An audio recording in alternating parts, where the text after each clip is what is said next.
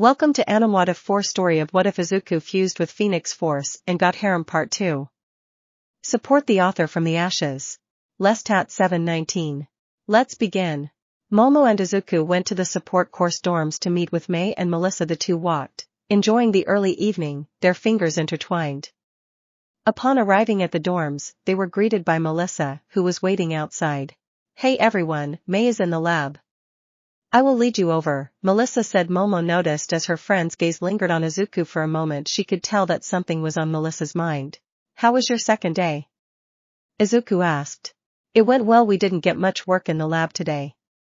It was more normal school stuff. They had us start looking through student submittals so we could do a project. I am meeting with a few other first years to review their support requests. I should have some essential undergarments for Toru by tomorrow. It will take more time for the other stuff, but this way, she won't have to be completely naked. That's good. I am sure she will appreciate it, Momo said. They soon found themselves entering the lab where May was engrossed in the project. They had discussed the previous day. Izuku had walked over and was talking over the project with May, seeing if he could offer any advice. Momo used this moment to place her hand on Melissa's arm and pull her to the side. Is something wrong, Mel? No, exactly, she replied. I have noticed you have been giving Izuku looks since the reveal. Melissa sighed deeply and said, everyone desires what they lack. If you're short, you crave height. If you have straight hair, you want curls, and so on. Izuku and I share a similar past. We were both quirkless until he was bestowed with extraordinary abilities.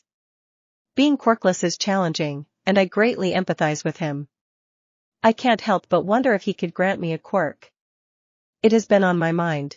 I didn't think about that, Mel. I didn't even consider that impact would have on you. I wondered if how you looked at him had to do with something else. Like I thought you may have been attracted to him. Izuku is hot and intelligent, Momo. Any girl would think so, but you mean more to me. I know that, Melissa. I wasn't upset by it. I know that one or more of the girls in my class have a thing for him. Jean told me this kind of thing would happen. Are you okay with that? It's all right for others to help Izuku if they have his best interest. Izuku decided not to let the world suffer because of me. Jean mentioned that I am his primary anchor, and he must also have other anchors. If something happened to me, he could fall, and the Dark Phoenix could emerge. I don't want that to happen to the world or him. I'm not sure if he can bear it if that happens. For now, he must make friends and let others in. I was relieved when he told you and May that you supported him. However, I need to be more naive to believe everyone will feel the same way when sharing this information. So, you are okay with sharing your boyfriend? Izuku possesses exceptional strength and an unwavering spirit. His stamina is phenomenal in numerous aspects. I hold a deep affection for him, which he reciprocates. Moreover, I am confident of my place in his heart, which remains unchallenged. However, given my future commitments to heroics and running the company, I might only sometimes be able to provide him with the time and attention he requires. I hope you comprehend what I am trying to convey. I think I do. I won't lie and say that I am not attracted to him, but I would always put squash on any of those thoughts. I want to make sure you won't mind that I think about it a little more. Your friendship and love mean more to me, Momo. Melissa, take your time and keep me updated. Regarding the quirk, it would be best to talk with him. Ultimately, he decides whether to do it if he's capable. However, would you be all right if he chooses not to do it even if he can? He empathizes with the pain of being quirkless in a society that values quirks. Knowing he possesses that ability, yet choosing not to aid the quirkless, would be a source of great anguish for me.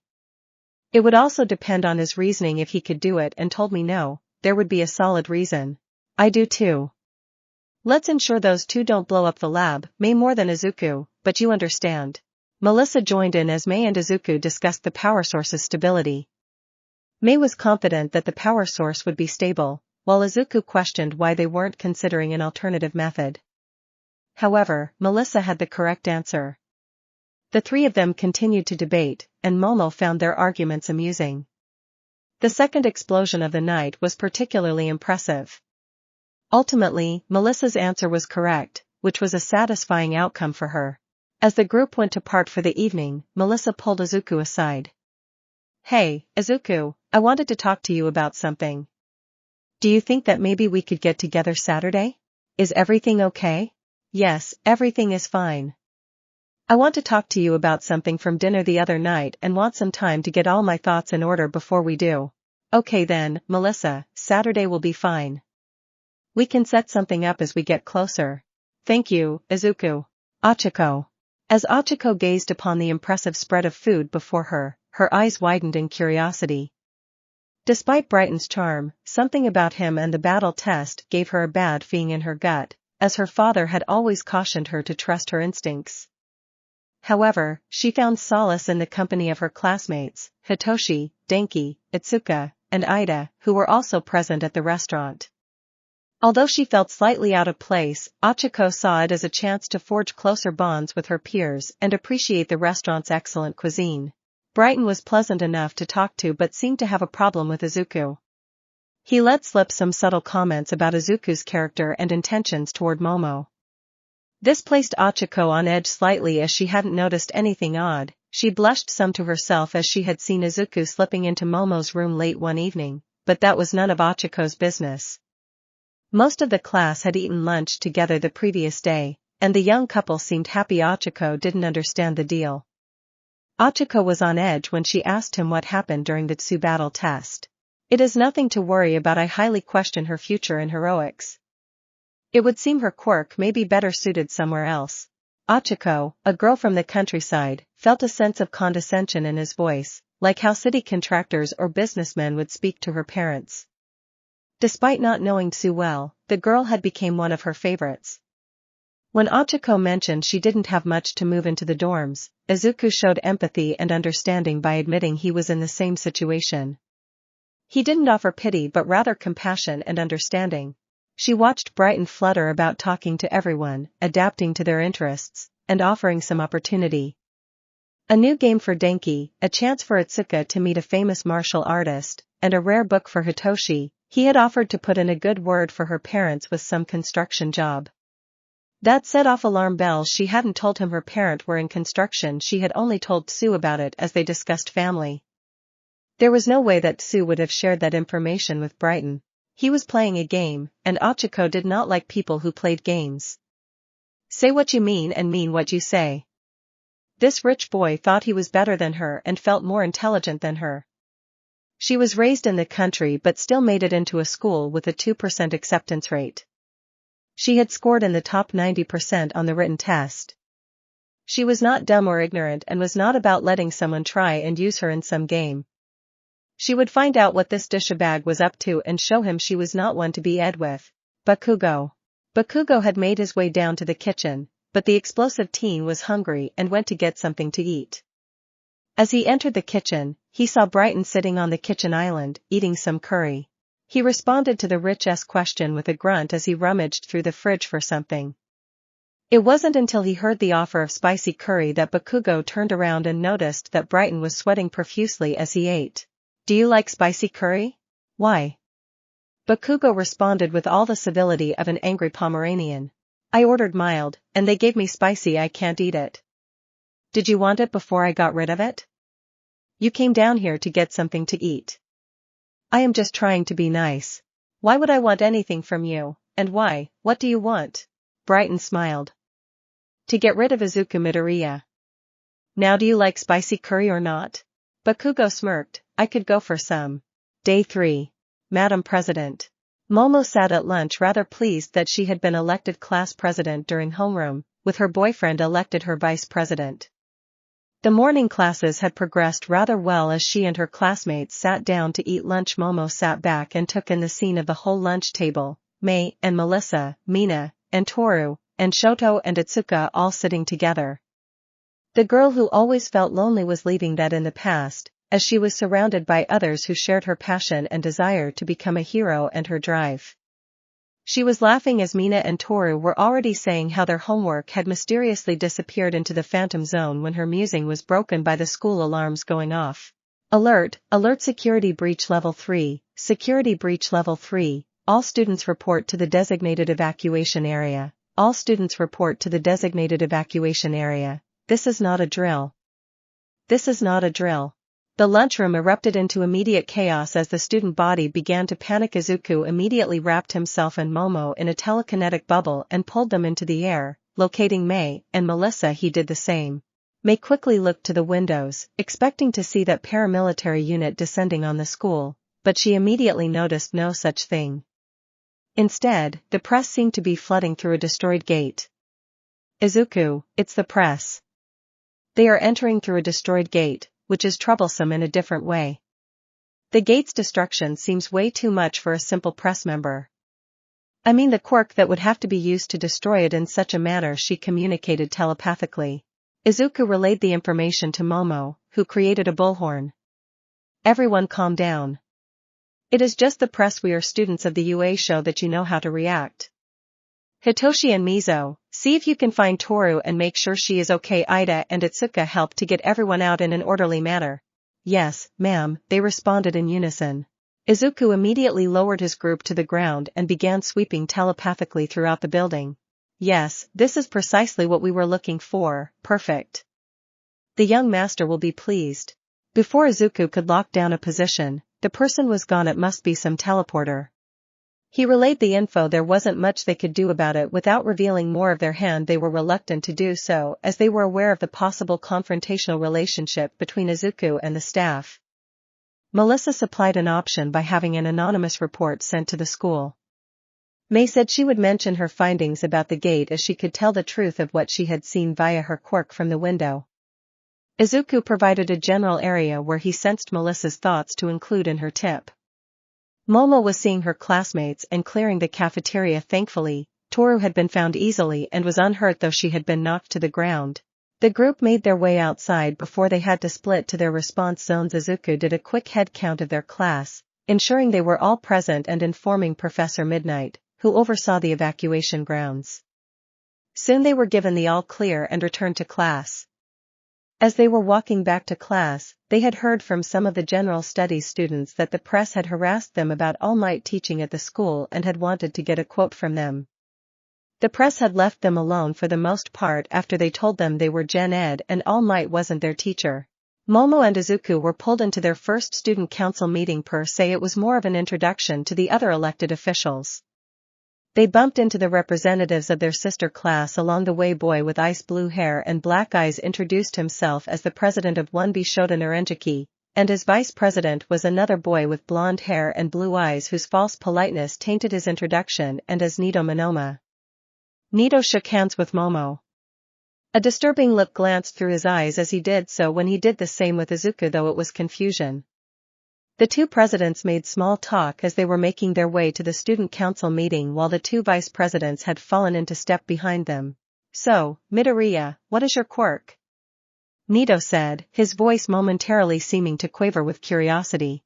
Izuku raised an eyebrow and responded, tell me yours first. Nido smiled.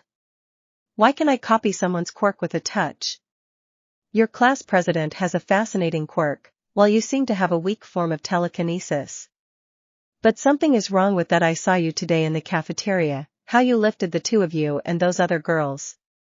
Part of my quirk gives me a basic understanding of how it works, and with yours right now, I would struggle to move a pencil. Sounds like a problem then, Izuku responded, shrugging his shoulders. Quirks are like a muscle. I was only able to move a pencil when my quirk first manifested, but after some rather intense training, I can use it as I can now. Maybe that is the problem. I could be that. It is not something I have necessarily encountered before, but I see your point. I understand your president's quirk, but I lack the knowledge to use it. I know what I need to trigger it. Understandable. Upon entering the council chambers, Izuku felt a chill run down his spine as he noticed Mirio Togata seated at the front of the room. Beside him was the girl he had encountered on the move-in day who had expressed interest in speaking with him. She possessed long, spiral periwinkle hair, blue eyes, and a shapely figure that drew Izuku's attention.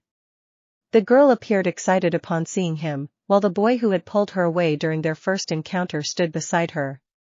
This boy was of decent height, with indigo hair, eyes, and pointy ears that gave him an elf-like quality. Unlike their previous meeting, the boy seemed disinterested and would rather be elsewhere.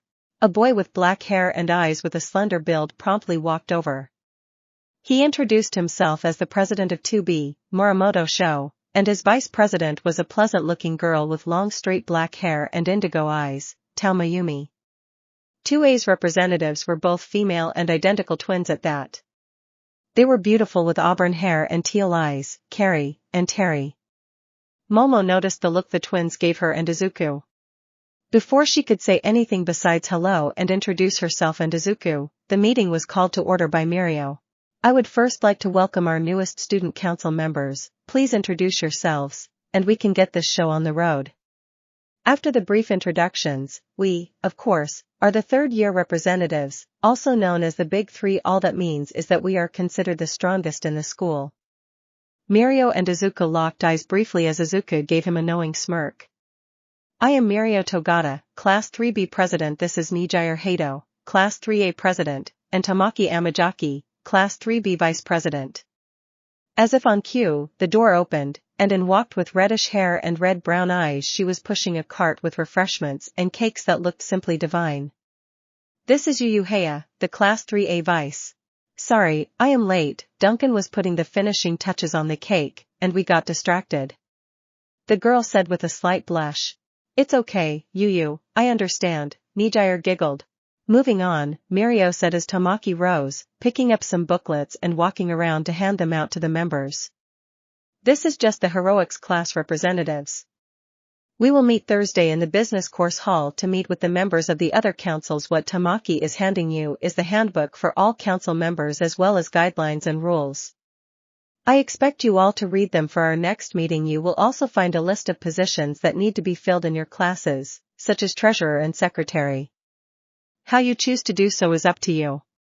This is all for now. I want us to know each other better and ensure everyone exchanges numbers and joins the group chats. We third years are busy with our work studies, as are the second years, but feel free to contact us if you need any assistance. Please enjoy Yuyu's boyfriend's work, and let's mingle. Nijire said as she pumped her fist into the air.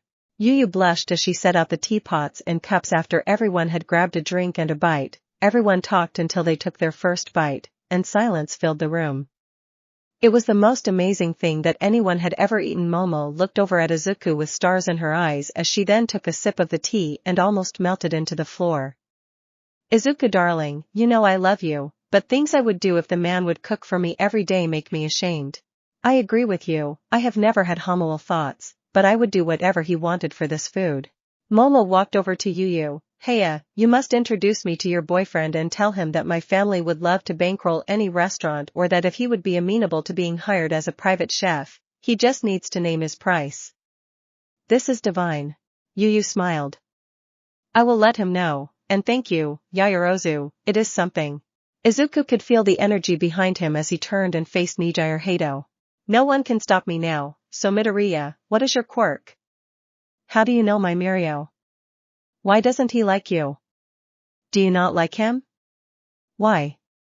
What did he do? Do I need to punch him? Should I punch you? Do you want to spare some time? Is Yaoyorozu your girlfriend? If so, how did you meet? Are you into girls? Or maybe boys? Did you try to hit on my boyfriend? Is that what is wrong? Did he hit on you? Does he like boys and not tell me? I told him I like girls. I need to go ask him? She was about to turn and rush off when Izuku lightly placed his hand on her arm, causing her attention back to him. The easiest way to explain my quirk is telekinesis, but there is more to it than that. I met your Mirio one day, and we had a disagreement, and that is why he doesn't like me. No, I am not that fond of him either. I doubt that punching him would do any good. I don't think I need to be punched by you, though I did beat your boyfriend during the entrance exam. Maybe you want to punch me for that. I would love to spar with you. Yes, Yaoyorozu is my girlfriend. We met by chance in town one day. I am very into girls, not boys, and I haven't met one that has sparked that curiosity. I would rather cut out my eyes than hit on our boyfriend, same if he hit on me. I have no idea if he likes boys, and that you like girls too is cool. You answered all my questions and never told me to shut up. That is so awesome. Wait, you beat up Mirio? That is hard to do. We should spare soon. Why was Mirio part of the entrance exam? He didn't tell me that. Why didn't he tell me that? Does this have something to do with this, Mr. Yagi? He is always blowing me off. He has missed date night like 10 times. I don't like it. It doesn't make me feel good. I think those are all answers that you should get from him. All I can say is that if he blew off a date with you, he is dumber than I already believe. I'll ask him, she said confidently as she pivoted towards Mirio and marched over to him. Izuku smiled, but it only seemed to create more trouble for the blonde, who was already dealing with his problems. He decided to move over and join the other representatives in conversation. Meanwhile, the twins had cornered Momo and attempted to set a date with the couple. After some maneuvering, they were able to fend off the twins with the excuse of settling into the start of the school year. Momo smiled and whispered a thank you to Izuku as they moved on to talk to the other reps, avoiding a Mirio who looked annoyed at Nijire, who had pulled him aside. You're doing? Momo asked. Slightly. I just told her that if she wanted some answers to some questions that she asked, she should go to the source. He responded. After talking with the other Year 2 reps, they exited as homework and dinner were still on their list to accomplish tonight. Upon returning to the dorms, they settled in with their growing group of friends, doing homework and helping them out. It was a pleasant night, primarily bereft of drama. As Izuku and Momo made their way to bed, they slowly slipped into each other's embrace as the night drifted on. Day 4. Izuku and Momo managed to avoid having a repeat of Day 2. The fact that Izuku was downstairs making American omelets for breakfast after Rakido joined him made the process much smoother. Fumikage soon joined them, helping to serve plates and point people to the tea and coffee. The trio were laughing and having a good time. It was enjoyable. They even started to plan what to do the following day. Fumi and Dark Shadow suggested something with apples, their favorite food. After a hearty meal, Izuku ensured his girlfriend was well fed as today was supposed to be some special training. Most of them walked together with little groups clustered together, and the ones that crossed over to other groups pulled people into conversations. It was chaotic and, honestly, much fun. Izuku noticed that Bakugo would orbit but not engage in conversation. Brighton had a group that he seemed to be focused on. Homeroom was brief as they were directed to get into costume and meet at the bus. Izuku and Momo just made sure that everyone boarded, ignoring the seating chart suggestion of Ida, their newly appointed secretary, who smiled and boarded the bus. They were still discussing the position of treasure when the last of their class boarded. They reported to Aizawa as they boarded themselves as the bus began to move. All right, children, we are heading to the Unforeseen Simulation Joint or the USJ for specialized rescue training. Once we arrive, we will be joined by a rescue specialist. I want all of you to give them complete attention and proper respect. No matter what avenue of heroics you go into, you will be involved in rescue operations, so pay close attention. Yes, Sensei, rang from his students. Brighton was talking to Ochako, sitting next to Tsu when Tsu turned to Brighton. Brighton, I tend to speak my mind. Brighton just looked over at the girl before rolling his eyes and turning his focus back to Ochako. So Ochako, I was wondering if you had any plans this weekend? His conversation was interrupted by Tsu tapping his shoulder. I am not sure what you did during battle training, but I want you to know I don't like you, and I don't trust you. The bus had quieted down as the conversation caught most of the people's attention. Now Tsu-chan, he responded. Azui, call me Azui. You don't deserve to use my name.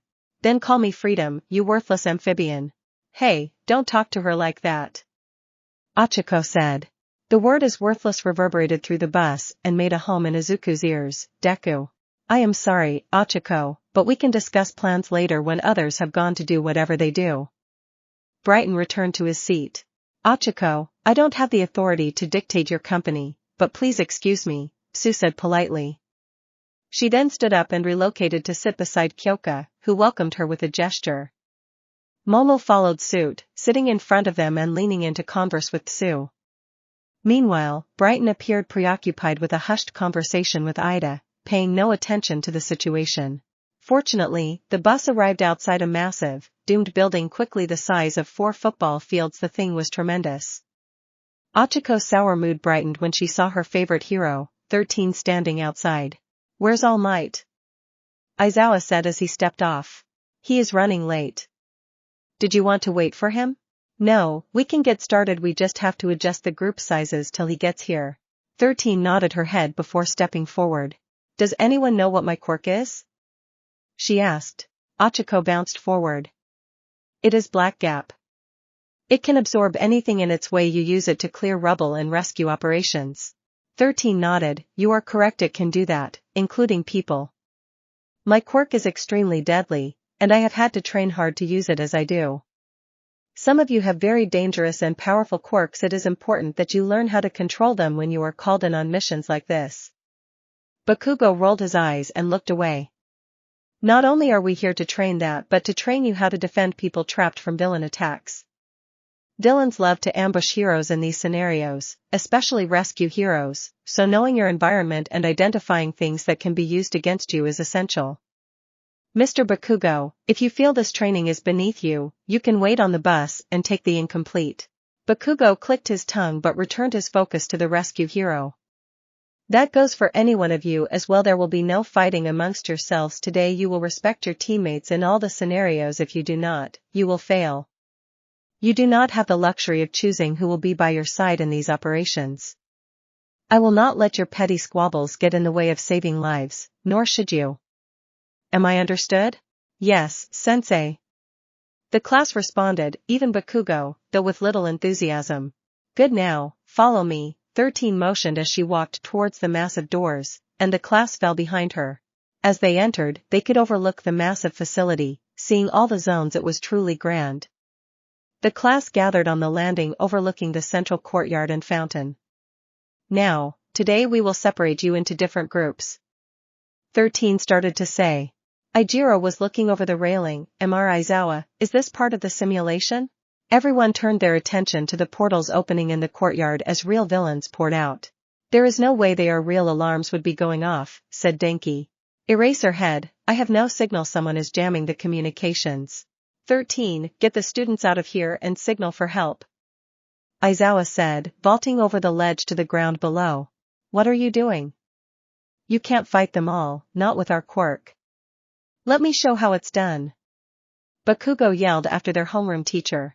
Listen, Bakugo, a true hero, is versatile and can do more than one thing. You need to follow 13's orders, or you will be expelled, Aizawa commanded. Suddenly, the leaders appeared from a portal. A peculiar man made of purple smoke with yellow eyes, dressed in slacks and a vest, was accompanied by another man with light blue hair and red eyes, various hands holding onto his body. The final figure to emerge was a hulking creature with a beaked face and exposed brain. Where's All Might Kurogiri? He was supposed to be here. The man said in a raspy voice. I do not know, young master. According to the information we obtained, he was supposed to be here. How dare he does not show up to his execution. In the meantime, let's kill some kids until he shows up. Kurogiri, if you would. The rest of you take care of this hobo here. He said with a dismissive hand waved towards Eraserhead. The smoke man stepped back into a portal. 13 was leading the students toward the exit when a black portal opened and out stepped Kurogiri. Stay behind me, children. The rescue hero stepped forward. Denki, can you get a signal through? Momo asked. No, just interference. He responded. Momo looked at Izuku, who nodded. Melissa, the USJ is under attack by an unknown amount of villains. The ring leaders are saying something about killing All Might. Let them know to send backup now. I hear Izuku. I will use the excuse of something about the telemetrics in your and Momo suits. Mei responded. Children, get that door open and escape while I deal with this one, 13 commanded as her hand shot forward, the caps on the end of her fingers opening, unleashing her quirk. A portal opened in front of her attack, and a second opened behind her tearing open 13's suit, and the hero screamed in pain. Bakugo and Ijiro yelled and leaped at the villain, only to be swallowed by a portal. Suddenly portal erupted all around the students. Izuku pulled himself away and was doing the same to Momo when suddenly he felt a shove in his side and was knocked into the swirling darkness. Brighton smirked as Izuku and most other students were swallowed. He pulled Momo away from the portal that sought to consume her and sent Itsuka in her place, not that anyone would know. He managed to pull Momo, Ochako, Hitoshi, and Ida safely out of harm's way. Now to deal with this portal villain, save 13, and hope that Izuku was adequately dealt with. He would gain allies, and Momo would swoon right into his arms. Perfect. He loved it when a plan came together perfectly, even if it had to be improvised. Brighten freedom.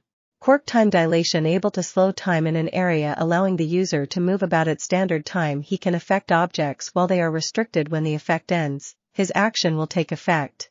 The door. One moment Izuku was next to her. The next, he was swallowed by the strange portals that had appeared everywhere, taking the rest of the class. It took her a second to notice that Brighton was holding her arm. He had pulled her away.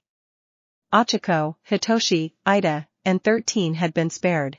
It seems that some of you managed to avoid my dispersal. Interesting. It doesn't matter. Your fates are sealed, the mist villain said. We need to get that door open, Ida yelled. Very foolish hero to be announcing your plans right before me. You, children, will trouble us no more. Why are you doing this? Hitoshi said, stepping in front of the group. Because. Gotcha, you son of a, Hitoshi said with a grin. Now stand there and do nothing. Everyone froze as the villain became perfectly still. No one touches him, it will break him free, he said. Ochako ran towards 13, pulling some bandages from her pouch. Momo set a taser next to her. If he breaks free, shoot him in the neck. Brace, there has to be something under there, or else why to have it? She said. Looking at the others, come on, we need to open that door. Hitoshi, can you make him open a portal?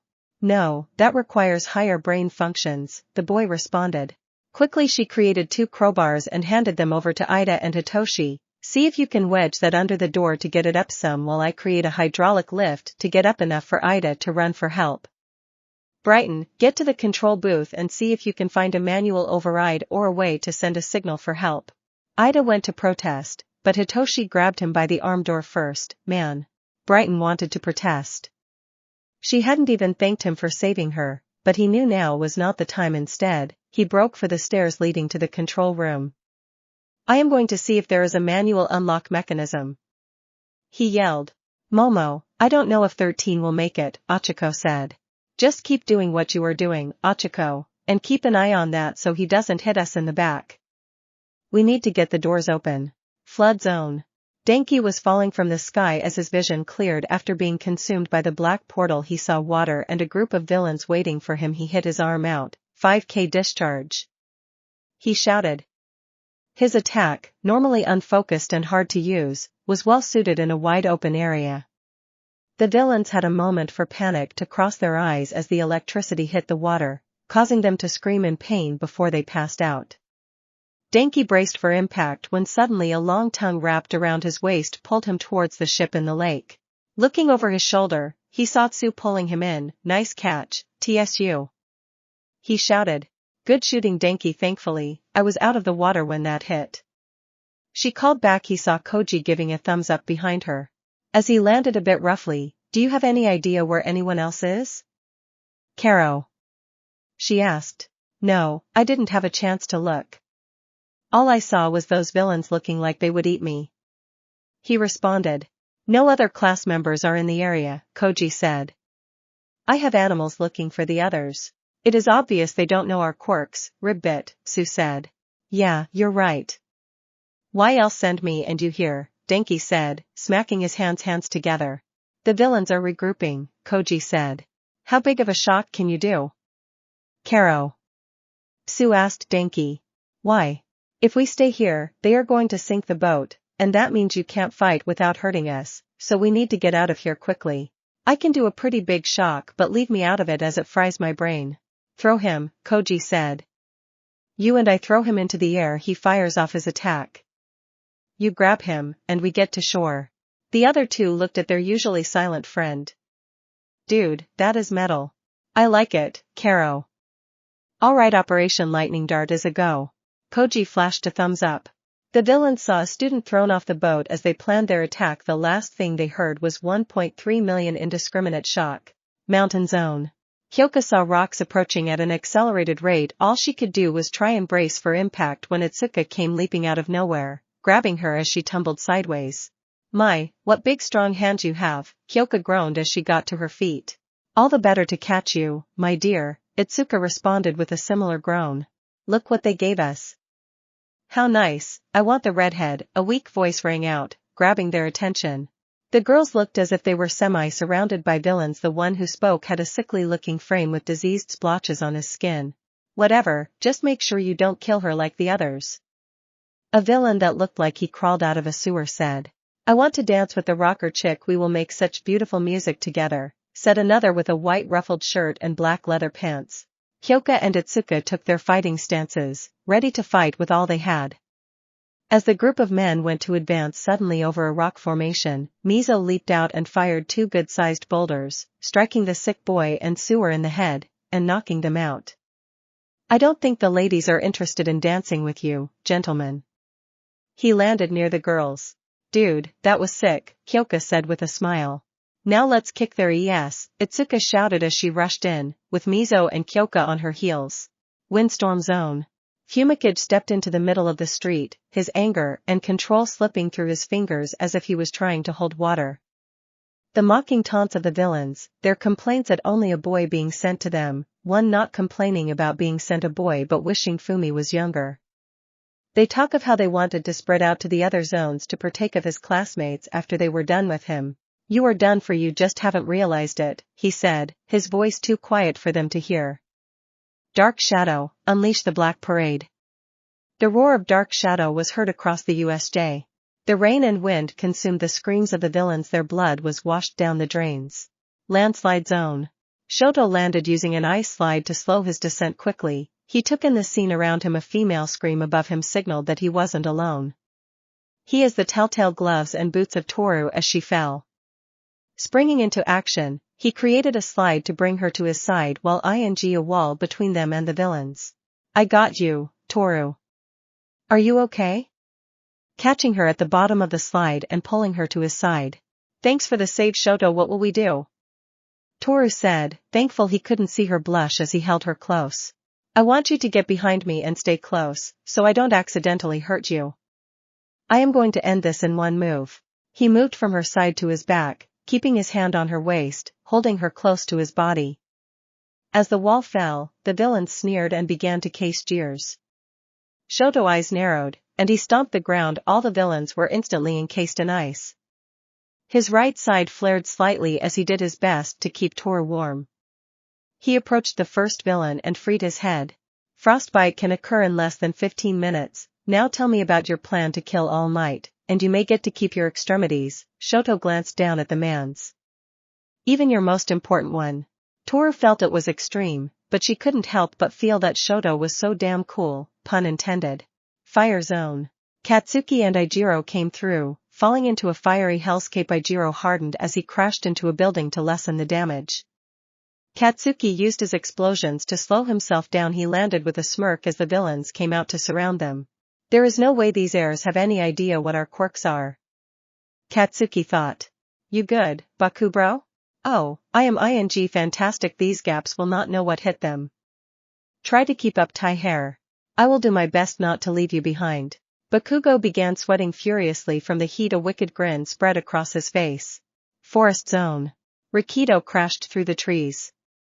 As he hit the ground, he felt the wind forced out of him. It took a moment to get his bearings, then he felt a sharp pain in his side. Looking, there was a good-sized branch impaled through him. Gritting his teeth, he broke off the protruding edges and wrapped his midsection using bandages. It was the sound of something flying towards him that caught his attention. Quickly, he rolled to his side despite the pain, grabbing a sugar pack and pouring the contents into his mouth. The makeshift projectile missed its target.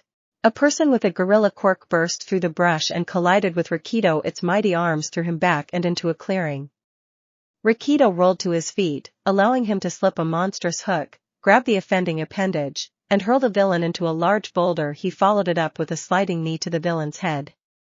There was a sickening cracking sound as it was trapped between the boulder and his knee. Rikido rose to his feet in horror, only for his shoulder to explode in pain as a gunshot echoed through the forest.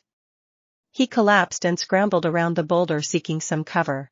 He looked over the rock to see a man dressed in a black duster with a black skull mask dragging a severely battered and bloodied Yuga. Come out, hero, or your friend dies. Ruin zone. Mina was panting heavily, and her fist rocketed forward, toppling the villain back ready to press her advantage. Her foot landed heavily in the man's. No means no, you goblin, she yelled. Sometimes it means try harder. A chilling rasp of a voice came from the shadows. Mina spun, throwing acid in the direction of the vote. A chilling laugh echoed throughout the room, and suddenly a sharp pain exploded from her back. She fell forward, feeling the blood rush out. She wildly sprayed her acid at the shadows. Try harder, my pretty, the voice taunted. Mina was living through a horror film, trying to locate her attacker only to be cut from another angle. Her arms and thighs bore the signs of her battle as she lay panting on her knee. Her heart was pounding as fear took over her actions, causing her to flail wildly. Her breathing was getting labored, her vision was darkening, and she realized she was poisoned. She saw her nightmare emerge from the floor. It was this grotesque half-man half-spider kind of creature. It seemed to melt out of the shadows, its body, and was all an unnatural black color with ghostly white hair. Drider from D&D, it reached out and grabbed her roughly from her by her arms, hoisting her into the air. She felt something sticky cover her wrists. She was thrown against the wall and suspended there. She managed to look up and saw what looked to be a spiderweb holding her wrists together and keeping her to the wall. This thing looked at her like it had won and that it would claim her body as its prize. This Mother Earth thinks he will lay his hand on this alien queen. She began to build up her acid in the most substantial pH she could. Usually, she held back as not wanting to do permanent damage, but this son of was trying to claim her body, and no Mother Earth would take that from her. She slumped, giving the appearance that she was defeated. She heard the thing laugh. She just waited that laughter would turn into ashes in its mouth. Volcano zone. Izuku appeared through the portal after the distinct feeling of being shoved quickly. He looked around, not seeing Momo. He reached out telepathically only to find a barrier in the area. Looking down, he saw two people standing there looking up at him, a boy and a girl. The boy was about Izuku's age with black hair and colorless eyes. His skin had a light brown tone, with his ethnicity had a hint of European with something else. The girl looked to be his relative, but she was younger by a few years. She had light brown highlights with pale green eyes, giving them an almost ghostly appearance. They were both beautiful and carried them with confidence and purpose. Izuku gently lowered himself to the ground. Walk away. The boy stepped forward. Strange white energy sparked around his fists. Sorry lad, you must be daft if you think we came all this way to just leg it when you showed up. The girl smiled sweetly. Father would be most displeased if we were to do so. Izuku shrugged, pulling up a telekinetic shield. The boy pushed off the ground, leaving a dive. Izuku went to reach out and grab him like he had done Mirio, but to his surprise, his attack was pushed wide by another telekinetic strike. The boy slid under the energy trail as if he could see it. His fist impacted the shielding. Izuku expected the shield to hold. To his surprise, the attack passed right through, and when it first moved, it reminded Izuku of when he fought the World Devourer. The impact sent Izuku flying back into the volcano behind him. He could barely roll out of the way of the leaping down strike that followed after him. He went to create some distance only to get grabbed and tossed telekinetically. Orienting himself, he saw the boy leap into the air and spring off a floating platform as he met Izuku in the air, his punch landing against Izuku's head. The boy spun up on Izuku's shoulders. He landed a glowing axe handle smash, sending the boy crashing back towards the ground, only to meet violently with a telekinetic pillar smashing into his back. The boy's feet planted against another platform as he launched down with all his strength. I expected better, little Phoenix. The control room. Brighton sat there relaxed, sitting safely in the control room. The room was powered down. There was nothing he could do but look for a manual override for the door. In truth, he found it a few minutes ago. Watching from the view window, he could see them struggling with the door and this homeroom teacher fighting a rising tide of villains. All the while, the ones that were the leader did nothing. The hulking beast hadn't so much as twitched a muscle. Seeing that his chosen group had managed to start making headway on the door, he flipped the manual override switch, ever one to add to his glory. He turned and headed for the door when it burst open, and in barged a woman with technicolor hair. She was dressed in a white bodysuit that hugged her ample figure. Following her was a man with red hair and black eyes, dressed in rags that smelled awful. The group locked eyes as the woman's hair grew brighter, and the lights came racing out at him from the man. The rags began to expand and encompass the room. Brighton smiled as time slowed to a crawl. He positioned himself away from the woman's attack and punched Ragman, returning time to normal flow. The man flew back into the wall from the force of the blow as the woman's attack exploded the viewing window. He slowed once again to close the distance to the Ragman as he rebounded off the wall to deliver a leaping knee to the man's face. Deactivating his quirk, he appeared to teleport. The real secret was that as time re-accelerated, it pulled on Brighton and added velocity to his attacks. The woman whirled to strike, only to suddenly find herself flying out the broken window. Ochako could only watch in horror as the woman flew out of the booth and crashed into the missed villain. The door mechanism started to release as Momo and the boys got the hydraulic jack in the opening they had forced open. "Ida, you got to go," Momo shouted. The sounds of explosions, screams, and a dreadful roar could be heard all over the USJ. They turned as the glass from the control exploded. Ida nodded, pressing himself through the opening. He ran. "Stay alive, my friends, please stay alive." Ida engaged his quirk, running with all his might to find help. Support course. "You don't understand, their telemetrics spiked when the signal was lost. Our signal is being jammed. The only way to do that is if someone is actively doing it." May yelled for the 5th time. "Sensei, please just send backup to the USJ, Melissa said. "Something is wrong." Power Loader had tried to convince the two students that they were overreacting, but they seemed desperate. Pulling out his phone, he attempted to raise Eraserhead or 13 only to be met with static when he tried to boost the signal and couldn't raise them. He immediately signaled Nizu, telling him of the problem. Power Loader then attempted to access the security cameras to find them all offline. This time he hit the alarm. "Mel, I have been trying to talk to Izuku, and nothing." "Same, May, same. What is happening over there?" Edge of the flood zone. Denki was in his own world as Koji pulled him to shore. Tsu rose out of the water, the trio creeping through the foliage. They came upon their sensei fighting for his life. "I don't think we can do anything," Koji whispered. "Not with Denki this way. We need to get him over to the plaza and the exit," Tsu said. 24, 22, 21, 18. They heard the man with the wild blue hair and hands counting. "His quirk is slowing down. He can't keep it up. Nelma crushes this annoying NPC." They watched in horror as the hulking beast stood there for one moment. The next, it had punched their sensei in the gut, blood flying past his signature scarf. Mountain zone. Hyoka was trying to stop Mizo from bleeding from the stab wound to the gut. All the girl could do was keep applying pressure. They had barely managed to pull him back from the bear villain. Hyoka couldn't even accurately account for the boy's wounds. His arms on the left side were broken, and he was missing a hand or two. Hyoka herself had been stabbed in the shoulder and suffered numerous other cuts from the woman with 6 arms and as many swords. She had white eyes and hair, and the way she moved was like she was dancing, a dancing spinning dervish of death.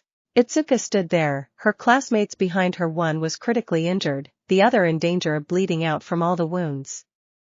Itsuka was not in good shape, with multiple cuts and one arm hanging limply at her side, as the bear and dervish smirked at them. About 15 other villains were unconscious or out of commission, but they were cannon fodder. These two were the ones in charge. Sadly, she saw some of that mere cannon fodder getting to their feet. "Hyoka, can you run?" she said over her shoulder. "I will not leave you, Itsuka, or Mizo. He is still bleeding. He won't make it if I don't hold this wound. We can only hope that they just kill us, right? Then we will go down together, Itsuka. You have all fought nobly. I swear that your deaths will be quick, and your virtue will be intact," the dervish said. "Yeah, I am just going to eat you. Red, you look delish," the bear said, licking its chops. Suddenly the sky behind the villains was filled with darkness, dark shadow to be exact, and it didn't appear to be in control. Landslide zone. Shoto and Toru were escaping from the zone when dark shadow emerged from the windstorm zone. "I don't like the look of that," Toru said, holding on to the heterochromatic teen as they moved via ice sled. They saw their classmates' troubled state as they entered the mountain zone. They could hear the screams as dark shadow approached the group, and villains were tossed like plastic toys before a giant toddler. They could see none of the usual sense of intelligence that generally accompanied the sentient quirk. "I fear he can't tell friend from foe. We need to get to the others. I am going to jump and take that sword down from the air," Toru said as her gloves and boots flew. Shoto turned them to descend to their critically injured classmates. He and Toru leaped from the ice slide, with Shoto sending an ice pillar at the bear. It also attracted the attention of the dervish, who turned to face him, of course not being able to see the invisible rocket that crashed into her chest. Toru had leaped and impacted the woman, her knees hitting the woman in the shoulders, driving her to the ground, her head thudding. The bear was quite more agile than Shoto thought as it dodged the ice pillar and rushed Shoto. He tried to avoid the villain but was caught in a crushing bear hug. Shoto knew that his classmates were in danger and couldn't encase himself and the villain in ice. It is my fire, people may die. Can I live with them dying because I refuse to use everything at my disposal? No. The thing about fur is that it can be flammable, Shoto said as his left side erupted in a violent flame. The bear's coat caught instantly, and he dropped Shoto, who rolled away, dousing his flame side as the beast ran in fire off into the USJ fire zone. The villains had a lousy day. Katsuki, with unlimited sweat, meant more prominent and better explosions. Those that didn't get blown to Kingdom Come were introduced to a rock fist. As the duo raced out of the fire zone, they saw Dark Shadow explode up and begin tossing villains. Katsuki immediately noticed that the quirk was not in its right mind, significantly when it lifted and tossed a car at them. Katsuki rocketed to the side as Ijiro barely managed to follow suit. The goddamn bird motherer is throwing cars at me. Birdface must have lost control, goddamn Thai extras. Yo Thai hair, I am going to go say hello to Tweety. You find Bird's face and see if you can smack some sense into him. If not, knock him the out. Got it. Katsuki rocketed off, landing before Dark Shadow. Hey, Tweety. Dark Shadow roared in response and dove down at Katsuki, to which the boy smiled and raised one of his gauntlets, braced the best he could, pulling the pin that stored all the sweat he had accumulated during his fight in the fire zone. The explosion rocked the entire USJ and blew part of the glass roof apart. Dark Shadow reared back as the light and sound severely damaged the sentient quirk. Ijiro found Fumi, who was cackling madly, so Ijiro did precisely what he was told. He reared back and smacked his classmate. Dark Shadow recoiled from not only the explosion but the blinding flash, forcing it to decrease in size severely, but then when Fumi was brought back to reality, it could feel the blind rage subsiding. Fumi found himself on his backside, looking up at Ijiro as the redhead teen talked, trying to help bring Fumi back into control.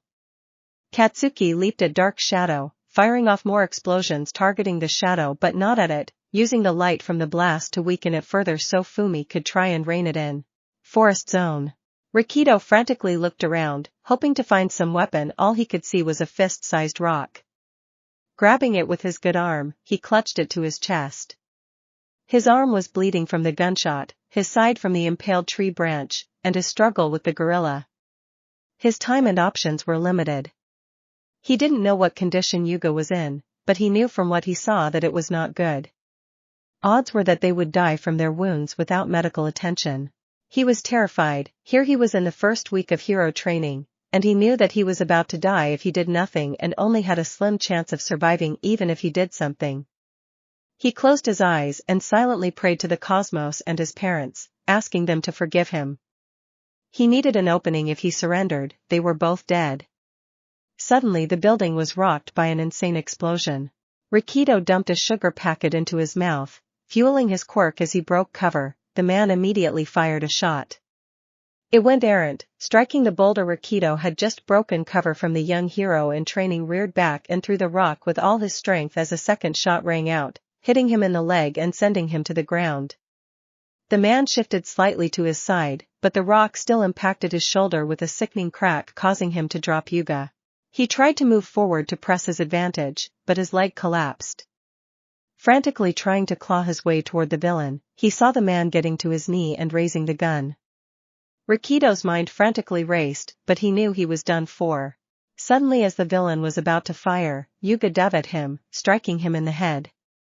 The broken and battered lad struggled to his feet frantically as he grabbed the villain's head and held it to his navel. "More Tom Murd," he said as he fired off a blast straight through the villain's head, killing him. Yuga wobbled as he locked eyes with Rikido. Desperately, as the villain's lifeless body fell to the ground, he managed to stumble a few steps towards his classmate, his blonde hair stained crimson, blood pouring down his face. "C'est magnifique," he muttered as he collapsed to the ground. Rikido tried to drag himself, only for the same fate to befall him as the pain and blood loss overtook him. Ruin zone. Mina stood over the form of once her would-be, his dying scream still echoing in the room, the smell of melted flesh permeating her nose. She looked at her stinging skin, tattered hero outfit and stepped over the still melting mass with a shrug. She stumbled out of the room. She had to escape. She would not be caught here again. This was not how she would end. Once she hit the ruined streets, she willed her legs into motion, determined that she would survive this hell. As she rounded the corner to the streets, she saw that she wasn't alone. Villains, more of them. They turned and locked eyes with the pink-skinned girl. Looks of unspeakable horrors were sent her way. It didn't have the effect they desired. Mina had already stared that down up close, had already used her acid in a way that had and would fuel her nightmares. In for a penny, in for a pound, Mina muttered. She may fall today but would not fall without taking as many of these down as she could. Volcano zone. I expected better, little phoenix. Izuku's eyes suddenly changed as the boy rocketed towards him, gone were the emerald. Green orbs soon exploded in a brilliant yellow fire as the cosmic power roared to life in his veins. Stabilizing himself, he caught the boy's fist in his, and the energy surrounding the boy's hand hurt. He could feel the point tearing into his very cells, tearing at the phoenix force that ran through his veins. His mind firing, he quickly threw a psychokinetic assault at the girl that sent her tumbling back as thin cuts exploded all over her body as she was being cut at a molecular level. Not little Phoenix, just Phoenix, he said and crushed the boy's hand with his newly increased strength. The power cosmic rushed to the call as he drove a knee into the boy's stomach, cut off his scream of pain, and threw him into the ground from above, leaving a massive crater. The girl tried desperately attacking telekinetically, but Izuku batted the attacks aside. For being so young, you are so talented. But whoever sent you didn't quite understand whom they were sending you against. He snapped his fingers, and more lacerations exploded from the girl as the boy yelled an empty threat. Izuku threw his bleeding sister into him. He dove down, crashing into them and kicking them down the mountainside. He stalked after them when he felt the psychic shielding in the area collapse. The emotions and thoughts of his classmates flooded him. He staggered back, sifting through it all. He turned to look at his opponents. The girl was down, the boy's hand was broken, and he more than likely had other wounds. Tell whoever sent you to stay the hell away. Ruin zone. The villains were too deep into the sunk cost fallacy at this point. This girl had critically injured over half of them, half of whom had fled, leaving the remaining few with just a sense of bloodlust. Not even a week after attending UA, this child stood defiantly, bleeding, and half naked. Her words were slurred, one eye bruised, a horn broken, a head wound, as she stumbled, only being held up the wall at her back. Not trusting her voice, she motioned for them to come at her. She couldn't dodge. She had to keep standing. She had to keep fighting. Her acid was barely coming out anymore, everything hurt, and she was only aware of her extremities because she could visually account for them. When a villain suddenly broke open a fire hydrant, and the water dragon crashed into her, she could barely hold her breath. Another rushed and her, his body covered in tiny spikes. He wrapped her to his body. She screamed as dozens of points invaded her body, freeing her hand. She dug her thumbs into his eyes, managing to secrete some acid from them as she did so. He stumbled back, screaming and clawing his eyes. The third woman touched a piece of rubble. It rocketed at Mina, who barely managed to get her arms in front of her to block the impact, fractured her left arm. The fourth came in behind the attack to deliver a vicious punch to her gut, driving what little wind she had from her body. He then went a knee into her, going her back into the wall like a rabid animal. Mina grabbed onto the leg and bit deep into his thigh, her acidic saliva adding to the attack. His screams halting attack made Mina drive her fist into his, toppling him. The final attacker came from the side and crashed a brick into the side of her head as she toppled over. She tried to stand only to topple again. Turning, she saw them stalking her. She felt a kick land on her already damaged ribs as she was on all fours. Her brain couldn't even register the pain as her body was experiencing too much already. She was on her back as the one who smashed the brick to her head straddled her torso in what she assumed would be her final act of defiance. She concentrated as much acid and at as high a pH as she could in her mouth. When he opened his mouth to talk, she spit right in his filthy mouth. He screamed and fell off her as acid began to eat at his throat and dissolve his esophagus. She managed a small laugh as the water dragon man stood over her. They struggle less when they are dead, he said wickedly. That or it's because you're so small, they can't tell if you are in, she retorted. She wouldn't cry, she wouldn't beg, and she wouldn't give them that satisfaction. Mina Ishido fought 21 villains that day, alone, and in the end, only 3 were walking away unharmed. The rest, if they lived, were going to be scared the rest of their lives. Imagine what I could have done with 2 weeks of training. Sorry, Mom, sorry, Dad. The screams brought her back to reality. She saw the 3 villains float into the air, their arms and legs twisting and breaking as they crashed back into the ground. She could smell cinnamon. She saw Izuku come down next to her. I have you, Mina, it's okay. The door. Hitoshi ran carrying 13. Her gravity was negated, thanks to Ochako trying to get her out of the facility. The mist villain opened a portal in front of him. He managed to dive to the side to avoid being eaten. Momo slipped an item to Ochako. Neck brace, she said.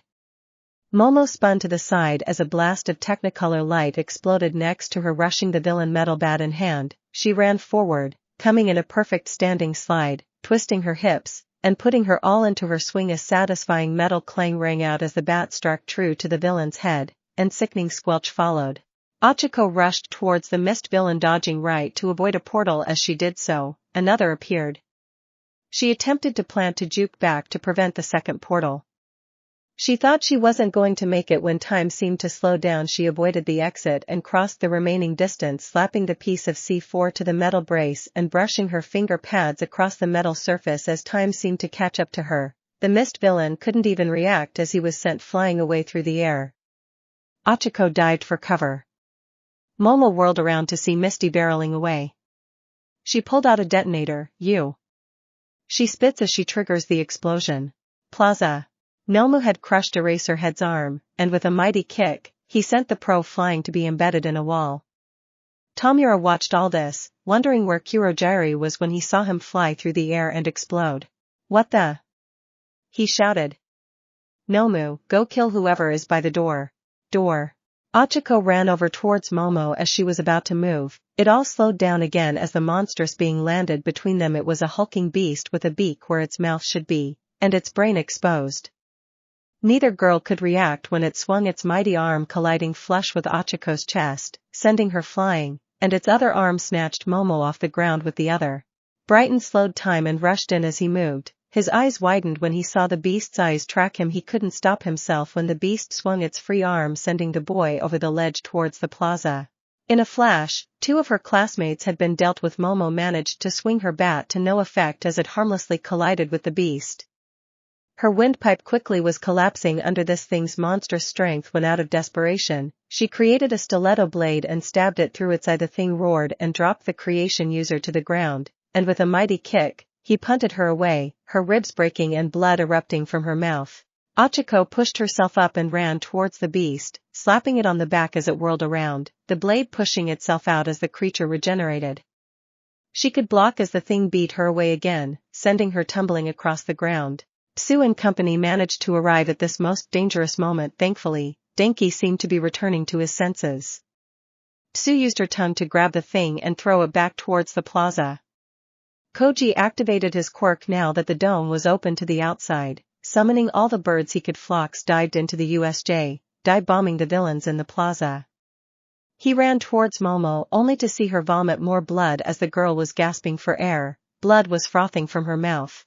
Brighton landed in the middle of the cannon fodder when his quirk deactivated. They turned and began to pounce. His ability to slow time was fading from usage. He managed to avoid some blows as others rained down, and he made it to the steps. Seeing Denki at the top, he grabbed the boy and threw him as time reasserted its dominance. Denki had got to the top of the stairs. The next thing he knew, he was airborne. The familiarity of this was not lost on him from his arrival to the flood zone, but he was sure that Psu wouldn't be able to save him this time. 1.3 million indiscriminate shock. He yelled. The assembled villains yelled as the electricity raced through them. Once again, his mind down, Denki landed with a thud in the middle of the downed group. Whey. Eraserhead freed himself as Tomura raced towards him, activating his quirk again. The villain was stunned when his hand landed on the pro's face, and nothing happened.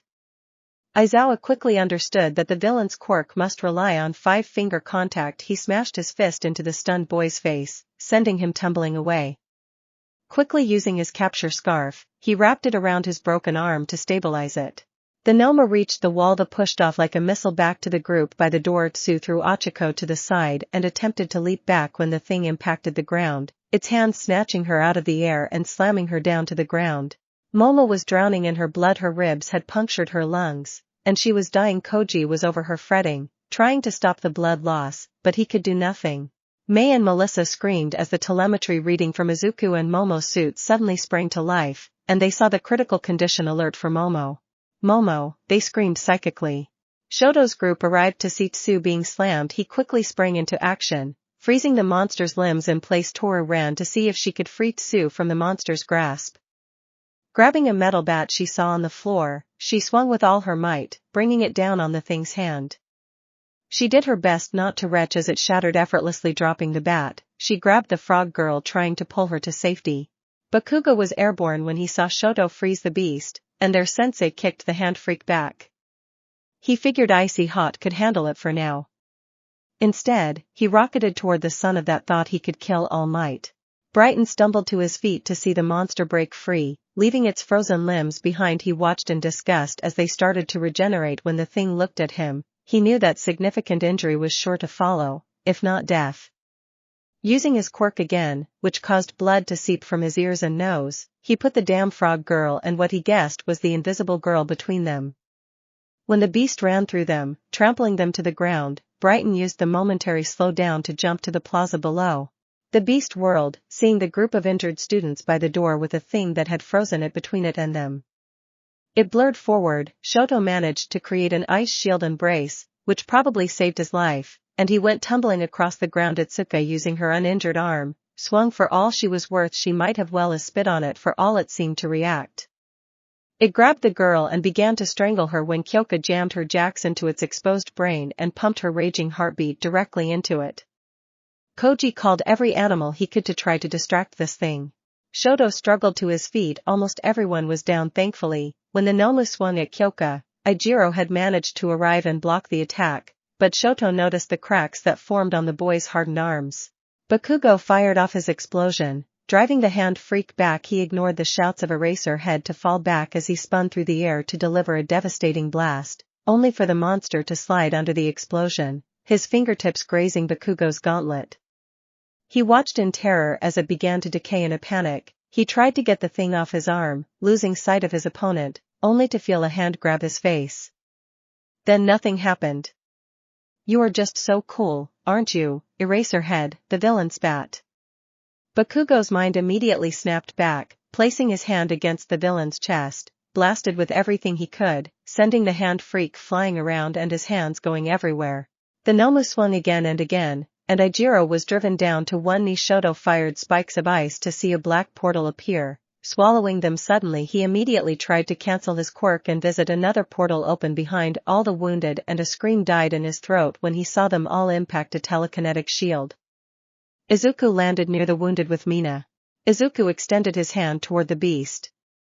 Everyone looked in horror as it lifted into the air and was disassembled.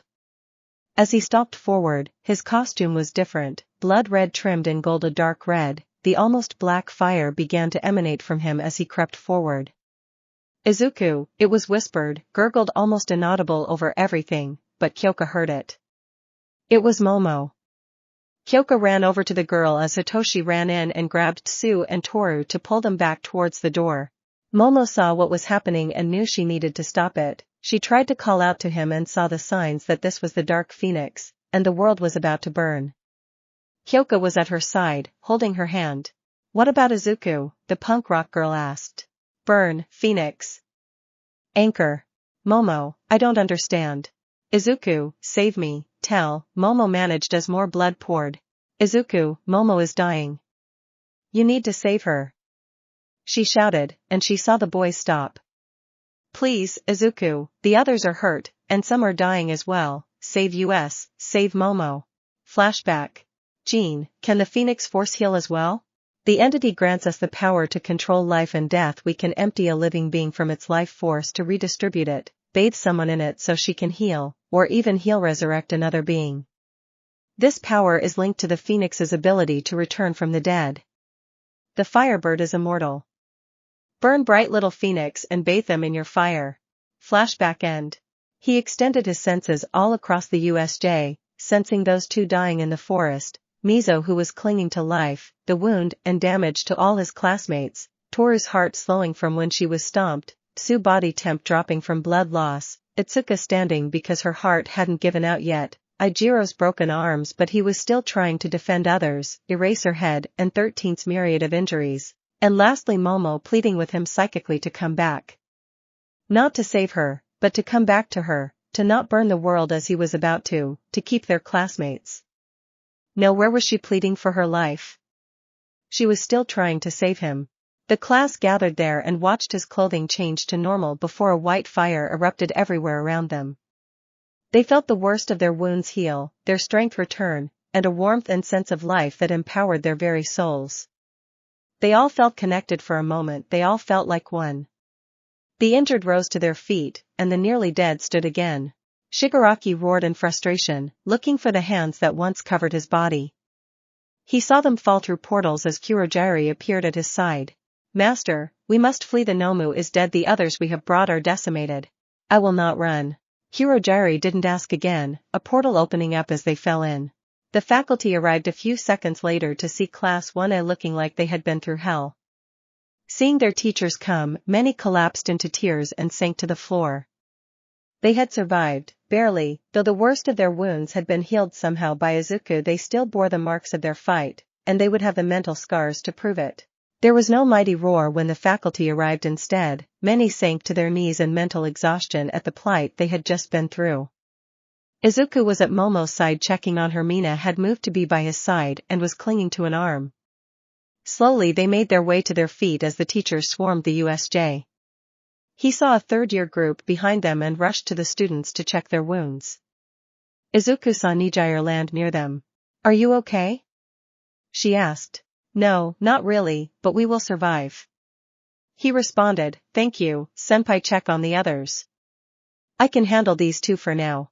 With a nod, she moved to the next group. He was amazed at the shift in her demeanor from bubbly airhead to licensed pro. All Might approached them, and Izuku glared at him. Where the hell were you? They didn't come here for us. They came for you. I was running late, young Midoriya. I am sorry. Save your apologies. Izuku rose and helped the two girls up to their feet to leave to receive medical aid. Brighton was receiving some attention from a third year. You are remarkably uninjured. Please head outside for evaluation from Recovery Girl. Brighton expressed relief, saying, I'm grateful, but I don't know what force was looking out for me. Unaware of the strange looks from Ochako and Denki, he left, feeling frustrated that Momo had not thanked him for saving her from the portals and allowing the faculty to arrive. He tried not to dwell on the white fire that had given him renewed energy at the end, enabling him to move despite overusing his quirk.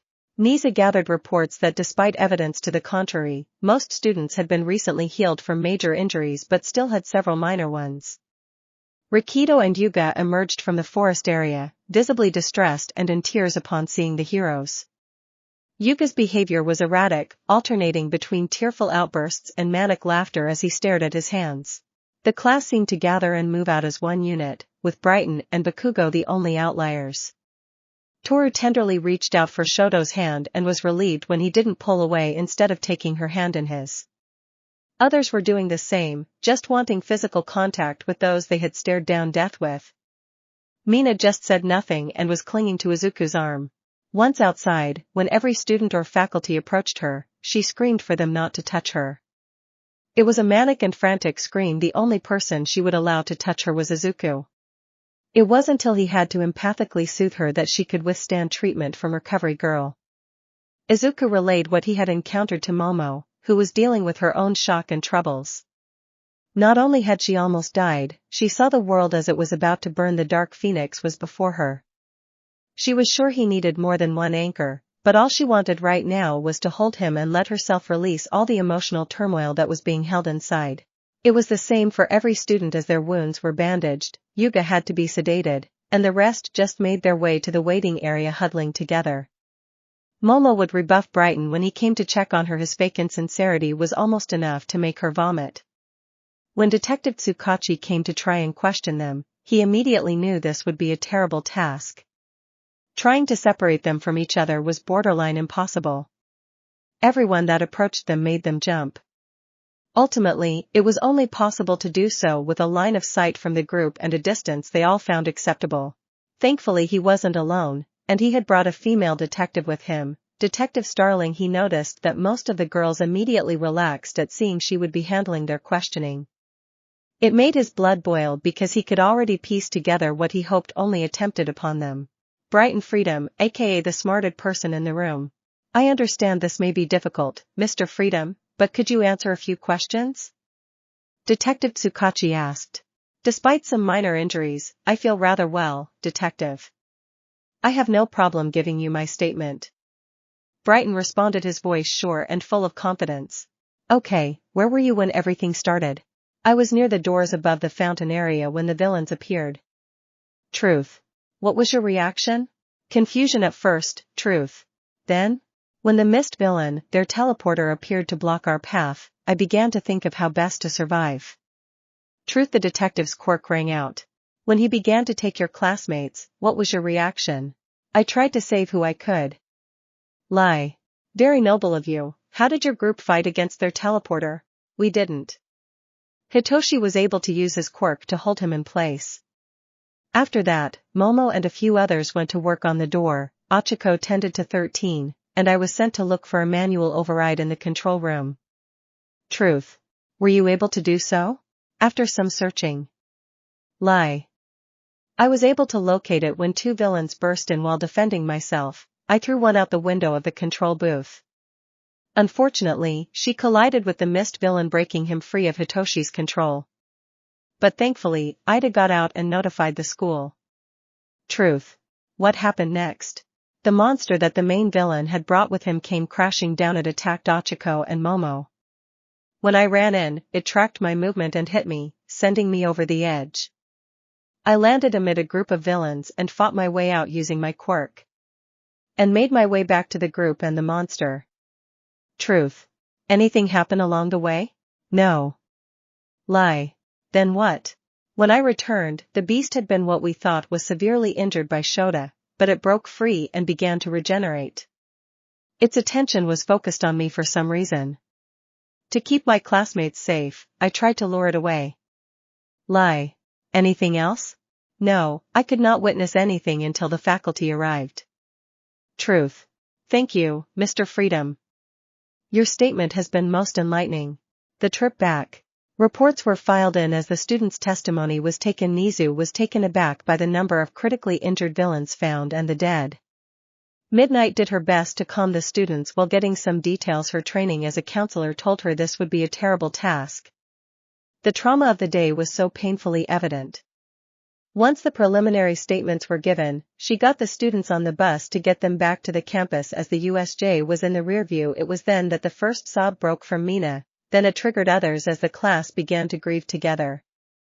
Brighton seemed annoyed that Mina and Momo were crying on Izuku's shoulders and that no one was paying him much attention. Bakugo sat in the corner, staring out the window. He knew he should be dead. If it weren't for Aizawa, that hander would have killed him. Ochako was talking to Denki in the back of the bus. How did you end up in that group of villains? I don't know. 1 second, I was looking down the stairs and saw Brighton. The next, I was flying through the air. Why? I think he threw you? Why would he do that? Isn't his quirk some teleportation? I don't know, but some things aren't adding up, like when he got back to where we were fighting that thing. I am sure he put Tsu and Toru between him and it to buy himself some time.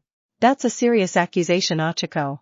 Yeah, but remember what Tsu said during the training, that she went to leap away, but something grabbed her leg and pulled her back, and when I was trying to get to Misty, time seemed to slow down. There was no way I should have been able to dodge that portal. Still, to think he would do something like that? Once they were back on campus, they made their way to the locker rooms. It took some coaxing from Izuku to get Mina to separate to get changed. She clung to Momo as they made their way. Mina was in the showers for a while. She responded to questions with a single word with some aid. She got dressed. Once they stepped out, she seemed relieved to see Izuku and grabbed his arm again. Everyone's costumes were in tatters and wrecked. They just left them to be collected by the staff. The dorms. Everyone piled into the common area, not attempting to separate. The nearness of their comrades was what they all craved. Even Bakugo sat on the steps, just processing everything. Mina broke the silence. I killed people today, she said hollowly, her head resting on Izuku's shoulder. As did I, Fumi said. They talked about doing horrible, unspeakable things, and I lost control. I couldn't take it. I knew what Dark Shadow would do, but I couldn't let them walk away or escape. I am sure I crippled some people, Shoto said. I can still smell the fur on that monster burning. We all did something that we aren't proud of, Itsuka said, her and Kyoka leaning against Mizo, who was doing his best to calm his nerves as he looked down at the severed stumps where he had lost some appendages. Thankfully he had been informed but recovery girl that they would be able to be reformed. It was still difficult to look at. You're the one that healed us, aren't you, Izuku, Karo, Sue said from her spot. Yes, was the boy's response. How can you do that with telekinesis? She pressed. I told you all that I can affect things on smaller levels. That's why I call it psychokinesis. It works on a molecular level. That is how I can produce fire. I didn't so much as heal you but stitched up the worst of the wounds. And that connection? Achiko said. I don't know about all of you, but when he did it, I felt like we were all connected. No idea, he lied. What happens now? Toru asked, her voice wavering. Ideally, we should try and rest, but I don't know how well that will work, Ida said. I feel so ashamed that all I could do was run and get help. Don't, Ida, Hitoshi said, speaking up. You were the only one with us that could. All I could do was hold off Misty for a bit. After that, all I could do was try and drag people out harm's way. I don't want to sleep alone, Mina said. A murmur of agreement washed through the group as others echoed similar statements. I think I would like to sleep here with all of you, Momo said. I can use my quirk to bring down blankets and stuff if you give me permission to open your rooms. We don't even have to leave the common room to get our stuff, Izuku volunteered. With some nods and others going and gathering their stuff themselves, soon they were all there under blankets, but sleep would not come easy. Bakugo didn't leave, but he didn't bring his stuff down. Something is bothering me? Itsuka said as everyone had returned. What's that? Kyoka asked. Beyond the obvious. When the portals started appearing, I thought I was out of the way, but then it felt like something shoved me, and next thing I knew, I was swallowed up. She replied. Brighton said nothing, his heart rate increasing. Same here, Izuku added. I thought I was going to get pulled in for sure, but then I got yanked out of the way. I thought you did it, Izu, Momo said. Wasn't me. I was trying to pull you to me. Kyoka noticed the sudden uptick in someone's heartbeat. It took her a moment to pinpoint it, but then she saw it was coming from Brighton. Maybe it was some villain's quirk. He added. Kyoka noticed the way his heart was rapidly beating. He was lying about something. Yeah, but what villain? Momo responded. The only one that we saw was Misty. Why didn't they do anything else if there was a second villain there? And if it was part of Misty's quirk, then why did any of us escape the portals, and why target Izuku and Itsuka? The villains had no idea what our quirks were, Bakugo added. The class turned and looked at him.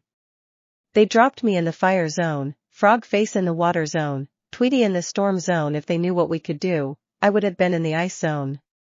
Instead, they just upped my firepower. That was our thought when they dropped Denki in the flood zone, Ribbit, Sue said. So, who shoved me into the portal?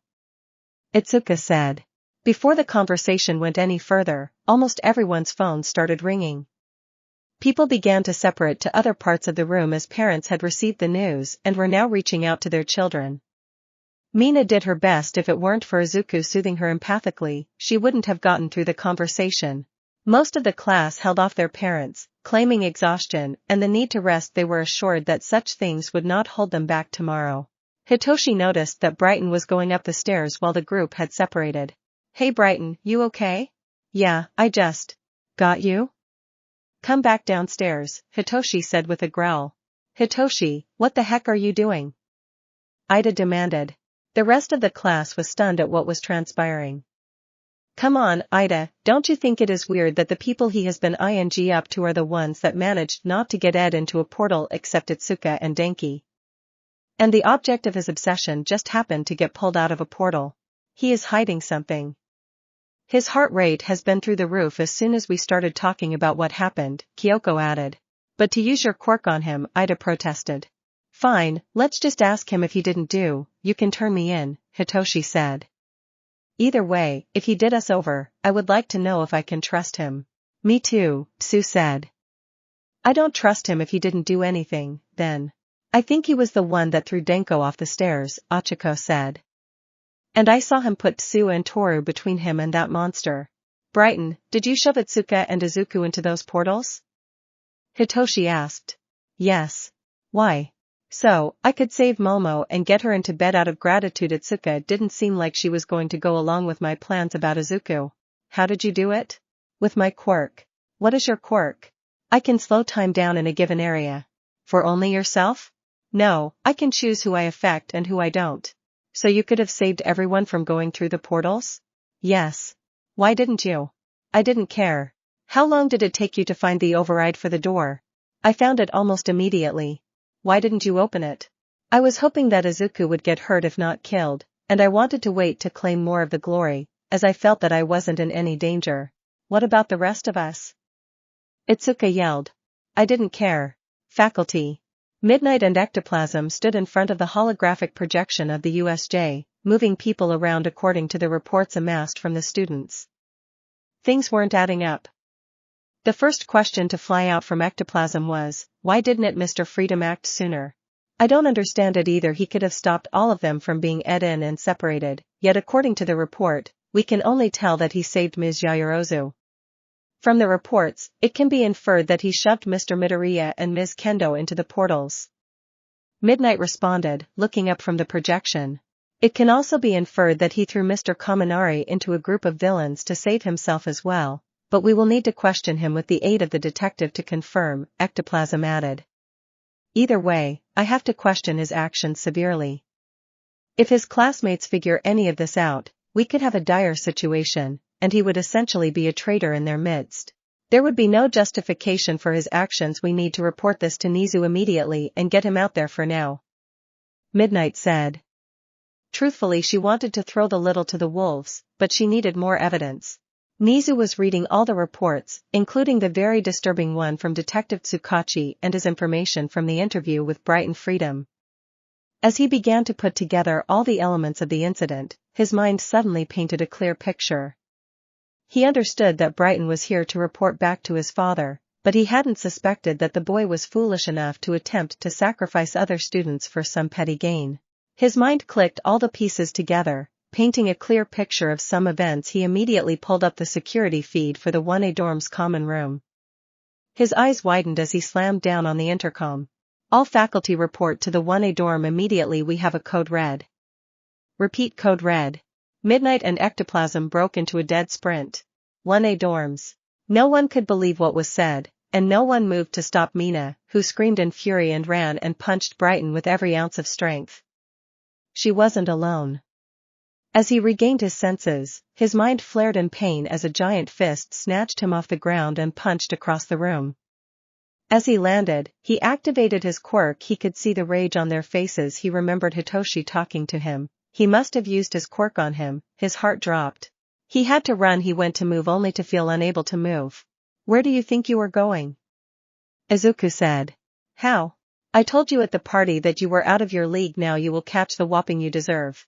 Time began to flow again. He tried to stop it, but he felt a mental block in place. No running away now. He heard Izuku's voice echo in his head. He turned in time to catch a knee to the gut from Rikido as he doubled over, looking for any friendly face. He saw none. An invisible knee crashed into the side of his head, and he went sprawling. Tsu followed up with a powerful kick, driving what remaining air was in him out. Ida tried to call everyone to calm down, but people were flaming. Momo was shaking in anger, trying her best not to join in. Mina had yet to respond. She descended upon him in a rage of righteous fury. He managed to get his arms up to try and defend himself. It is all your fault, you mother they tried to ing me, I was all alone. I had to kill to survive, you son of a. She screamed as she rained down wild blows. He created some distance and slapped her, knocking her off him. Get thee off me, you psycho! He cried. As he struggled to his feet, he felt a brutal kick to his back from Mizo. I lost ing limbs because of you. Danky grabbed him and let loose an electric jolt. You tried to sacrifice me to save yourself, you piece of. Brighton screamed as he tumbled, desperately reaching for his quirk only to find that block in place. Dark Shadow erupted and grabbed him violently before throwing him into a wall, causing it to spiderweb from the impact. You did all this because you couldn't handle rejection. Momo yelled as she dragged him to his feet. You disgust me. I would rather have soiled myself with a villain from the attack than let you touch me. She reared back and slapped him. Ochako stepped in and punched him. I hope you burn in hell, you piece of. She spat out. Faculty. Izuku shouted. Everyone stepped back with their hands in the air as Vlad King, Ectoplasm, Midnight, and President Mike burst in with Nizu on their heels. Izuku was holding Mina back, desperately trying to break free to keep attacking. It took considerable effort to calm her. What the hell is going on here? Vlad King roared. After what just happened, why would you attack one of your own?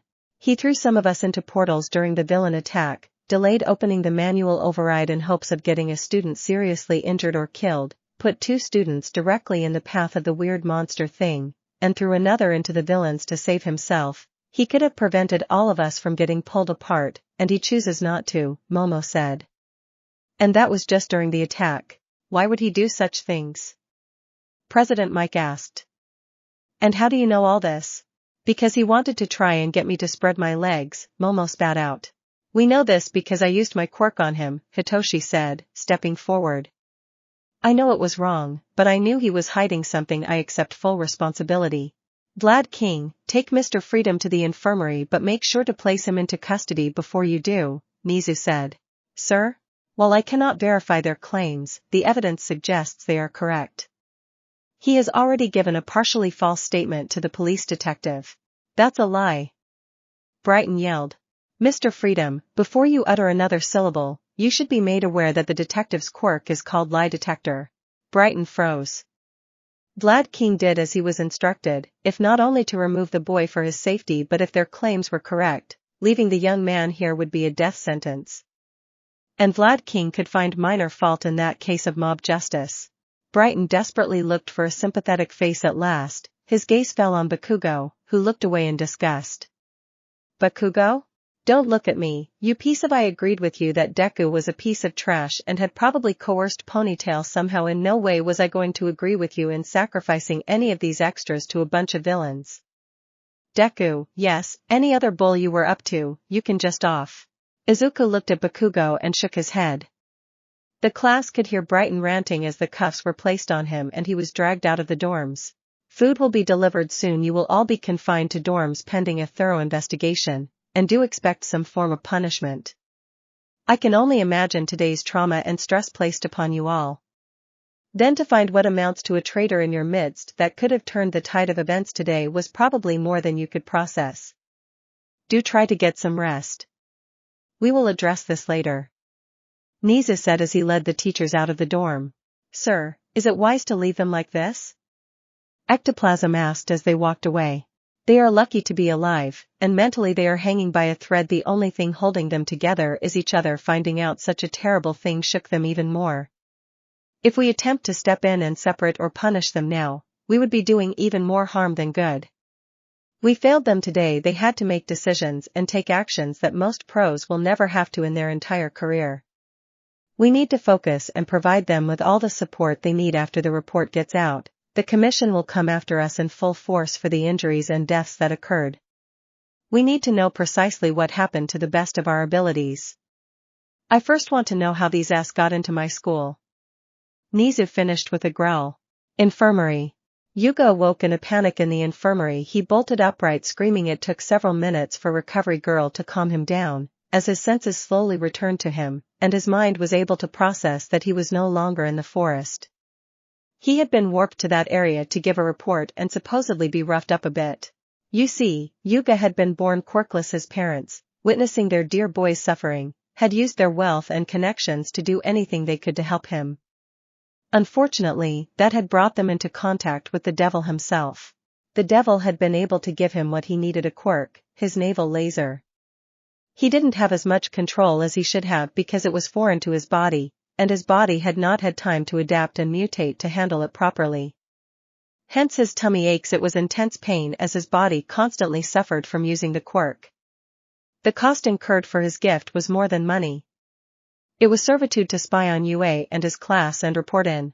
He thought he could do it so that it would be easy to distance himself emotionally, to report as asked. He never thought it would go as far as it did, that their lives would be jeopardized in the first week. It was naive of him to think so, if not outright stupid, but it was a hope he had clung to. But then he had met his contact, and the beating took on such a vicious turn that he could hear the man talking to someone about saving him some meat and that they could go all out. That he had the contract, and as long as he survived the deaths of the others was acceptable. It was then that Yuga fought back. He may have made a deal with the devil, but that was his price to pay, not the others. They had been nice to him, humored his outlandish behavior, and even played along somewhat. He couldn't sit there and let them die. His soul could only bear so much.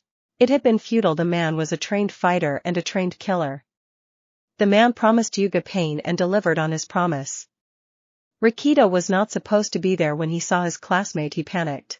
Rikito, after hearing how much Yuga was missing his family after moving in, the boy had gone through all the trouble of making macaroons as a getting-to-know-you gift. Now he was trying to save him, trying to save a person who was a traitor. The gunshots echoing through his mind, he knew he had to act, and he did. He killed their attacker with a laser blast through the head. He didn't know if they would survive, but he prayed that at least Rikito did. Yuga was unworthy, and if he was dead, he was free. After they calmed him down, they reported that all his classmates had survived, that the worst of their wounds had been healed before the faculty had even arrived, and that it was due to his mental state that he was the only one in the infirmary.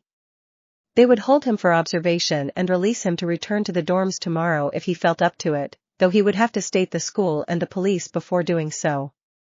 They would arrange for it tomorrow, and they also told him that his parents had been notified and were on their way from France. Yuga nodded and picked at the food they brought him. He knew he needed to eat, but the will to do so was lacking. The worst was when he was left alone in the dark with only his mind for company. He tried to distract himself with television, but it just couldn't hold his attention. All that could be his mind, screaming at him, "Traitor," over and over again.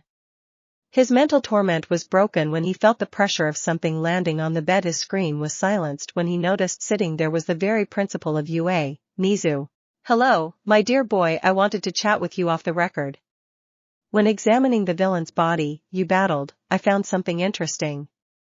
A flash drive with all kinds of neat little bits of information.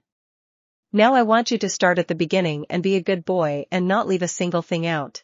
It was the sadistic smile on his face that caused Yuga to break into a sweat, and nearly himself. He was looking at a monster playing at being human.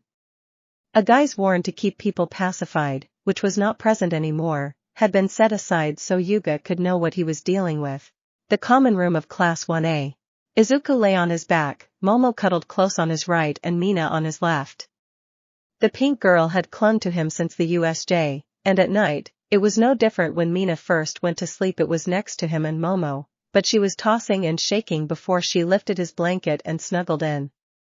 He looked at Momo, who nodded and then drifted back to sleep.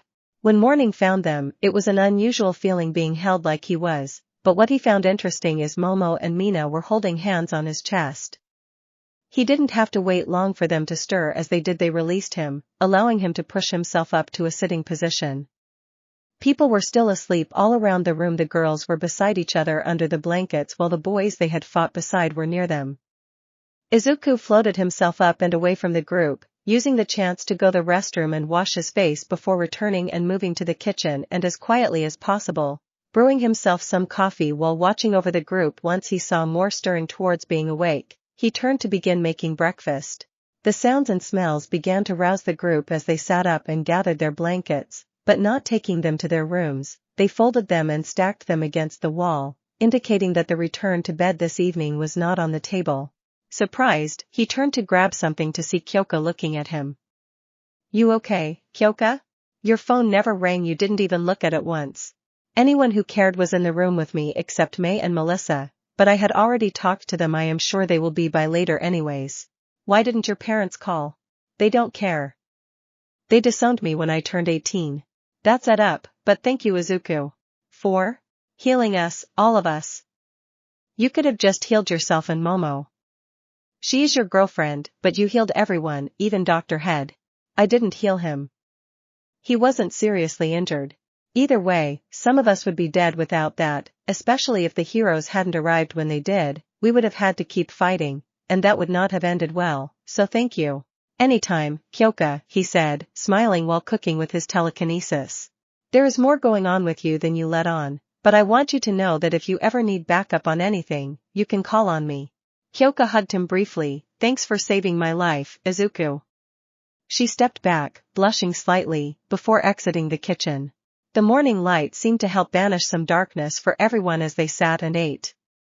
Soon the girls broke apart to all shower. Mina still seemed scared, but when Momo and Itsuka took her hands, she willingly followed them.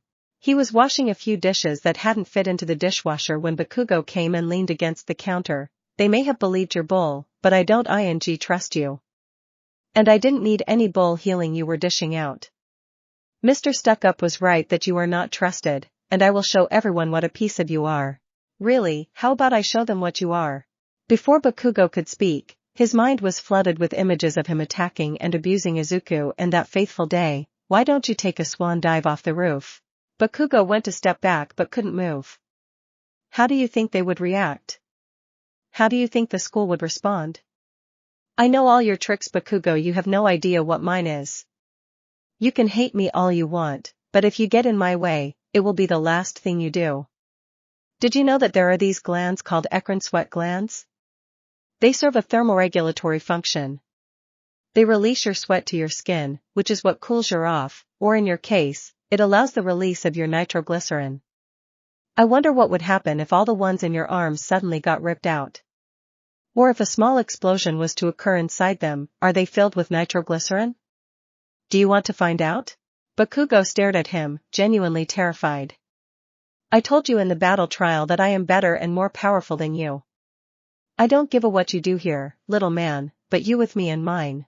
Bakugo felt his body release. He immediately thought to attack, but then he felt a tug on something under his skin. Have a good day, pumpkin, Izuku said, putting the dish on the drying rack. Ida came around the corner from the area of the door. Izuku, Mayhatsum, and Melissa Shield are here to see you. Are you up to it? Yes, Ida, please let them in. Izuku walked away. May and Melissa. They practically bulldozed him when they saw him come into view. Once he returned their affection, they began to look him over, making sure he was, in fact, okay. They asked where Momo was, and he directed them to the baths but asked them to hold off until she emerged. When they asked about what happened, he told them that he wasn't allowed to talk about it at the moment. When they found their way to a couch, he instead filled them in telepathically on everything he knew that had happened and what he had heard or learned some from the others. May kept her composure much better than Melissa, who had to excuse herself.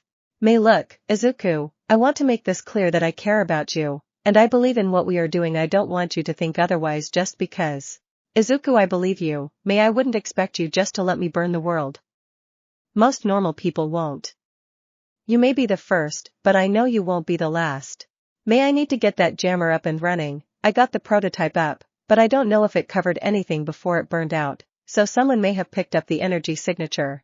Izuku, then we need to make sure we are prepared just in case. Maybe we can drop an anonymous tip or something. I want to know what took backup so damn long.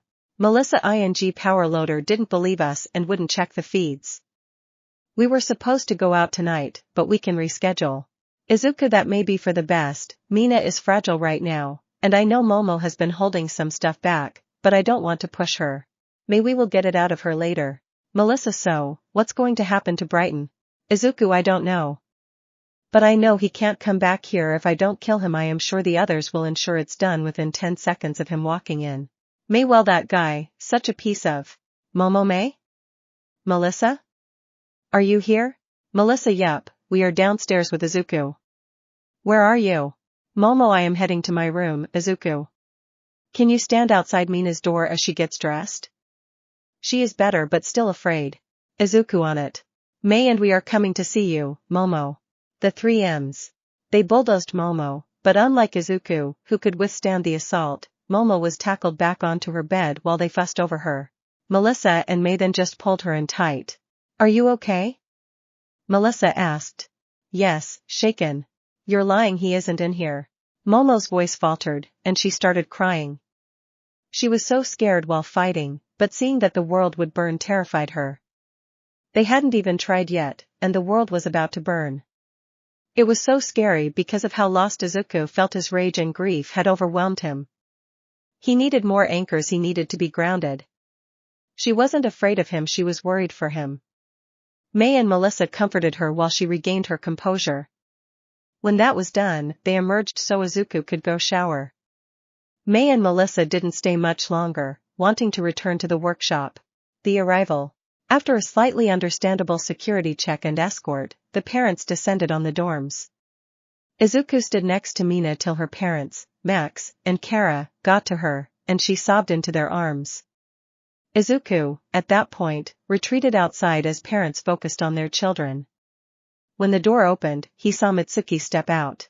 All you need is a cigarette and a balcony rail to lean on while you gave out over the school, she said, walking over to him. You good kid? For the most part, my girlfriend got hurt pretty bad, that scared the out of me, but we were able to get her healed. Did that even call and check on you? No, I don't know how they would even get a hold of here. He disconnected the phones, I don't have their numbers, and they disowned me. Them both. Are you okay? Yes, I am, auntie. It's that at times like these, you know. Mitsuki stepped forward and wrapped her arms around him, pulling him in tight. He slowly wrapped his arms around her, and they hugged tightly for a minute before she stepped back. Look, kid, if you ever need me or someone to talk to, call me. Day or night, I will be there for you. Thanks, Mitsuki, I mean it. Thank you. I know that you and my brat hate each other, he won't tell me what he did, and I am pretty sure you won't either. So please don't shut me out. I won't, I promise. The two made their way inside. As Izuku glanced at her walking up the stairs in her rather tight jeans, he made his way to the kitchen to grab some water, only for Kara to come and grab him in a fierce hug. Kara? I just want to say thank you for keeping your promise. Thank you for saving her. She saved herself, she fought so damn hard. I just got there at the end. If I had gotten there sooner. He stopped as his voice choked up. He felt guilty for all of it. He shouldn't have been caught out like that if he had taken better precautions. I don't know what's going on in that head of yours, but stop it. She said. You saved our daughter when she could no longer save herself. You were there when it mattered. Don't you think anything different? I just wanted to say thank you. I will let you get back to your parents. Thank you, Kara. He replied, not wanting to bring Kara down with his circumstances. He just walked away. Surprisingly, as he attempted to leave, some other parents stopped and thanked him for healing their kids. Rikito's parents were very thankful. Izuku smiled, not for the praise, but it did feel nice, but for the fact that they had all lived. He was eventually summoned to Momo's room, where her father shook his hand and told him thank you. Her mother hugged him, and he politely excused himself to give them privacy. Thankfully he made it to his room and hid away for a while. Sometimes solitude is a good thing. The unwanted. Sir, Midnight's voice sprang to life over the intercom. Yes, Midnight? He replied. Dominic Freedom has just arrived. Is he alone? No sir, his daughter is with him and his bodyguard. Prodigy reports that Justice is in high orbit, just outside our airspace.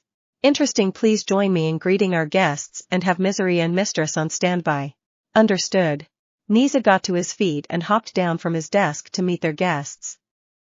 As he reached the front of the building, he found Midnight waiting for him. The stretch limousine pulled up and out stepped an impressive man standing 6 feet 5 inches, 385 pounds of solid muscle. His short black hair was neatly pulled back, and his tailored suit was impeccable.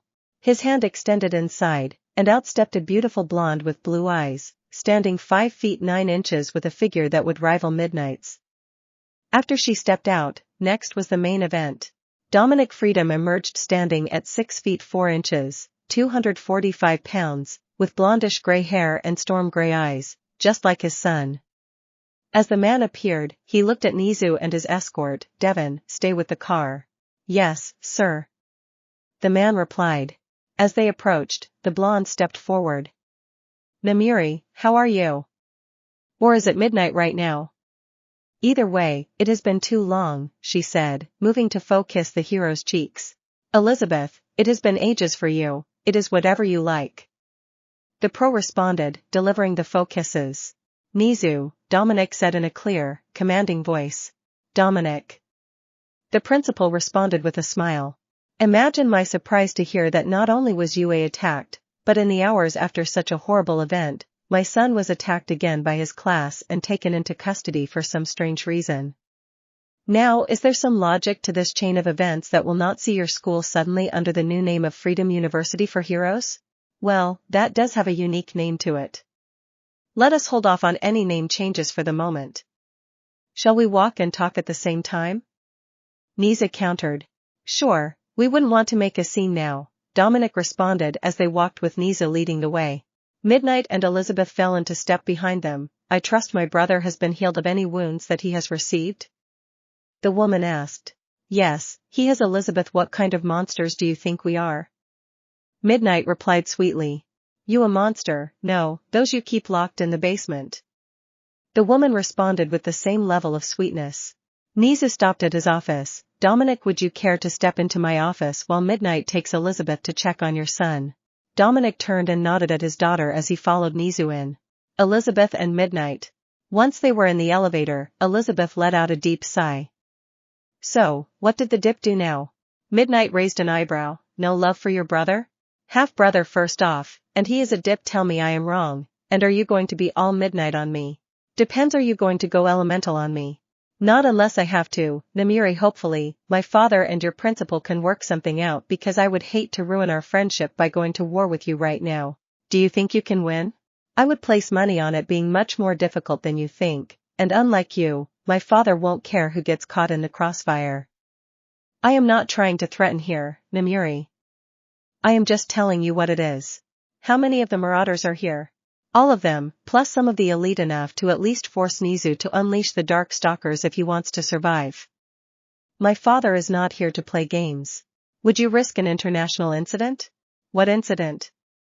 "The marauders are a wanted group. The elite was responding to American civilians in danger. More importantly, they came in to save Dominic Freedom, the head of Freedom Enterprises, a highly ranked global corporation beloved by the American public.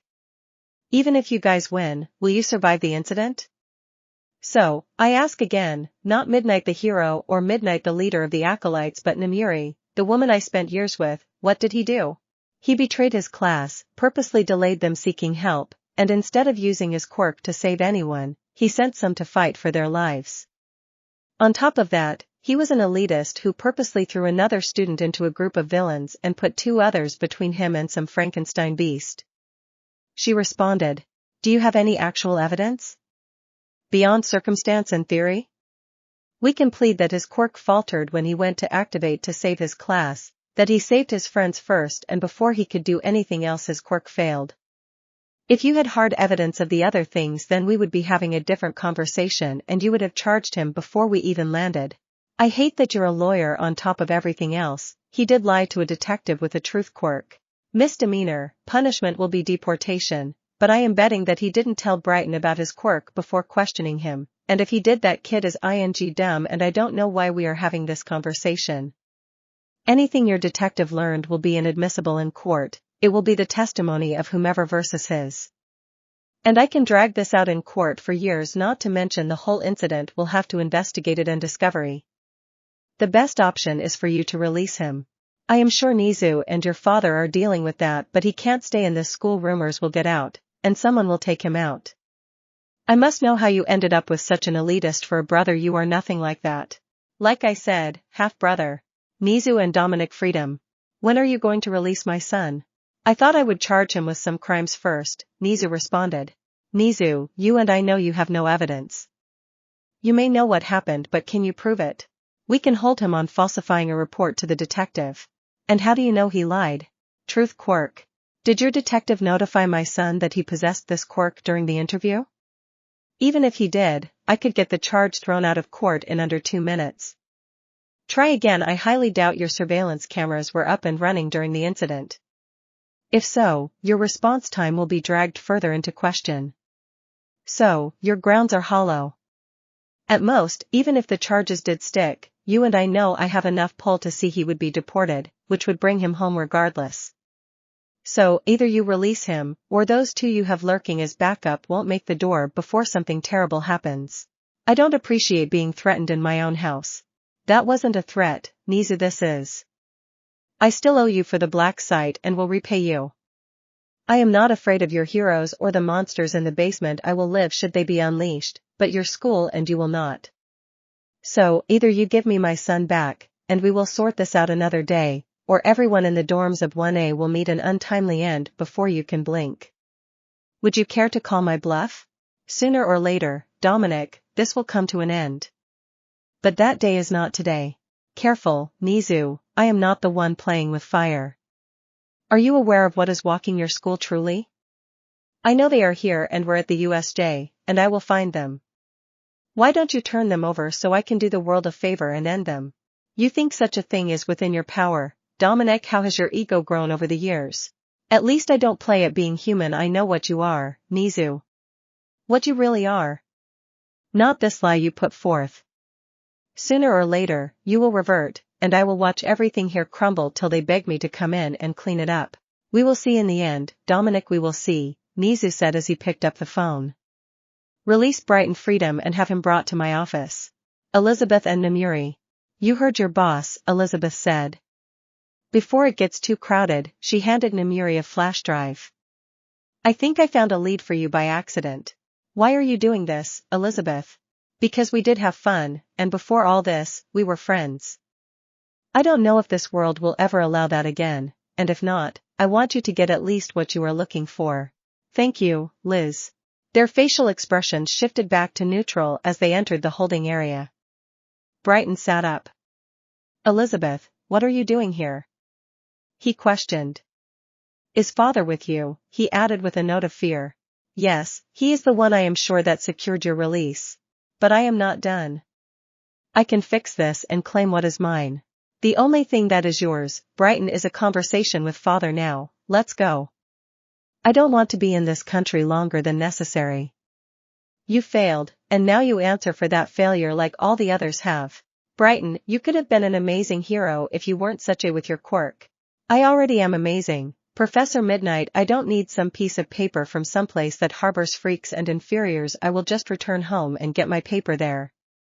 This is just a bump on the road to my greatness. The boy responded. Midnight shook her head. He is all yours, Elizabeth. We will remove the quirk suppression cuffs once we get outside. As soon as they were outside, they removed Brighton's cuffs, and the boy was face to face with his father. There were no tearful or even heartfelt words. Instead, Dominic said, Car. Brighton said nothing and stepped inside, followed by Elizabeth. I am sure we will see each other again, Nizu, but heed my warning. You are dealing with something you either are too stupid to comprehend or believe you can tame. Your hubris will doom the world. I would say the same to you, Dominic. Have a safe trip home, Nizu said as they departed. Turning to Midnight, have Prodigy track them till they leave the country. Yes, sir. Why did you let him go? He is not worth the fight to keep. I allowed him here to see what game Dominic was playing, and I believe he has tipped his hand. Call Izuku Midoriya to my office, please. Yes, sir. Mina sat looking at Izuku. She felt safer knowing he was right there. The USJ had left a mark on all of them, bringing all that had fought together closer. Mina had fought alone, she had fought till her body had given out, and before the worst had happened, she had been saved. He had saved her at the entrance exam and the USJ. He was handsome, good-looking, intelligent, and an excellent person to be around. His presence in the room was nice and vibrant, giving off this sense of life. She couldn't explain it. Her fantasies could. They did to her, often and with great force. Yes, she was crushing and had been through a traumatic event, so it wasn't the best time to say or do something, even if she wanted to desperately. She wanted comfort now more than anything, but acting recklessly was not the right thing to do. She knew that. It was easier to ignore those desires with her parents here. Her mom was figuring out how to hold her and never let go, and her dad wanted her to withdraw from the hero course. Thankfully that conversation was shelved for the moment. Izuku had been monitoring her empathically since the USJ, calming her down so her emotions didn't overwhelm her, inducing a breakdown. He was also becoming keenly aware of her feelings towards him. He didn't want to prey on those emotions but didn't want to abandon her when this was what she needed the most. He was going to have to talk with Momo. He felt sleazy, especially how good it felt to wake up with Momo on his side and Mina on the other. She seemed to be in a better state with her parents next to her, but of course, who wouldn't be? A pang of jealousy ran through him, seeing so many parents that cared. Kyoka had said it best, his phone didn't even ring, and he didn't expect it to. Not wanting to sit around staring at the families, he took a walk to clear his head when he encountered Midnight. Principal Nizu would like to see you, she said. Her tone made it clear that it wasn't a request. Please don't make me fight the faculty after yesterday. I have nothing better to do. Please lead the way, Professor, he replied, falling behind her. At least the view was excellent. Meeting the principal. Welcome, Mr. Midoriya. Would you care for some tea? Nizu said from behind his ornate desk. Izuku looked around, admiring the craftsmanship of the work put into the furniture, all the pieces tied together exquisitely. Nice office, Izuku said. Yes, some tea would be nice. Stretching out his mind to their immediate surroundings, taking notice of the people stationed nearby. Nizu poured him a cup before retaking his seat, waiting for Izuku to taste it before starting their meeting. Izuku smiled at the flavor, a personal blend. Very nice. Now, how can I help you today? First, Mr. Midoriya, I wanted to inform you that Brighton Freedom has been released from our custody and returned to his family. Also, he has been expelled. Are you kidding me? Izuku said, setting his tea down. What more did you need to lock this gap up? In a word, evidence, Nizu said calmly. We have your class's word against his, and he has plausible excuses for his actions at the USJ. Enough so that conviction would be a long shot at best. Now, while we have a recording of the common room in your dorms, we do not have audio recordings to respect you and your classmates' privacy. Holding him was a danger to the school, and bearing that in mind, we released him to his family, who are leaving the country as we speak. Did you just call me in for this? No, Mr. Midoriya, I did not. Nizu said, leaning forward. Let me be frank with you, All Might approached me immediately after his encounter with you outside Eldora High, and after he told me the story, I became rather intrigued as to the particulars of your story. I'm listening, he said, his mind scanning the area again and noting that some of those he had detected earlier were moving closer. So I looked into you rather extensively to say that the transformation you underwent from before your accident to 6 months later is miraculous. And for your quirk to awaken after such an event is similar. And such a powerful and versatile quirk. All the doctor reports are perfect and amazing interviews were spot on, exactly what you would expect. I still do not hear a question. I haven't asked one yet, Nizu replied.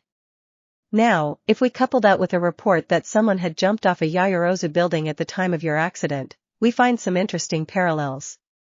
Those, coupled with unknown energy readings, are very interesting indeed.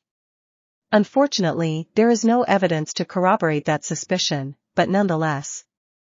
You emerge 6 months later, looking like you do, test out of Eldora High, brush off the #1 hero in the country in such a way that he comes to me, then you go to work. You work 2 jobs, clean up a beach, court Ms. Yaoyorozu, off Brighton Freedom, and wander through our practical exam as if you were picking flowers, then your second exam was a joke. Your written exam would give only those without some intelligence-boosting quirk a chance at passing it, yet you did perfectly, I might add. Still waiting for the question, Izuku said calmly, keeping his smirk as the people were even closer now, and he could see Snipe on the building across the way.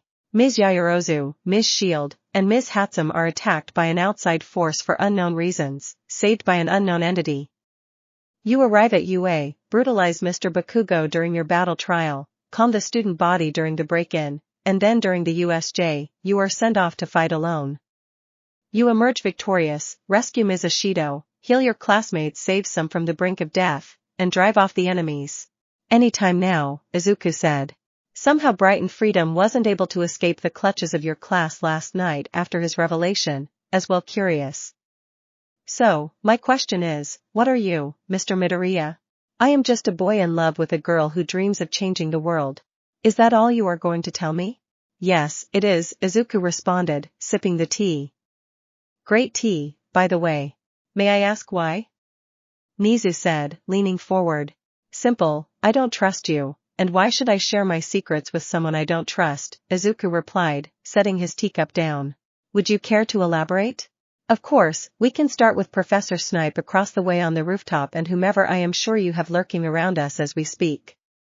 I caught a glimpse of him and assumed others were around us. Stand down, Nizu called out. That better? Not really, it was the implication of what you intended to do, but for the sake of argument, we can say that I won't have to toss him off the roof.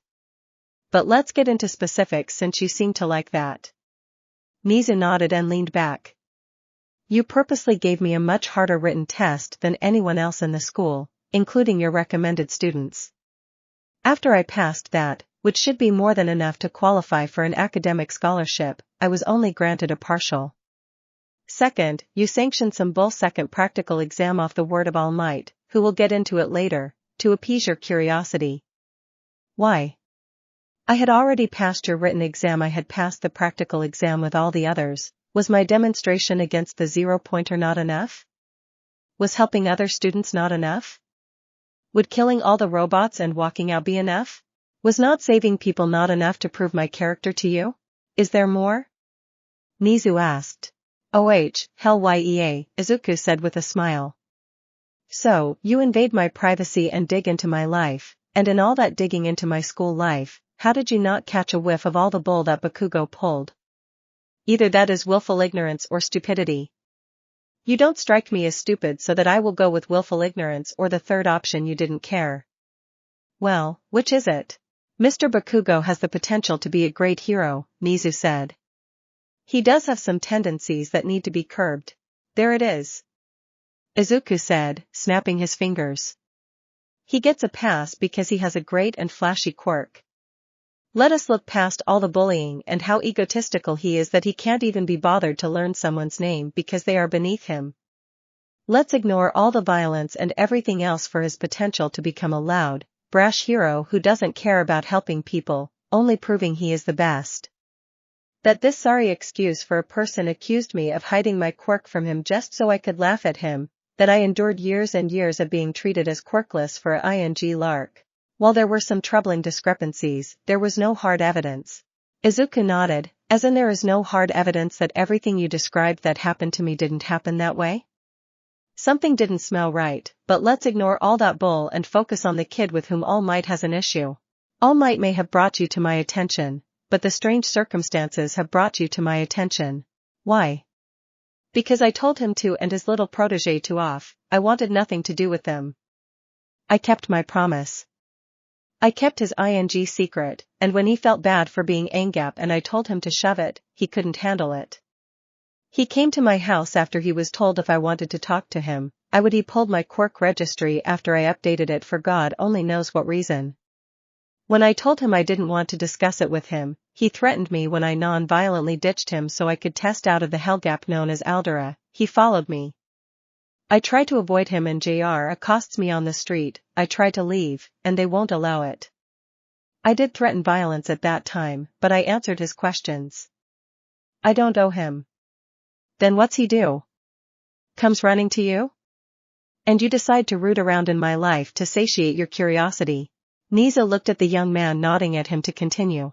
You know so much about my life, then you had to know that Brighton Freedom was here on ulterior motives. But you decided to grant him admission to play games with his father? You took a dream from someone else to play a damn game, and where did that get you, principal?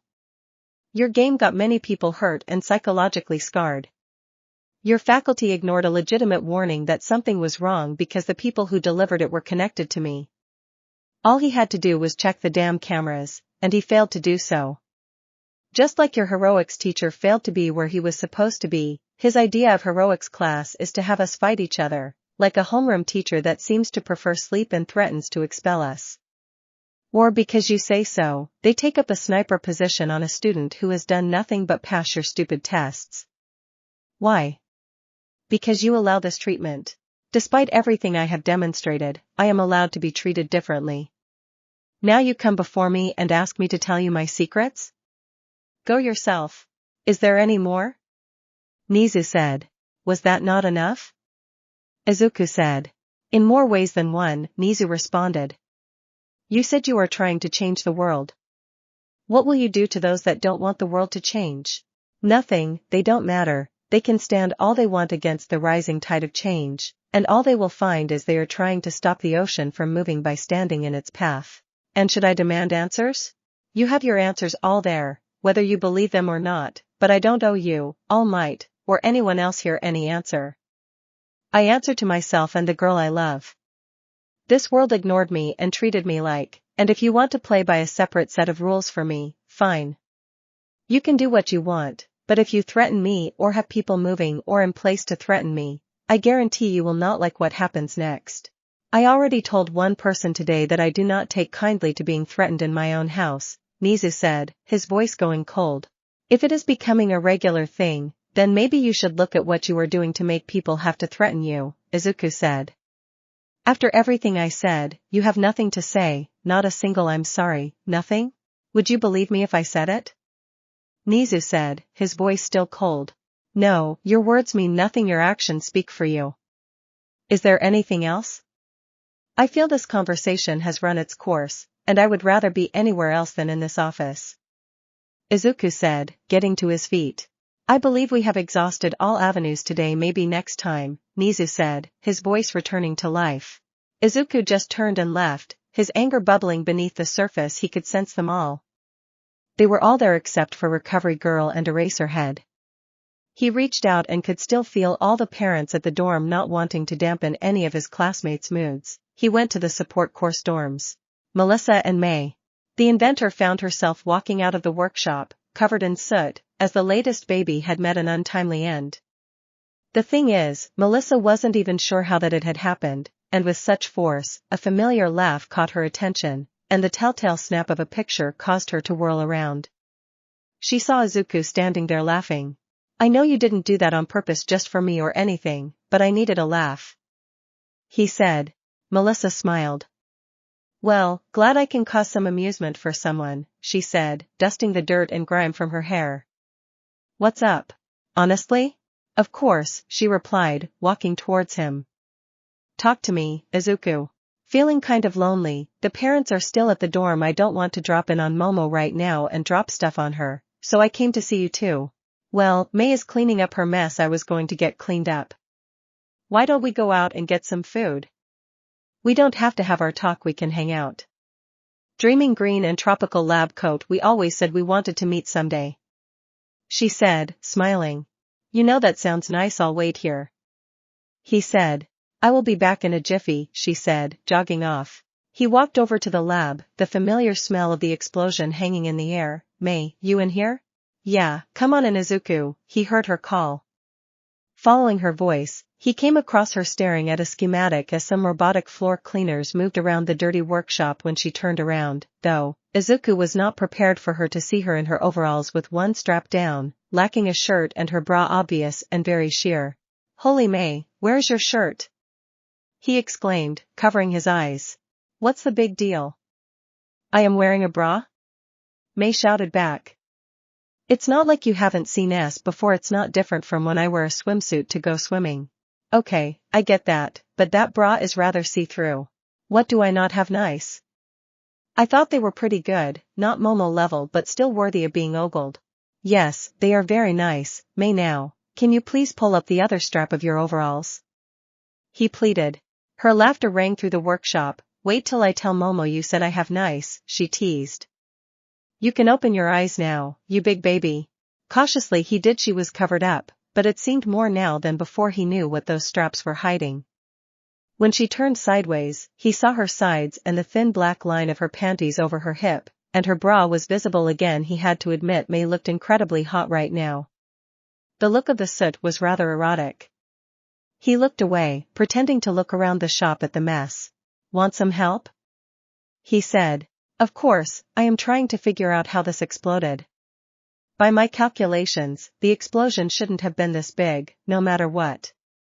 Izuku reached out with telekinesis, lifting all the stuff off the floor and gathering all the dust and dirt into a pile. Melissa and I were going to go hang out. Do you want to come? He offered. Not today, I want to do some more work, but you guys have fun, Mei said, as everything started getting cleaner much faster, thanks to Izuku.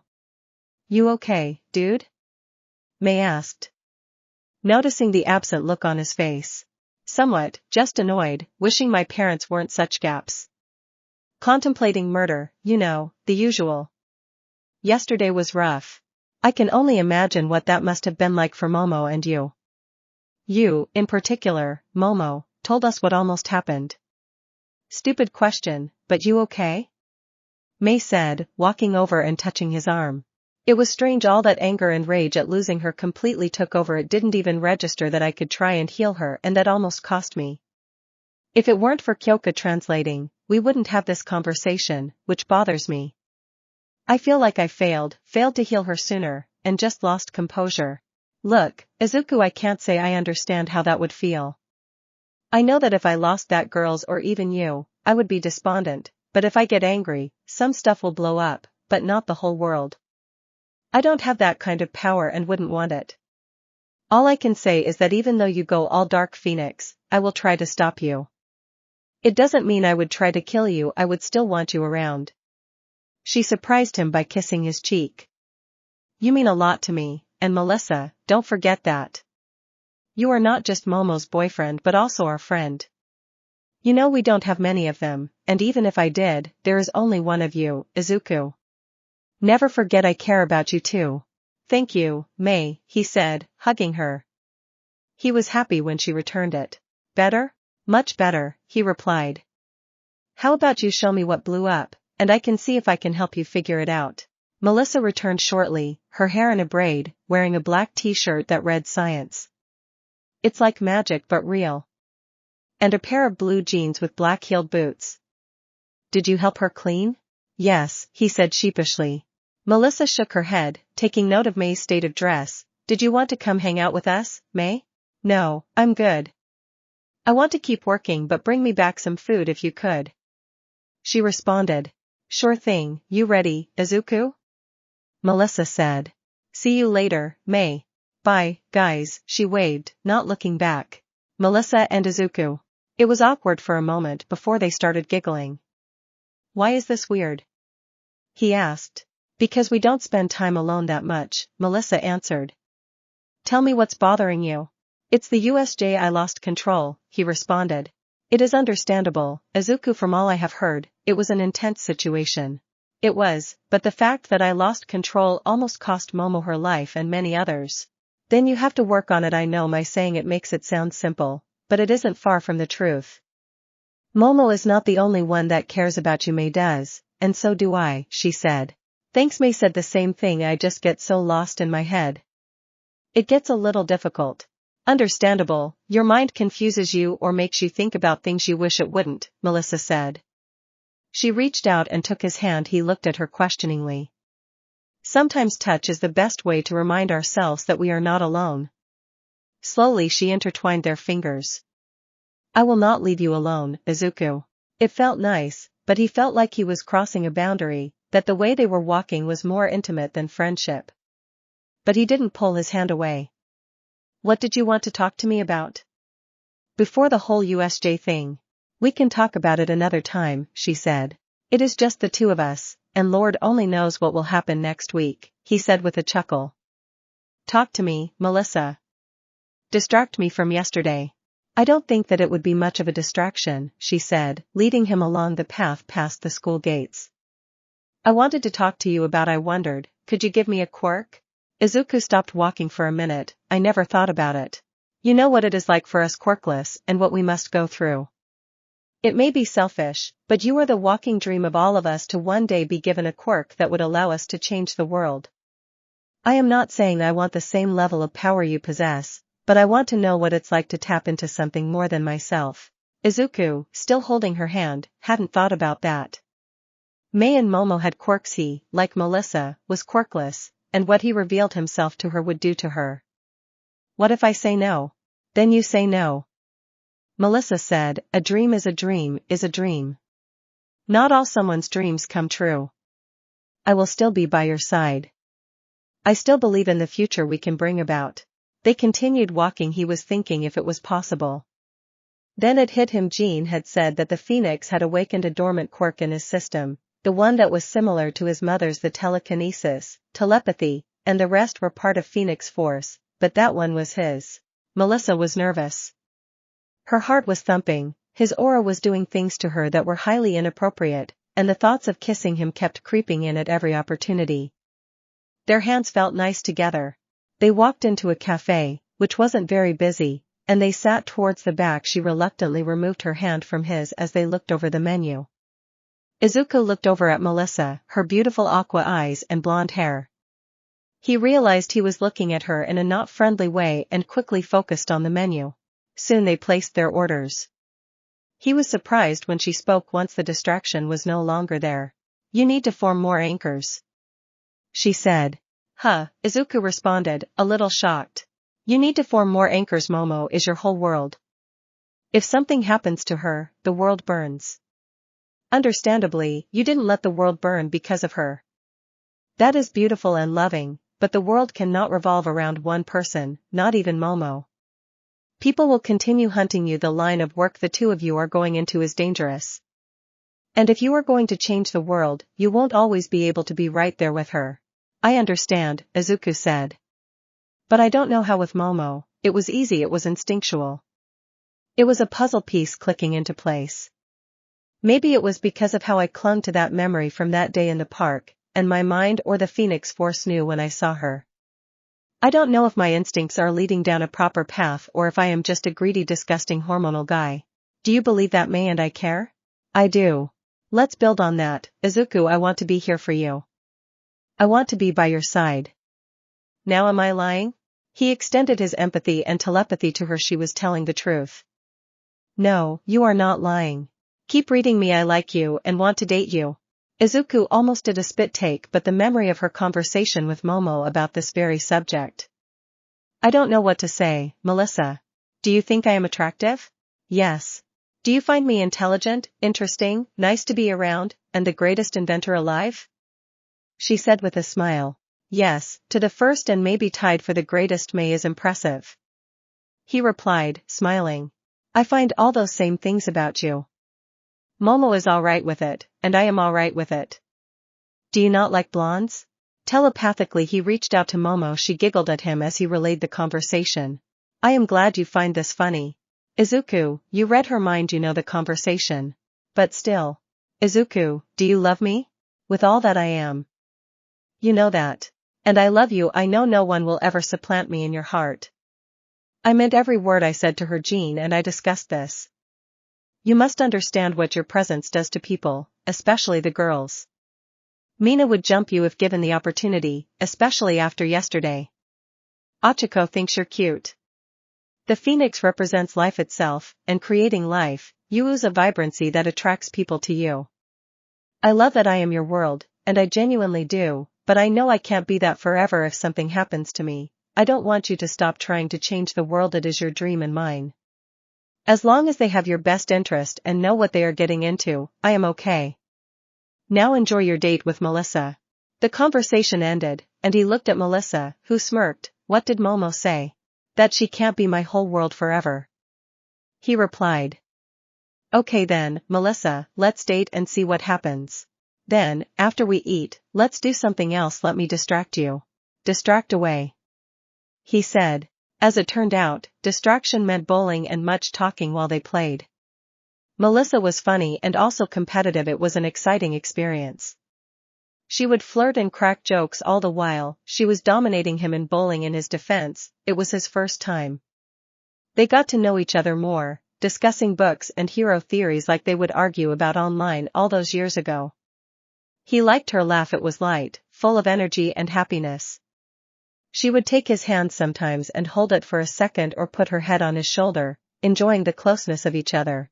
When the time finally came to journey home, they stopped by a burger stand to pick up some food for May, as promised, before heading back to campus. The whole experience had done precisely what Melissa had pledged to, distracted him, and lightened his load, from the USJ incident to the conversation with Nizu, knowing that Melissa and May cared had been a comfort. The hug from May, and the declaration from Melissa, were another reminder that others cared for him, something he lost track of. As they approached the duo's private workshop, neither was surprised that the lights inside were still on.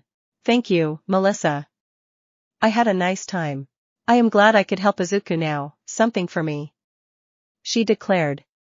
She reached up and kissed him. He was surprised by the softness and fullness of her lips, the fullness of her chest pressed against him. His mind flared as she wrapped her arms around his neck quickly. He used his telekinesis to set May's food down before he wrapped his arms around her waist, his hand reaching down to grab a hold of her rear that she had been shacking at him while bowling. She saw bed in his mouth as their tongues wrapped around each other, her hands snacking into his hair. When she pulled away, she smiled. "That was better than I thought it would be." She picked up the food and sashayed towards the workshop, leaving Izuku standing there. "We will come to see you tomorrow," she called back. Izuku stood there, dead and confused. The last 36 hours had been a whirlwind of highs, lows, joys, and confusion. Shaking his head, he walked back towards the Hero Course dorms. He was about halfway there when he heard someone crying cautiously. He followed the sound, and on a path that led towards the forest, he saw a familiar head of periwinkle hair sitting on a bench, her head in her hands.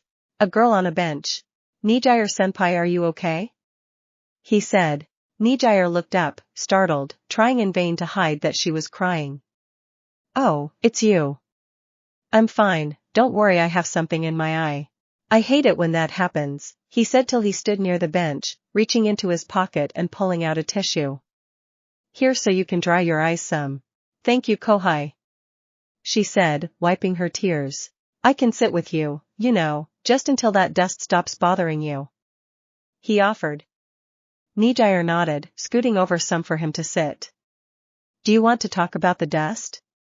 Sometimes it helps drive it away." Nijire bit her lip as it trembled quickly. She dabbed at her eyes.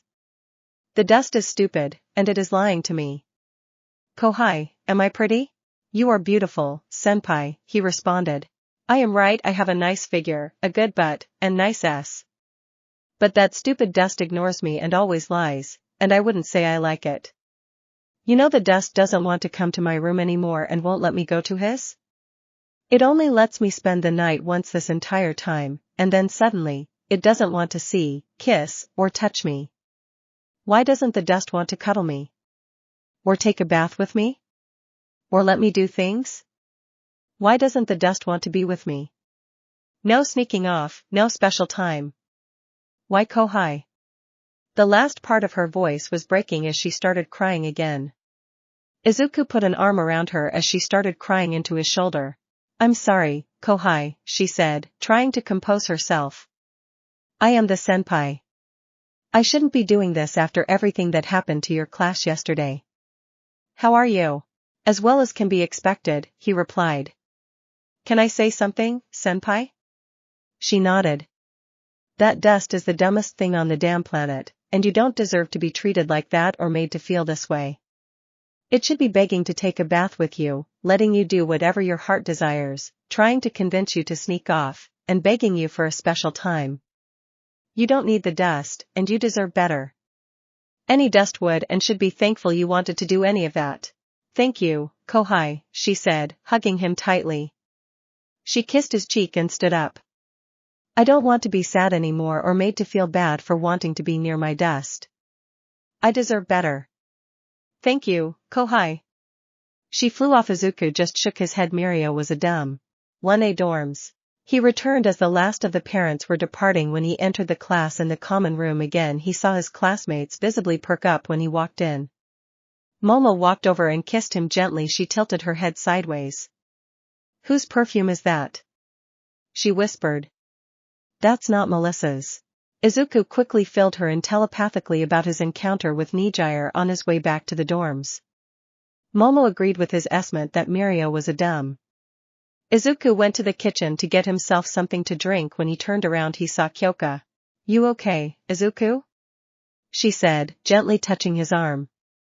"It must have been difficult with all the parents here." It bothered me more than I thought it would. That was why I took off for a bit," he responded, pouring himself some tea. "You better now?" "Yeah, it helped to get out and distract myself," he said, smiling and patting her hand. "Thank you, Kyoka, for noticing and for caring." Kyoko blushed slightly. "That is what friends are for, stupid." She lightly punched his arm before leaving the kitchen. The class returned to their conversations as Izuku joined Momo back to where they had been the night before. Mina smiled, seeing him. When he sat down, she leaned over and placed her head on his shoulder under the blanket. She took hold of his hand. Momo did the same on the other side as the class debated what games they would play that night. Izuku slipped into deep thought, enjoying the comfort of the girls at his side and his class. His mind drifted to his conversation with Mizu, and to his interactions with All Might. The more he thought about it, the more he realized that while his points may have been valid, how he handled them could have been better. He was angry, still so very angry at how he had been treated in life and how things were continuing to be handled, but his anger was clouding his judgment. Mizu could be a useful ally, but they would have to build a way to trust each other. With a deep internal sigh he realized that he needed to get control of this anger before he did something bad. Jean had warned him that as the Phoenix he would experience emotions more intensely than others, and while he had learned to control his anger as to not lash out, letting it go seemed to be a task that he was lacking. It was something that he knew now that couldn't be pushed back anymore. He had to start addressing this issue before it spiraled out of control. Trust. "Hello, Principal Mizu. Mr. Midoriya?" "Yes, sir. So you're a telepath as well." "I am. I reacted harshly today, but I am sure you can understand some of my reaction. But this is the first step in my doing as you asked. I would like to talk with you again tomorrow. Just the two of us." "Very well, then. We will meet at my residence on campus. I will send you the location." "Shall we say 9 a.m.? "Yes, sir, 9 a.m. it is." Hangar 5. "You had a simple task and couldn't even handle that." Dominic spat as he backhanded Brighton, sending the boy flying. "If you had acted as I have taught you, you may be on your way to satisfying your urges instead of bleeding on the floor." "You stupid, stupid child. Instead, I must fly to Japan to pull you out of the fire." But Father Brighton couldn't finish his sentence as Dominic slapped him across the mouth.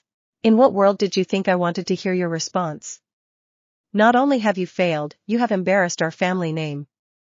You will make this right, even if it costs your life." "Send him in."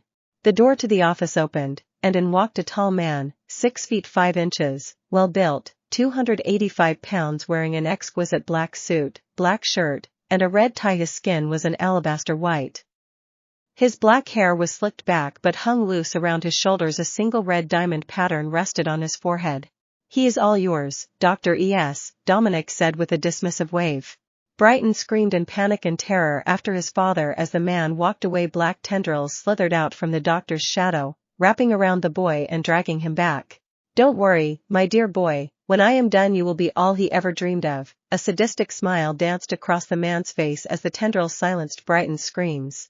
Mirio was not prepared for the knock at his door at 6 a.m., having just returned from helping All Might with the investigation into the USJ incident a few hours earlier. Quickly he looked at the clock to ensure that he had not somehow slept through an entire day and that it was Monday.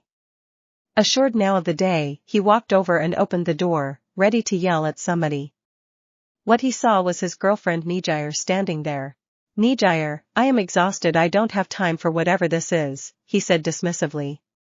"Can we talk about it tomorrow morning before classes?" Nijire sighed.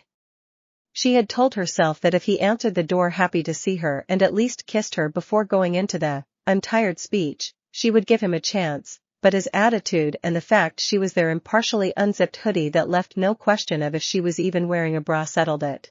And to answer the question, no, she wasn't even wearing underwear, but there was no way to tell that. "I'm done," she said. "Okay, done with what?" he said confused. "You," she replied, fighting back the tears. She didn't want him to see her cry. "I am breaking up with you." "Wait, why?" he said. Look, I'm tired right now. I will make it up to you later, I promise. Like you promised not to miss our next date night? Yeah, but. Like you promised to stop lying to me? Or how about you promised to come to my room after I sent you that picture? Or how you haven't kissed me in 2 weeks? How can you barely hold my hand? How about that?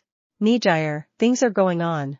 There are always things going on, Mirio, every day, every second. But whatever it is you are involved in is more important than me, which I could understand if you didn't lie to me all the time, if you made me feel like I was loved, that I was wanted. Am I not hot enough for you? That's. He tried to say. Whatever, I know I am hot. I was told I am beautiful and believed it when he said it. Who told you that? My special kohai told me I deserve better, and I do now. Hand me your phone. What? He stammered out. Give me your phone. He held his phone out, and she quickly snatched it from his hand. Wait, you need the. She typed in the PIN and unlocked it. Code, he said. All Might's birthday, duh, she said. She pulled a piece of paper from her pocket, looked over it, deleted their text message thread, found the folder where her photos were saved, and deleted those. Cleared the backups, emptied the trash file, and reset the phone. She was told that if he really wanted to, there were ways for him to get it back, but it would take effort on his part, and she was sure he wouldn't expend that. I will be cordial to you, respectful, but you no longer call me by my first name. We are done. She said, shoving his phone back in his chest. Naishi glared at him. Hato, look, we can work this out, you don't understand. Are you going to explain it to me? She countered. Ino, he said. Togata, she said. He winced at that. If you were honest with me, I wouldn't do this. If you had made me feel the least bit special, I wouldn't have done this. If you made me feel wanted, loved, and desired in the slightest, I wouldn't have done this. My special kohai made me feel most of that in less than 2 sentences, and you couldn't do that the entire time I was standing here. Goodbye, Togata. I will see you in the field. She turned on her heel and walked away. She waited until she was in the elevator before she started crying. Who the hell is this kohai? He fumed, slamming the door. Nijire's special kohai. He had woken early and prepared as best for his second meeting with Nizu. They had chosen a site near the forest. He was coming over when a crying, beautiful missile barreled into him. It took him a fraction of a second to realize who it was. He has to be the dumbest mother on the planet. Holy, is she not wearing a bra? He tilted his head to look at the sky while trying to control his other member's reaction. She was pressed very firmly against him. Senpai, I may be overstepping my bounds, but I will gladly pound that dust into atoms for making you cry. He said. Nijire realized who she had barreled into, and before she could even apologize, she heard what he had said. She went to look at him, and him staring at the sky with a blush on his face and something lightly poking her stomach. After she glanced down, she noticed her jacket was still unzipped. He noticed. My kohai noticed. Nodded. Okay, kohai, but can you do 2 things? She asked. For you, senpai, anything. He said, still admiring the sky. One look at me, she said. He lowered his gaze to the sky, to her damp eyes. He instinctively smiled for her. 2, forgive me. Was all he managed before she crashed her lips into his. Instinctively, he kissed her back. She opened her mouth, and with delight, their tongues met. She sobbed as his mouth felt so vibrant, so alive.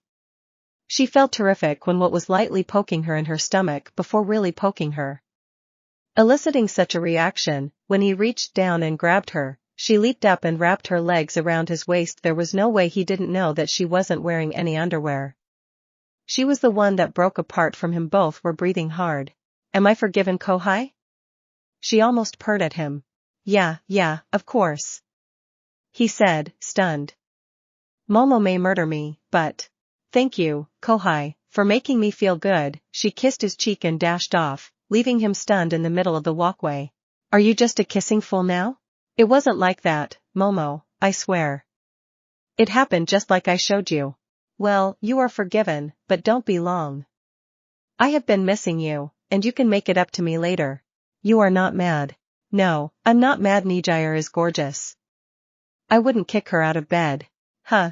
Her laughter filled his head. Izuku, are you okay? I'm sorry, the mind you are attempting to reach has temporarily shut down and is being rebooted. If you feel you have reached this mind in error, please try your telepathic communication again. If not, please allow the subject to reboot. Thank you for reaching out. Meeting round 2. How do you extend an olive branch to someone you don't trust? You reveal that you are a telepath. It was the second meeting in as many days. Nizu came alone this time, an immediate improvement over the last time. How would you like to begin? Nizu asked. First, while my reaction to your reveal was emotional, what I said is still correct. I was not wrong. You have done wrong with your actions and inactions. I don't hate you or fear you. Given time, we may be able to work together, but that depends on your actions. I will not be spilling my guts to you here. I believe that showing you I am also a telepath is enough for now. Izuku said, keeping his tone measured. May I ask about this telepathy? Izuku nodded. Have you used it to manipulate things in your favor? Only once. I was getting annoyed when I went to update my quirk registry. It had been a difficult return to Eldera and used to get them to approve the document. Taking someone's free will immediately made me feel like it would make things easier for you, Nizu replied. It would, Izuku said. I could have everything my black soul desires. Make women fall for me, heroes kneel, and all of society my puppet. But that is not what I want. I don't want to make people change. I want them to choose it for themselves. And your partner is aware of your telepathy? Of course, she knows everything. Izuku shrugged. Isn't that what you do with the ones you love? It is why I don't want to take over someone's mind. I didn't just want her body, I wanted her to choose to be with me, and to do that, I had to share my secrets. He paused before continuing, if I wanted to use my telepathy for nefarious purposes, All Might would have never come to you to ask any questions. I would have a full-ride scholarship, and you would be broadcasting to the world how this one student stood up and managed to help save his entire class during the USJ incident. That is a valid point, Nizu said. Could you do such a thing? Yes, I could invade your mind and have you transfer money, scholarship, and everything. Now I have revealed something to you. Now you owe me something, Izuku said. I owe you an apology for not only digging into your life but for my conduct yesterday when I was the one that called you to my office, Nizu said. For those actions, I do apologize, and you were also correct in that you were owed a full scholarship from the written exam, the practical exam, and your actions at the USJ. Thank you, Izuku said. I think this is an excellent first step. Principal, I don't want to be at odds with you constantly. I aim to do my best for my class and the future of this country and this world. And Bakugo, do you have, shall we say, requests? Nizu said. No, keep an eye on him, and for God's sake, get him some help.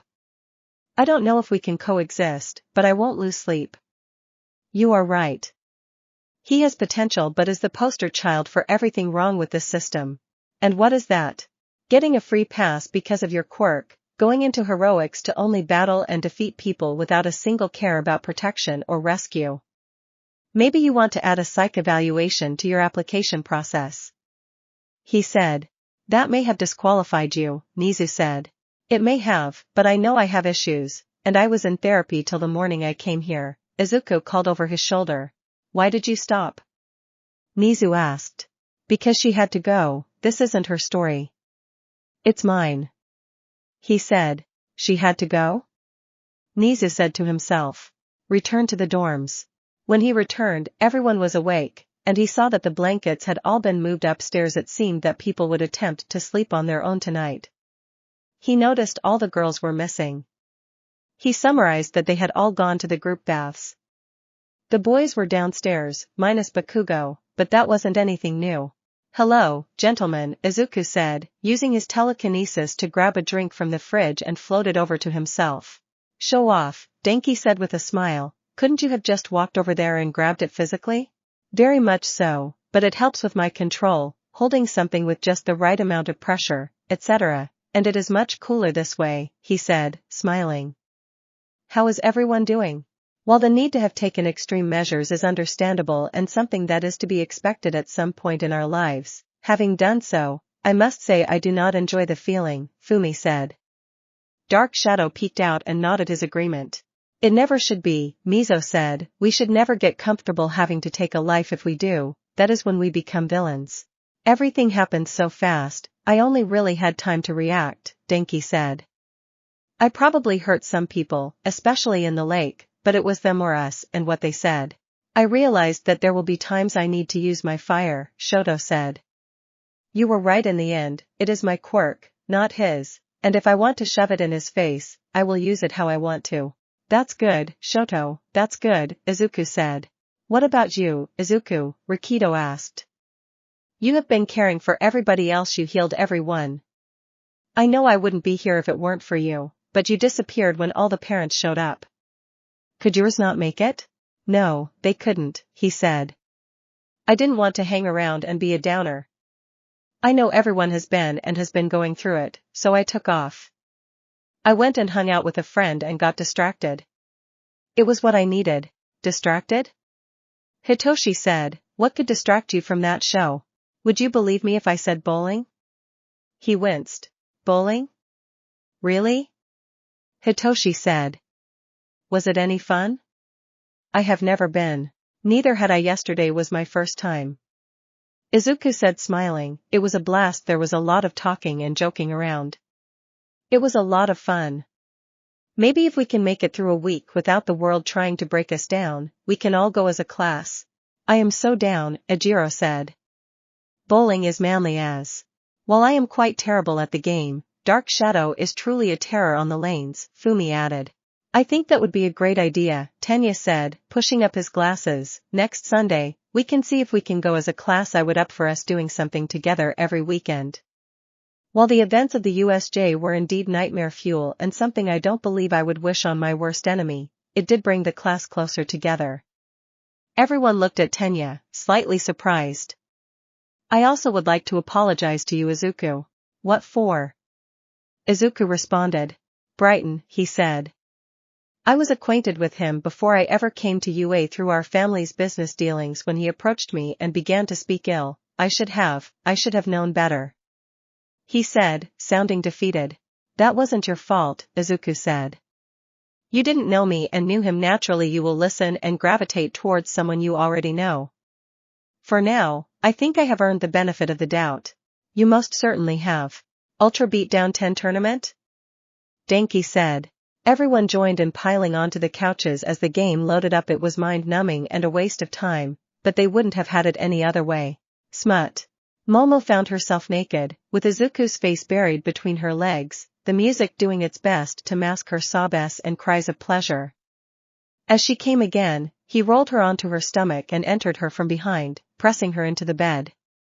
She lifted her hips some to push back against him. Harder, just me, don't stop till I pass out, she said over her shoulder. His pace increased as she called out his name. He was hitting just the right spot as he ate again. She sobbed in contentment when she heard him call out to her, and he exploded. They shifted positions. He was on top of her, her legs wrapped around his waist as she felt him again. She held on a little longer until her legs began to shake in icy pleasure. Don't stop, she begged.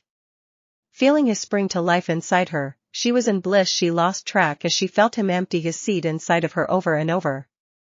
She could feel it spilling out of her with every hit. The bed was a mess of their sweat and she didn't care. She needed this release and the feeling of life.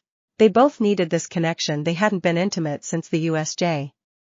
She wanted to be ravaged by him, to feel his passion for her until she couldn't think anymore. Ultimately, they were calling out, I love you. She pulled him one last time as they experienced release together. They just collapsed, and the last thing she felt was him still inside her as darkness finally claimed her. She awoke to a tray of food. She looked a mess, but she didn't care. Sitting in bed eating next to her, Izuku was all she wanted. When she stumbled to the shower, she found herself with her legs around his waist as he ed her against the wall.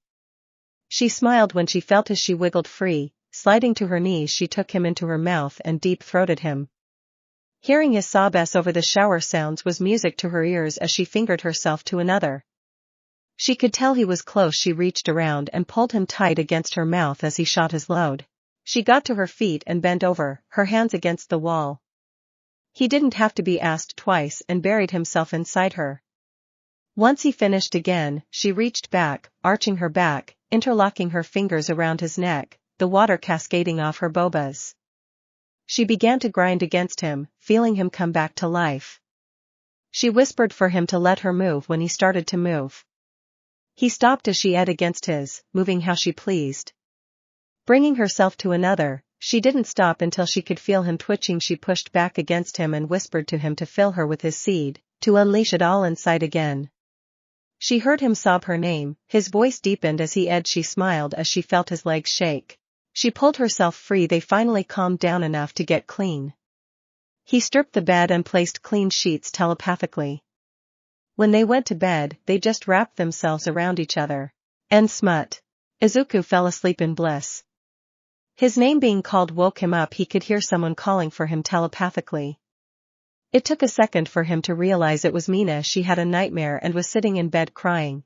He could hear her mental debate of wanting to go to him but not wanting to disturb him. Mina? He heard Momo whisper. Yeah, he responded. Go, Izuku, it's her first night alone, Momo said. Go do what you do. I love you.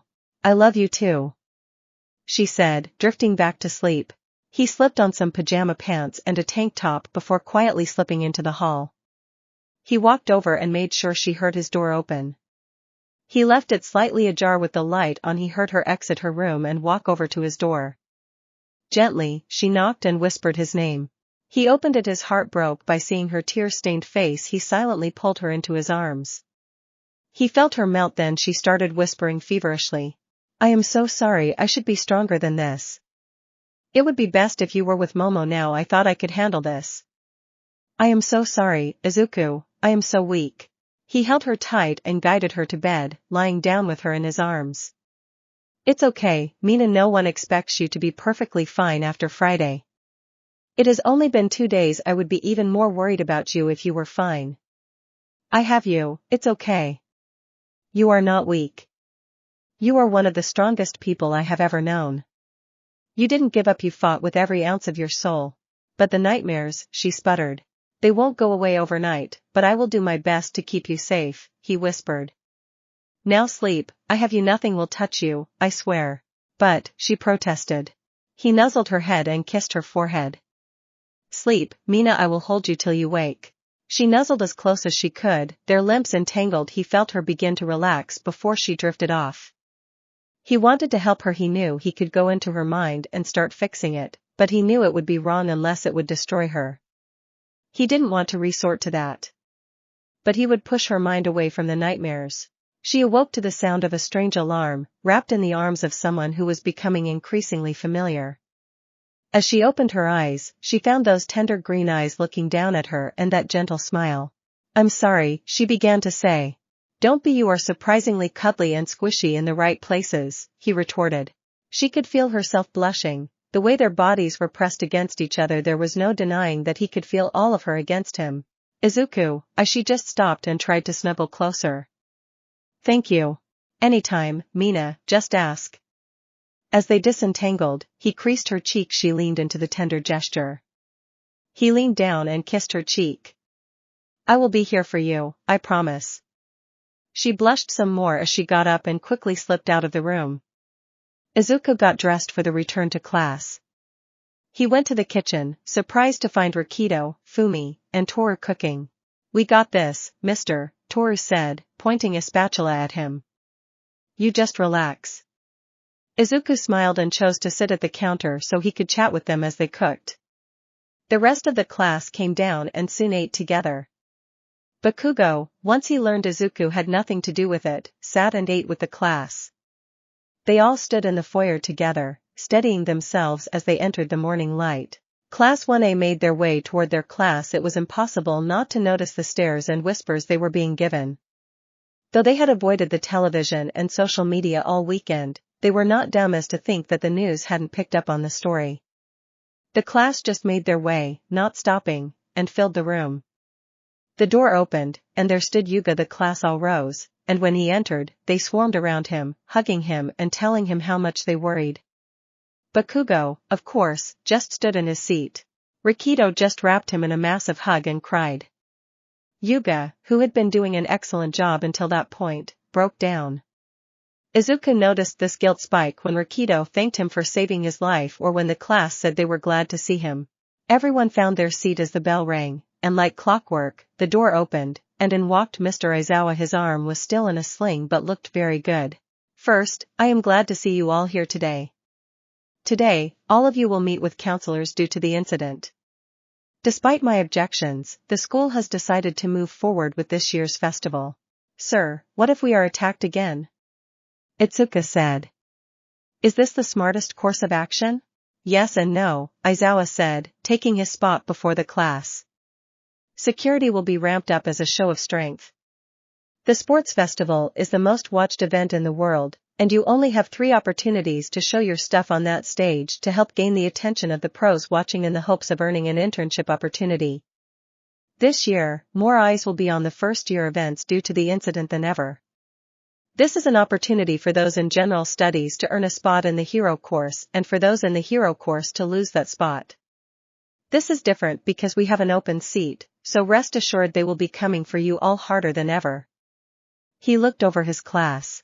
You will be given ample time to train over the next 2 weeks, so take advantage of it.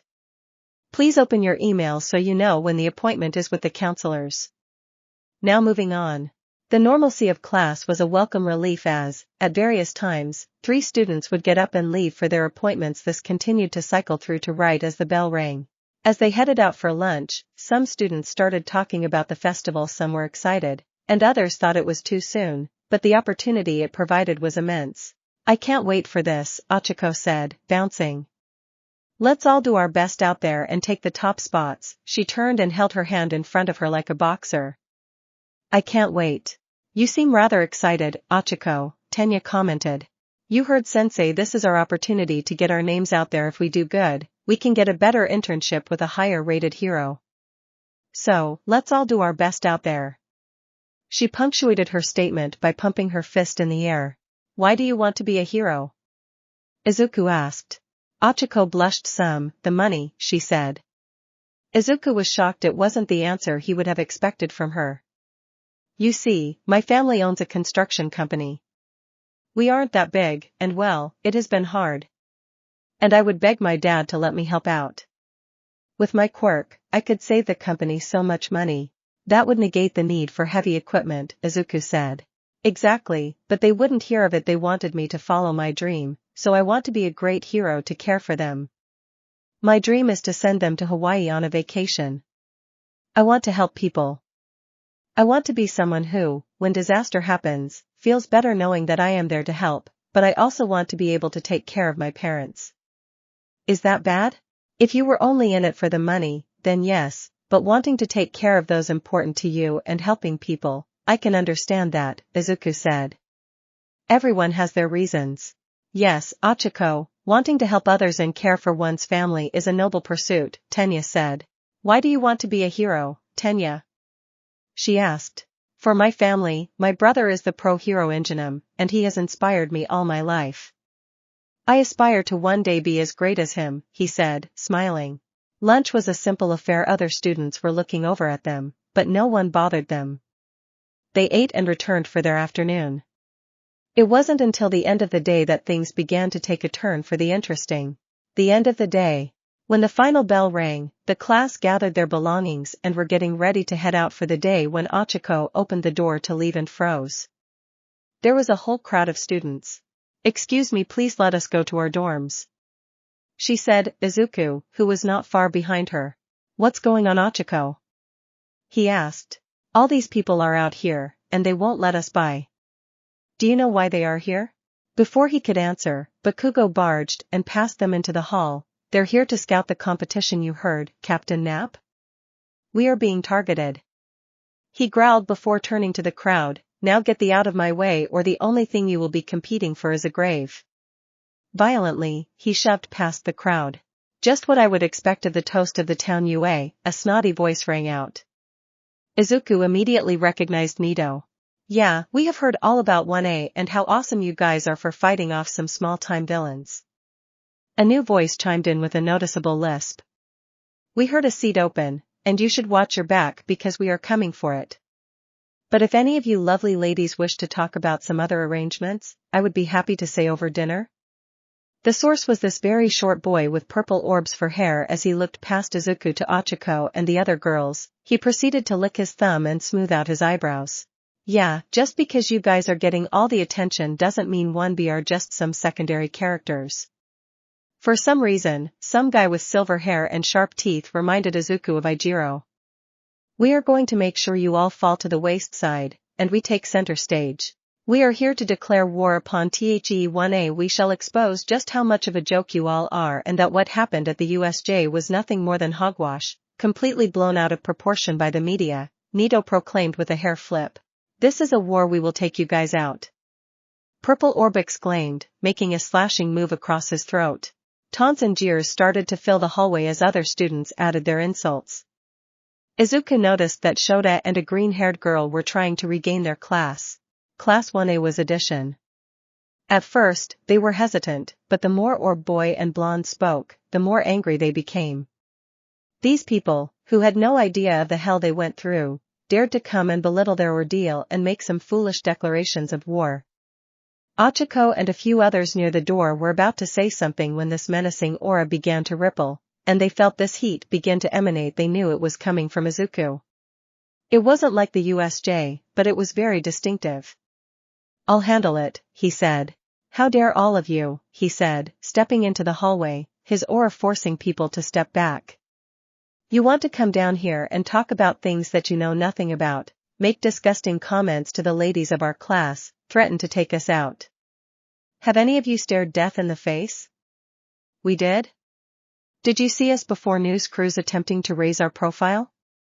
Now you come to our door and make threats. Well, you damn well let up now. I swear to all of you that none of you will sniff the third round, and those who make it into the second round will wish you hadn't. By the end of the sports festival, no one will know who you are. And if you think I am joking, he slammed his foot down, and a telekinetic wedge shot out and pushed the crowd back up against the walls, forming a path.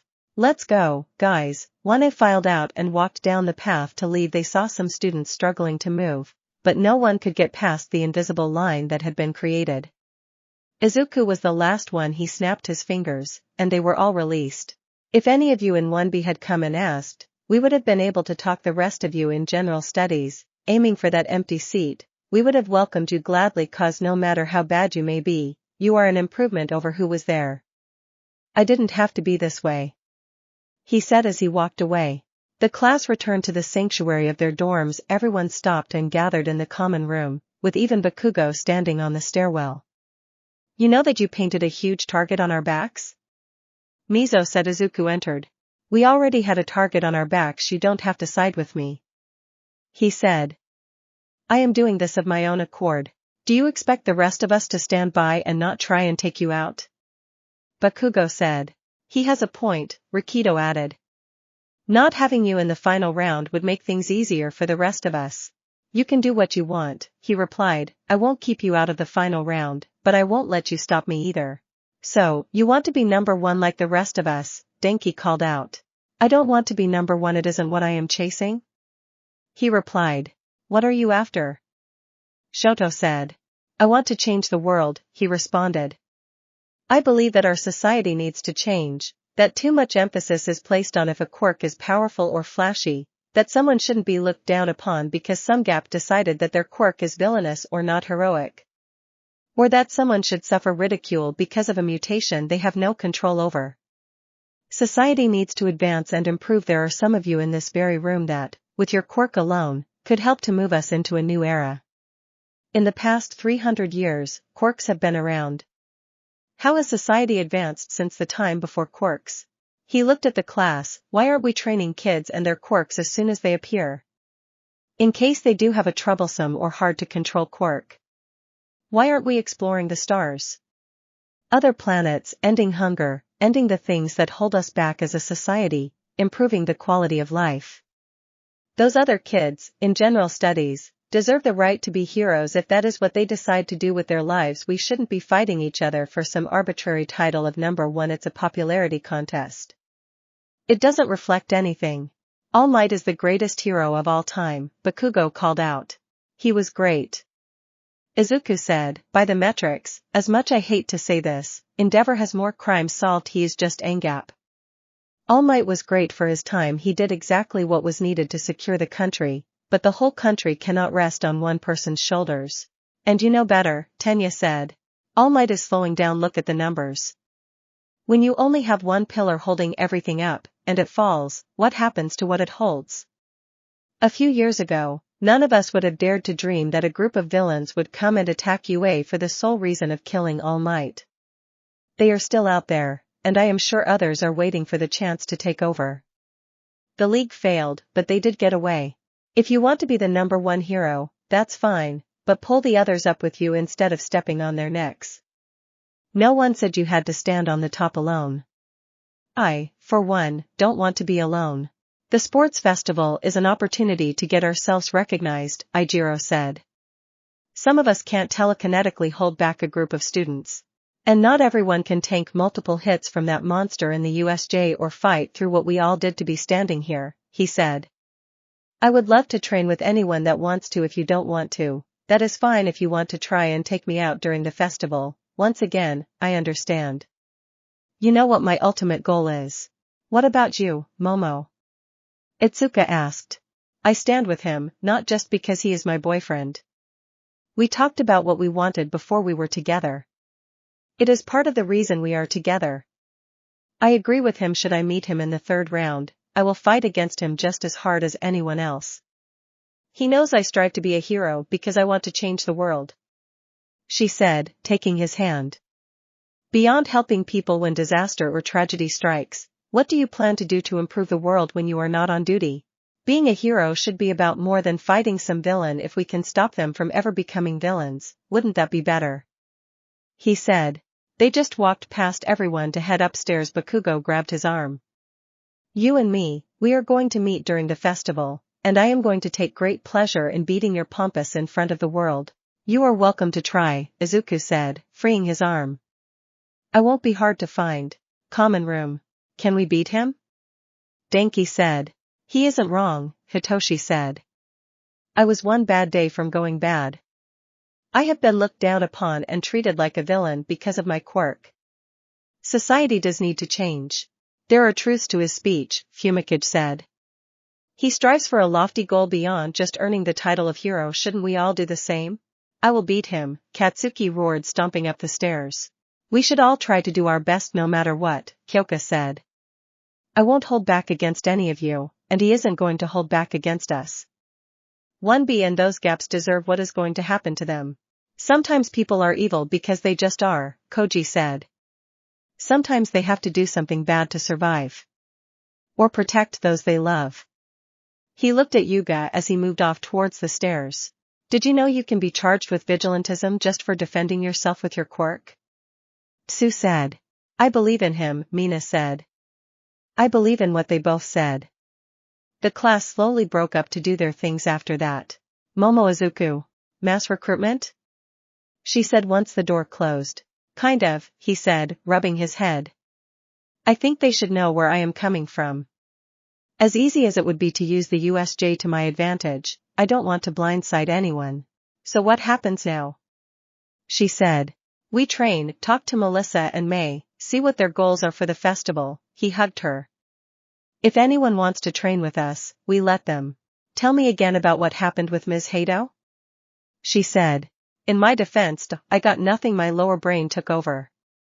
He said, causing her to burst out laughing. Private workshop.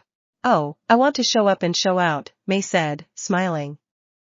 I think I can showcase support items, something we can market to heroes to get our names out there. I agree with that, but want to do something a little selfish, Melissa said. I want that seat in the hero course. Momo, May, and Izuku were shocked. I had always considered All Might an uncle. I used to call him Uncle Might, but now has barely even talked to me since I have been here. Knowing that he could have made my dream of becoming a hero a reality. But he chooses someone else because they have a quirk. Or do they look like him? I want to shove it in his face and show him that he was wrong. I want to do this my way. Does that mean I am being abandoned? May whined, why do you want to leave me? She added very overdramatically. May. Melissa whined back. I am just ing with you, the inventor smiled. You just have to be a dual threat, top 10 hero, and genius inventor. Is this even possible? Momo mused. It would be extraordinary. Imagine the boost not only for those in the quirkless community but for those whose quirks are looked down upon as weak or undesirable in some fashion. The boost you could provide them would be extraordinary. A true symbol of hope.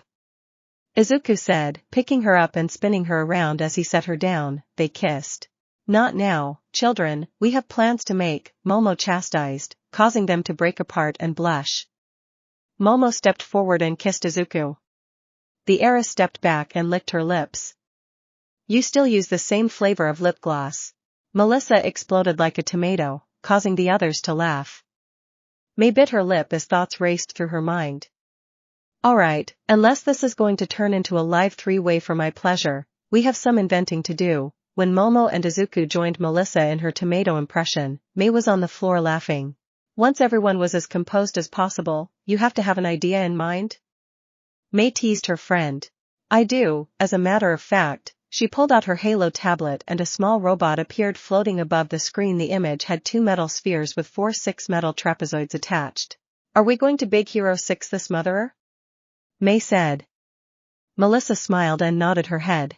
I love that movie. It made me dream of being an inventor and that I could be a hero as well.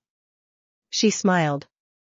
I will want to streamline them later, but if we can get them into production, we should be able to make enough that I can use them at the festival.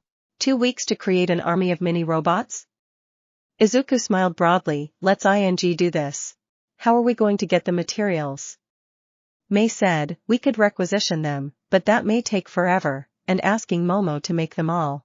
Not if I ordered the raw materials from home, and I just need Momo to help with some small stuff, Melissa said, smiling. How did you pull that off? Momo wondered aloud. Veronica. Can we trust her? May was looking over the design. Something is happening with her. I don't know if she is becoming aware or is aware. But deep in my bones, I feel that cultivating a relationship with her is best. She looked at her friends, wondering what their response would be. Good enough for me, Izuku said, leaning over the drawings with May. Really? This isn't a dictatorship. I don't get to decide everything on my own. We are a team, all 4 of us, and whomever we bring in later. If you feel that working with Veronica is what is needed and what is best not only for her but you, then we all support you. Momo and May nodded. Now, let's get you into the hero course and make history. Shoto. Izuku, may I speak with you for a moment? Izuku stopped, turning to his friend. Sure thing, what is up? I wanted to tell you that I agree with what you said in the common room, and I agree with what you said in the hallway outside of class, but the reason I am not training with you is that I want to try and compete with you on my terms first. Shoto paused. I never wanted to use my fire. I always thought of it as my father's quirk, and my hatred for him made me reject that side and instead focus on my mother's ice. It was a stubborn refusal, and I may have carried that with me if it wasn't for you. He held up his hands, ice forming on one and fire on the other. The battle trials, the USJ especially, showed me that I can't limit myself for the sake of my vanity or pride when lives are on the line. I want to take this fire and make it mine, not his. I want to take the first steps on my own and prove to myself that I can do that. I want to help you with your declaration against those idiots who came to challenge us. I want to meet you in the finals, and then after we fight, can we train together? As friends? Shoto, we are already friends, Izuku replied. I can't wait to fight with you, but don't overlook the others. They are pushing and fighting as hard as they can as well. I know at one time I may have scoffed or dismissed that, spouting something about strength, but after the USJ, I know that is simply foolishness. He smiled, looking at Izuku. So when I go through them with not only ice but with fire, they can blame you, my friend. I will happily take that. Training Grounds Ada. Mina, Kyoka, Hitoshi, Fumikage, Toru, Tsu, Itsuka, Koji, Melissa, and Ochiko stood before Izuku and Momo. I am glad you all came, he said. We are going to work on physical conditioning, some hand-to-hand combat. I hope you wouldn't mind leading us in that Itsuka and quirk training. Happy to help with physical combat, Itsuka said with a devilish smile. The other students shifted away. What? Toru laughed, Nothing. We want to ensure we have room to run for our lives, that's all. Izuku couldn't help but laugh. This is our friend Melissa. She will be training with us as she hopes to take Mr. Wonderful's seat, and I hope she does. Ochako smiled and extended her hand. Anyone would be better than that gap, and besides, another girl to boot gets my vote. What's your quirk? Melissa took a deep breath before she shook Ochako's hand. I am quirkless. You are quirkless and want to get into the hero course? She said, stunned. Melissa nodded, waiting for the backlash. That is awesome. Melissa was stunned, while Momo and Izuku smiled. It's going to be hard, but I hope you get in. That would be so great, especially after Brighton and his elitist bull. Oh, I hope he sees it. Ochako's outburst immediately made everyone relax and smile. Alright, guys and gals, let's start with some stretching before we go for a run. In a normal 2 weeks, there would not have been much that could be expected physically. Strides were to be made. Fumi, Hitoshi, and Melissa needed the most help in this area. Dark Shadow was strong, but Fumi lacked the physical capabilities his quirk did. Izuku pointed this out when they were running through a fight at a slow speed between him and Kyoka. It was interesting for Izuku as this was an opportunity to study quirks up close, including a sentient quirk. Dark Shadow was its person in some ways, with things that it enjoyed. Their personalities were similar but more in the form of brothers, with Dark Shadow being the older, more protective one. It was amusing to see Dark Shadow tease Fumi one moment, supportive the next, and then back to teasing. It was a sibling dynamic that Izuku was unfamiliar with, leaving him wondering if he had a sibling to fall back on. Would he have even been in a place to jump? Could this fictional sibling have been the difference maker in his life? Or could they have been superior to him in every way and made him grow to resent them? Jealous of their accomplishments, their abilities, even their quirk. Their parents praise one while putting the other in the dirt. In his fantasy, he was the older brother, doing all he could to protect his younger sibling. He liked that idea. Then again, Izuku wanted to protect. But this was not the time for fantasy. Instead, it was time to help his classmates and friends improve and advance. But he could see it all differently thanks to the Phoenix Force. He could watch the energy move inside of them, flow, or, in some cases, falter, where something wasn't right. Energy would react, try, then stop, like a child trying to do something new but not knowing how or having a clear example to follow. This was extremely evident in Ochako. Mina and Itsuka-sama as well. Toru, well, that was a whole different issue with her invisibility unable to turn off. The more he studied, the more he could see with Momo. It was super easy. It was her mind. A simple routing of information, giving her a hotkey, would allow her creation to increase speed. She was brilliant. Her mind was full of molecular structure, and it was how it was accessed. That was part of the trouble. Mina just needed some pathways open to allow her better control of her acid. He theorized that not only could she control the viscosity and the pH, but she could go further with it in creating hardened objects of acid that she could dissipate on command. Imagine her swinging a sword of acid, and when it contacts, she can release its hold and cause it to splatter. Or reinforce to deflect a blow, orbs that acted like acid bombs.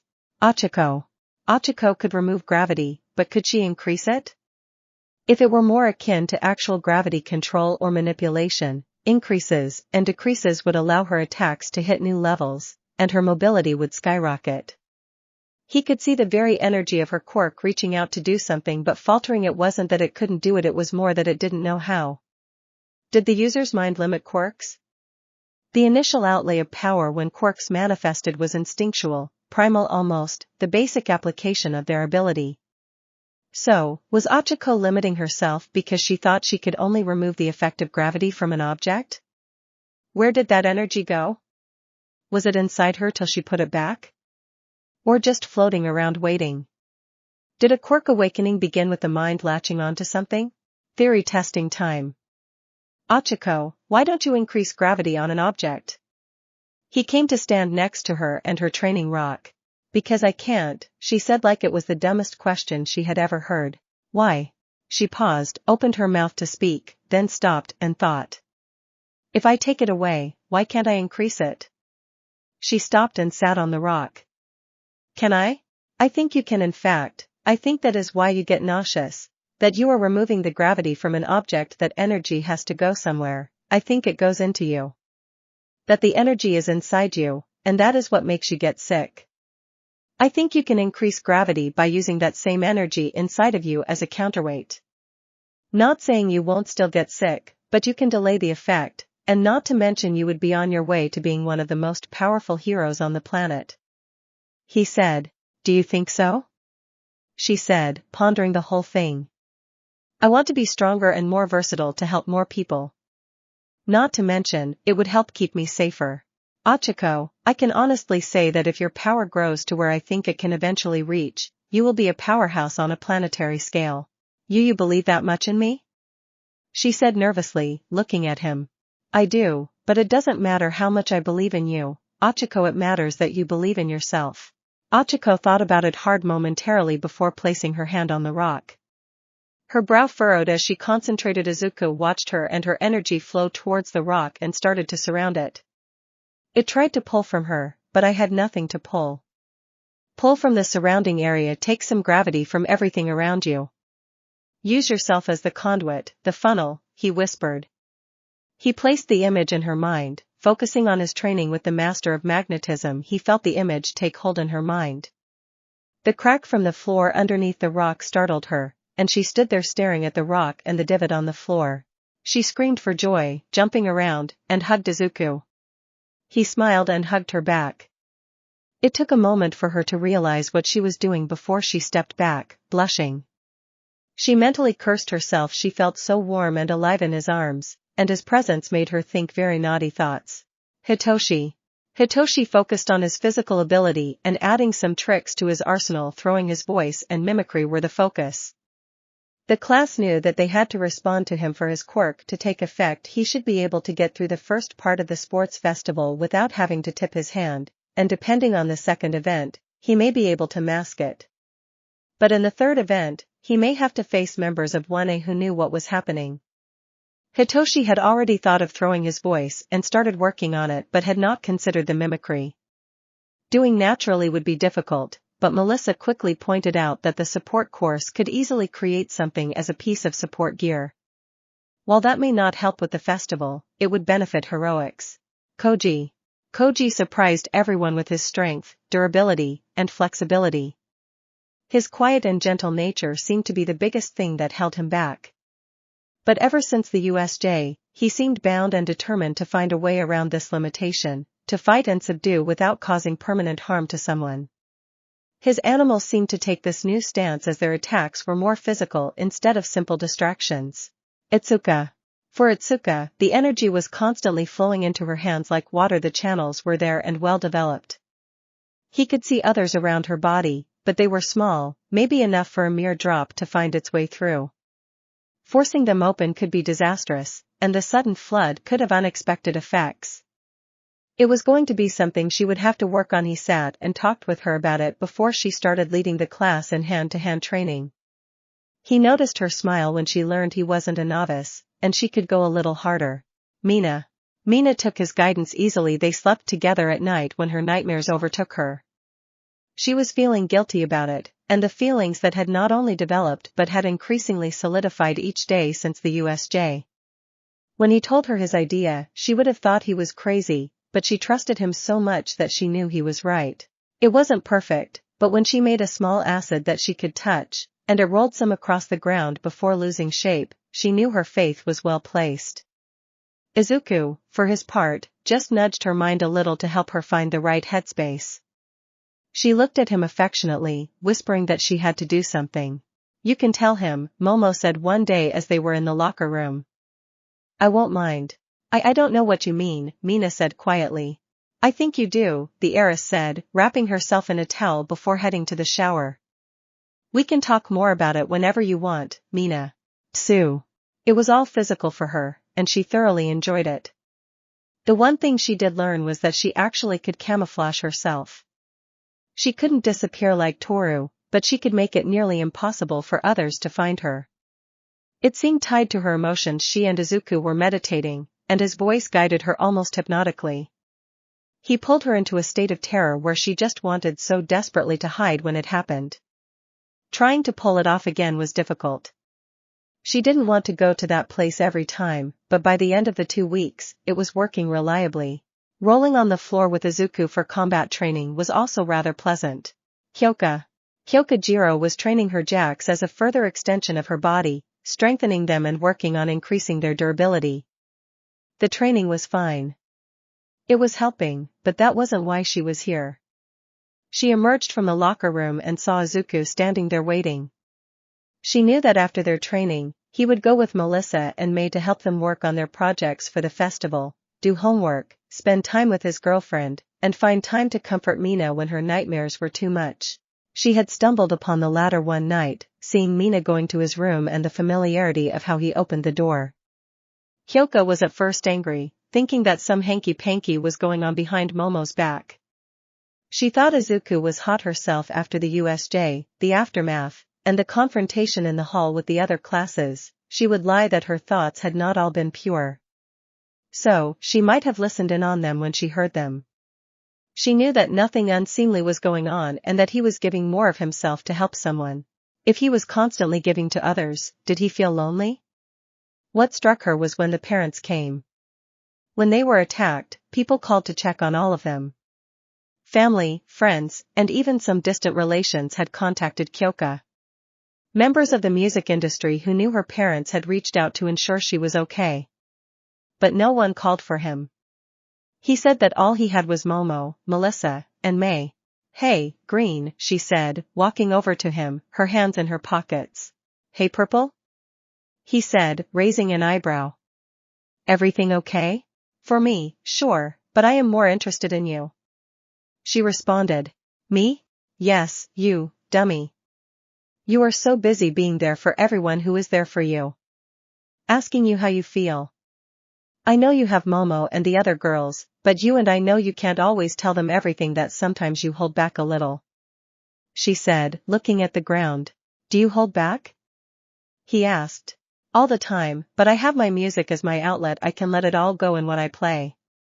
I am saying I have really good hearing." Her jacks floated before her. "I am willing to listen, not judge, not even say anything if you don't want it. You are doing so much for everyone else. I want you to know that I am here if you need it. What if I just want to learn to play it out as you say? I will block out an hour or two, just say the day." She paused, gently touching his shoulder. "I know this stuff may be reserved for your girl, but if you need to be vulnerable or angry or just let go some, I want to help." She smiled at him. "You saved our lives and made the big speech. The least I can do is try to be there for a friend." "Thank you, Kyoko." He took a moment. "Say, are you free on Sunday for a few hours? Tell me when I will be," she said as the rest emerged from the locker room. Workshop. Melissa had finally stumbled back to her room, tired beyond all belief from the working out and her project. She protested when Izuku offered to clean up for her. She knew her goal was ambitious, but instead of having 2 barrels of robots to work with, it looked like she was only going to have 1, maybe. The interface was buggy. It was all slipping through her fingers. She awoke, cursed herself for the late hour of the day, and made her way to the workshop. May had gone to the testing grounds along with Momo. She opened the door and froze. Her boyfriend was sitting in the middle of the room with parts and pieces floating everywhere, assembling like a massive assembly line. He didn't even move when she entered. He was sitting cross-legged, floating in the air as this was happening. She looked and saw that she had only 1 barrel full, and the second barrel was half full. He was assembling the processors, the magnetic cores, and housings. It took her some calculating, and he had been here for 10 hours. Ever since she left him, he has been working on her project. He was sweating. She knew he had to be exhausted from the constant strain and multiple uses of his power. She didn't dare disturb him. It was an hour before everything slowed, and the pieces were all put away. He saw him wobble in the air and begin to float down. His power cut out a foot above the floor, and he landed with a thud. "Izuku," she ran over to him, grabbing the water on her way. "Oh hey, Mel," he said, his eyes dropping. Gratefully, he drank the water. "Why?" she whispered. "For you," was all he said. "You were so stressed, and I know how bad you want this." "Okay, we can talk about this later," she said.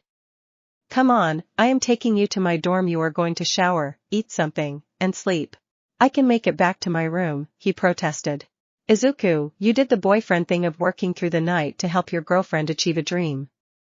Let me do the girlfriend thing and take care of you. She whispered. I can work on the coding in my room so I won't lose time. Yes, my dear. He said, struggling to his feet, very thankful he didn't have to go across campus.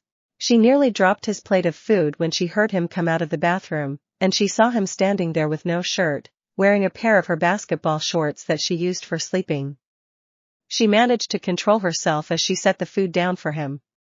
She was all smiles, and he devoured the food, complimenting her cooking as he did.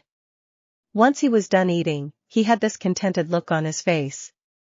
She pulled him to his feet. She intended to tell him to go to bed. Once they were face to face, her hand resting lightly on his chest, her intent changed. She pulled him into a passionate kiss, her hand wrapping around him, trying almost to pull him closer. She didn't know what came over her but was overcome with desire. She felt him responding to her with his body and his lips. She sobbed salaciously as he started to kiss and nibble on her neck. She felt an ache between her legs when she returned the favor. His sobs washed over her. Mel, if you don't. He was interrupted as she pulled him into another fiery kiss. Smut warning. Melissa pulled back from the kiss she was tangled in with Izuku. Both breathless, they looked at each other for a moment before returning to making out. They fell back with her on top of him onto the couch. Her shirt came over her head, and her bra soon followed. His mouth found her hardened boba point ass as her sob ass filled the dorm room. She wasn't sure how she ended up on her back. She suspected that Izuku had cheated via telekinesis, but at the moment, she didn't care. Her pants were undone in the same mysterious manner. He pulled them back and freed her legs from the confines of those torturous blue jeans.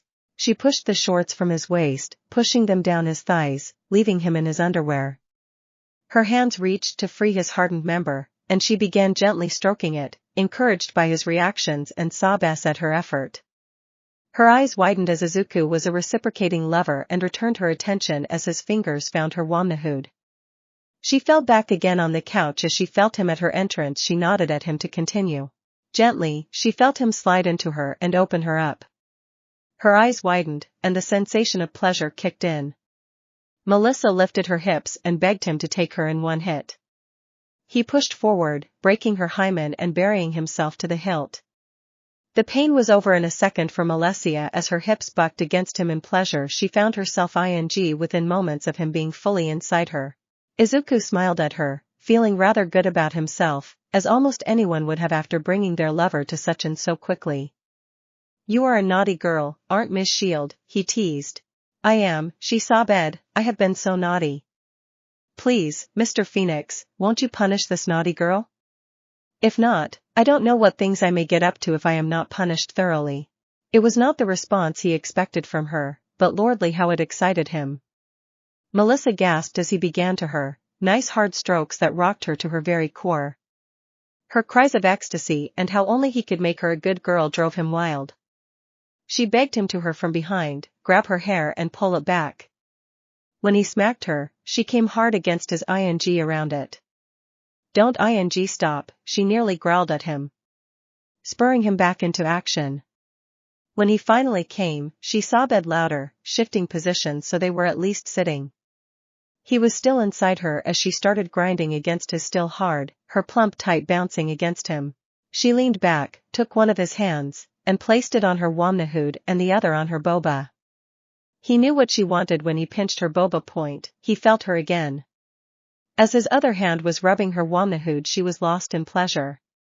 When he came again, she slid off him and took his in her mouth. It took her some tries, but soon she was deep-throating him. When he was about to burst, she took him as deep as she could, swallowing all of his seed she could. She stood up a blonde goddess, her body sleek with perspiration. He stood and lifted her. She wrapped her legs around him as he found his way back into her. Her back was soon up against the wall as he ate her with abandon till they both came. Fumbling with the door, they stumbled into her bedroom, the door telekinetically shutting behind them. They fell onto the bed and continued to indulge in each other's bodies till they fell asleep in a tangled mess of limbs and sheets. While exploring each other's bodies, her laptop turned on and began to operate independently. Her coding was seemingly writing itself. Smut end. Momo and May. So I think overall things went well, Momo said as they returned to the dorms.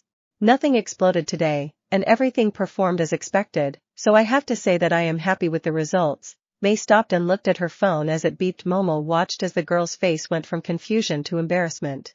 Is everything okay, May? Momo wondered what could have caused such a reaction. A message from Veronica. Strangely enough, May coughed into her hand. Melissa and Izuku are doing their best to roleplay as bunnies. Momo stopped and thought about it, knowing that Izuku was doing such a thing with another woman was a strange feeling. The stranger part was not jealousy that she felt but almost a peculiar sense of satisfaction. However, there was some jealousy that she was not enjoying such entertainment. You all right, Momo? May said, her turn to be concerned. I am, Momo sighed. A little jealous, more so because I want him to be having with me, but that is more me being Ed. I thought you didn't like women, May said quizzically.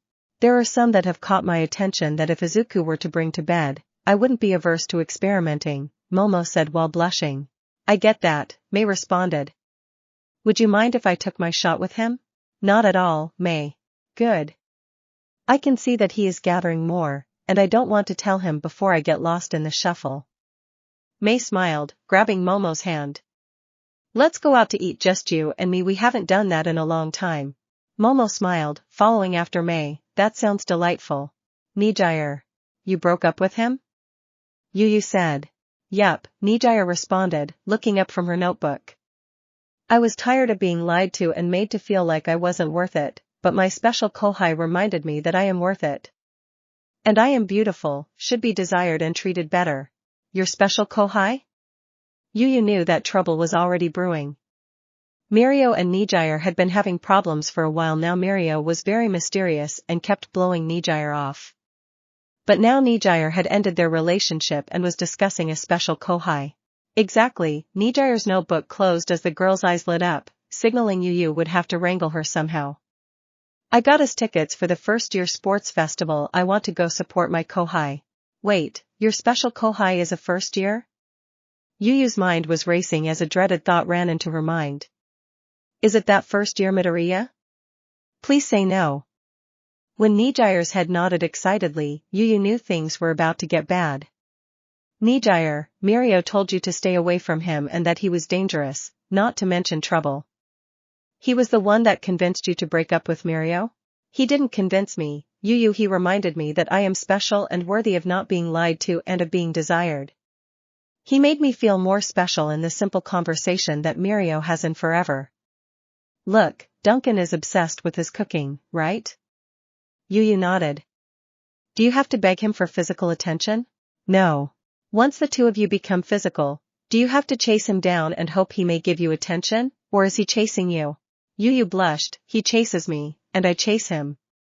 I love him, and he loves me. Mirio wouldn't touch me, barely kissed me anymore, and lied to me at every turn. I couldn't even give him a blowjob. What man turns down a blowjob? Pictures and videos, nothing. I showed up at his room wearing nothing under my sweatshirt with the zipper down that as long as you had eyes, you could tell, and nothing, nada, just that same bull about later, it is always later. Nijire's voice was touched by anger. It didn't happen often, but Yu knew it took a lot to get her friend angry. My special kohai, when I accidentally bumped into him after, he noticed. He would have taken me right then and there if I let him. Nijire was beaming, lighting up like a Christmas tree as she talked about her kohai. Nijire, what did you do? Yu said slowly. Nijire shrank in like a little kid about to get in trouble. Nothing, I just kissed him. Well, we kind of made out. Nijire hato. Yu I asked him to forgive me before I did it. That makes it okay. She whined. Nijire, what about his girlfriend, the 1A president? Yu watched as dawning recognition passed over her friend's face. I should apologize to her. Maybe she will want a kiss to make things even. I wouldn't mind if she is pretty herself. Maybe she will share my special kohai with me. I can borrow him for a few dates and make out she can come to. We can do it together. I have always wanted to try that one. I know we are all friends with benefits. Does she like girls? I like girls and boys. My kohai knows that. Oh, I should get this straightened out right away. I hope I didn't cause my kohai trouble. I got to go. Hurricane Hato was gone out the window instantly. She came dashing back in and grabbed a pair of pants, hurriedly throwing them on before flying out the window again. Yu tried to stop her, but Hurricane Hato was in full force. Momo had just entered her room. She was in a grand mood after spending time with Mei, just the two of them. It had been a while since they had done that, and the reconnection was nice. Being themselves was a much-needed refresher for their hectic lives. She was just about to open her datapad to study some more compositions for her creation when a commotion outside her door and a quick knock called her attention. Momo quickly looked around the room, ensuring nothing was out from her and Izuku's nighttime activities, and opened the door to find a bundle of energy known as Nejiri Hato. Hello kohai, I know this is unexpected, but I wanted to talk to you about your boyfriend, or my special kohai as I call him. You see, this happened. Her rapid delivery was halted when Momo placed a finger to her lips. Perhaps this would be better to talk about in my room rather than the dorm hallway, Momo said politely as the hurricane known as Nejire pulled most of her class into the hall from various places. Momo took the girl's hand with a gentle smile and dragged her inside, shutting the door. You are so right, kohai, I apologize. She quickly spat out once she could talk. I wanted to tell you that I kissed your boyfriend without your permission. It was a spur-of-the-moment thing. He just made me feel like I was beautiful. Not that he was hitting on me. I am pretty sure he wasn't hitting on me. He was just being kind and reaching out when I was down. Then, I didn't mean to bump into him, and he noticed something, and I just felt so happy that someone noticed I felt special, so I kissed him. It got a little passionate. I am sorry about that. I like my special kohai but don't want to be a homewrecker. I wanted to tell you what happened and let you know that you shouldn't blame your boyfriend. He did nothing wrong. It was all me, and I am sorry. When she finally said the last word, she jumped up and landed on her knees in a Dajiza position. Momo's head was spinning slightly from the verbal barrage, but as Izuku had already told her the circumstances, Momo was not angry but a little annoyed that some random woman was kissing her boyfriend. She preferred to know who they were, at the very least, and what their intentions were. Izuku already told me what happened, she said. Nejire lifted her head. I forgave him due to the circumstances. I prefer to know the girls kissing my boyfriend before they do, so I like to know their intentions. Momo sat on her bed and motioned to the chair at her desk. Nejire rose and took the offered chair. Now, what are your intentions? I like my special kohai. He made me feel special and helped me realize that I deserved better. I want to kiss him more. I can kiss you too if you want. I like girls, and you are very beautiful. Nejire spoke so openly and honestly without shame or care that Momo was taken back some and a little jealous. I am sure he would love to kiss you more. As far as myself, I would like to get to know you more before I agree to either, Momo managed her reply, blushing. How about we start there? Okay, that works, Nejire said, smiling. I can always use more friends, if nothing else. Izuku and Melissa. They awoke in each other's arms and smiled sheepishly at each other, memories of their passion-filled evening flooding in. Melissa buried her face in his chest. He could feel the heat from her face as she blushed. Izuku didn't say anything, just wrapping her arms around her. I can't. I don't. You must think so bad of me, she stammered. Why, Melissa? He said. I enjoyed it, and you did too. There is nothing to be ashamed of. You mean it? She lifted her head to look at his face. I swear, he gave her a devilish smile.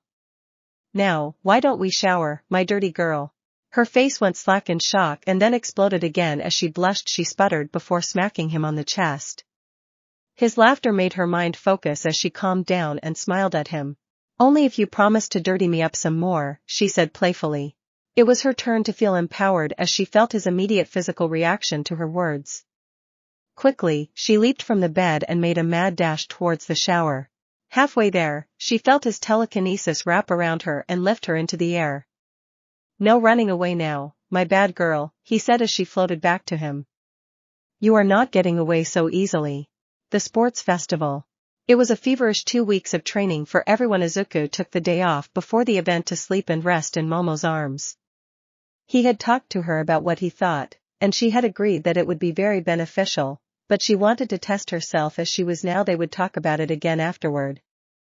Momo did have some fun playfully teasing him about his tryst with Melissa and was even more delighted when she told him about Nijire visiting her. The morning of the festival went off without a hitch, with everyone nervous and excited about the day.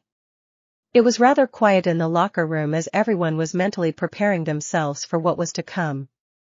Izuku was shocked when he was told that he would be allowed to address the crowd in the opening speech.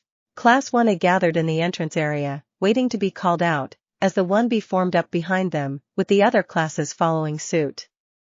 They could feel the daggers staring at them, murmurs and comments floated up from behind them, with people taking verbal shots at them. They all did their best to shut them out. They entered to the crowd's deafening roar. Izuku noticed how the cheers steadily got quieter and quieter as the other classes came in. The Master of Ceremonies and Judge Midnight took to the stage to the crowd's joy. With a swish of her hips and whip crack, she commanded everyone's attention. Ladies, gentlemen, everyone in attendance and to all you watching around the world, welcome to the UA Sports Festival. The crowd erupted, as did the student body. Now let's begin with the opening speech by this year's top scorer in the entrance exam, Izuku Midoriya. Izuku calmly walked towards the stage, looking over the assembled spectators and the students. Once upon a time, a kingdom dwelled in a land long forgotten to time. Devoted to the light, to the betterment of all, it grew and flourished. Some hated the light and sought to make it crumble like all things. A great evil would arise to punish and attempt to destroy the kingdom, but a hero would arise and save them. This happened for generations. A great evil or demon king would come, and a hero would always come and save them. He looked out at the confused faces and smiled. Soon, the kingdom stopped fighting back no matter what defense they offered. Only the hero could save them, so why get hurt or even possibly killed? Why build the society even higher if a demon king would only rise and cause havoc? The kingdom stagnated and grew fixed in its ways, unable or too afraid to change. Then the demon king rose again, and they did what they had been accustomed to. Nothing. He looked at the crowd as they leaned in, listening to his story. The generals stood by, as did the soldiers, the leaders, the people, the local protectors. They all stood by knowing in their heart that fabled hero would arrive and save them. He paused for dramatic effect. But the hero never came. He didn't show up to save them this time, and the kingdom fell. The people were enslaved, the once great kingdom was swallowed into darkness, and its name was lost to the tides of time. It only to be recalled ever existing by a young man standing on a stage. This is our fate. We have become the kingdom that stands to the side, waiting for the fabled hero to save us, waiting for All Might to swoop in and save the day. Sure, some heroes take care of smaller things, but others are here for the fame and fortune it brings. Very few strive to push to the top, to rise and hold up the fragile society he has held up. He could hear the murmurs. No society can hope to stand on the shoulders of one man, no matter how broad they may be, as one day he will not be here to save us. While no villain could ever hope to best him, time remains undefeated. For decades and generations, he has held back the darkness to allow us to walk in the light. It has become so commonplace that no one thinks about it. Some heroes strive to be people we can depend on, but do they limit themselves, knowing they could never eclipse or rival All Might? Society has stagnated. Quirks used to be celebrated, not berated. They are not judged as useless or villainous. They are not the measure of a child but part of them. Any quirk was a blessing, but they became so common that we now feel we can denigrate them and label them useless or villainous. Force those we deem so into boxes or roles, not allowing them to grow and show what they truly are. He looked around the stadium and then at the camera. No longer are we chasing the stars, striving to make our society greater. Where are the innovations? Where are those pushing society's boundaries to make things better? Not just for a select few but for everyone. To raise not just themselves but everyone around them, not just those they know but those they will never meet. If that is the society you want, then I know I don't. I want greatness for everyone. I want the chance to expand and grow for everybody who dares to reach and fight for it. Not some select few that happen to be born with a flashy quirk. I don't want to live in a society where when young adults are attacked and face near death, others look at them and are jealous, envious, and spiteful that they nearly lost their lives. He looked at the student body, primarily 1B. In the end, it wasn't the heroes that saved us, it wasn't some legendary hero, we did it ourselves. We worked together, and by doing so, we survived. We are healing together. We will fight together. We will grow together. We will step forward together. That is how it has to be done, not one person, all of us. He turned his gaze back to the audience. All of you, everyone watching, everyone listening, everyone who dreams of a better tomorrow, who dreams that there is more to life than what we are told. Don't just dream, don't let someone else tell you that you can never be anything because of your quirk. Move together, make a better world for me and your children, and we will make a better world for you. He looked out at the crowd. As he spoke, he could see anger but also hope. Not everyone would believe the words of an 18-year-old boy on a stage, but some would, and some would listen. And everything had to start somewhere. Together we will stand, and together we will fall.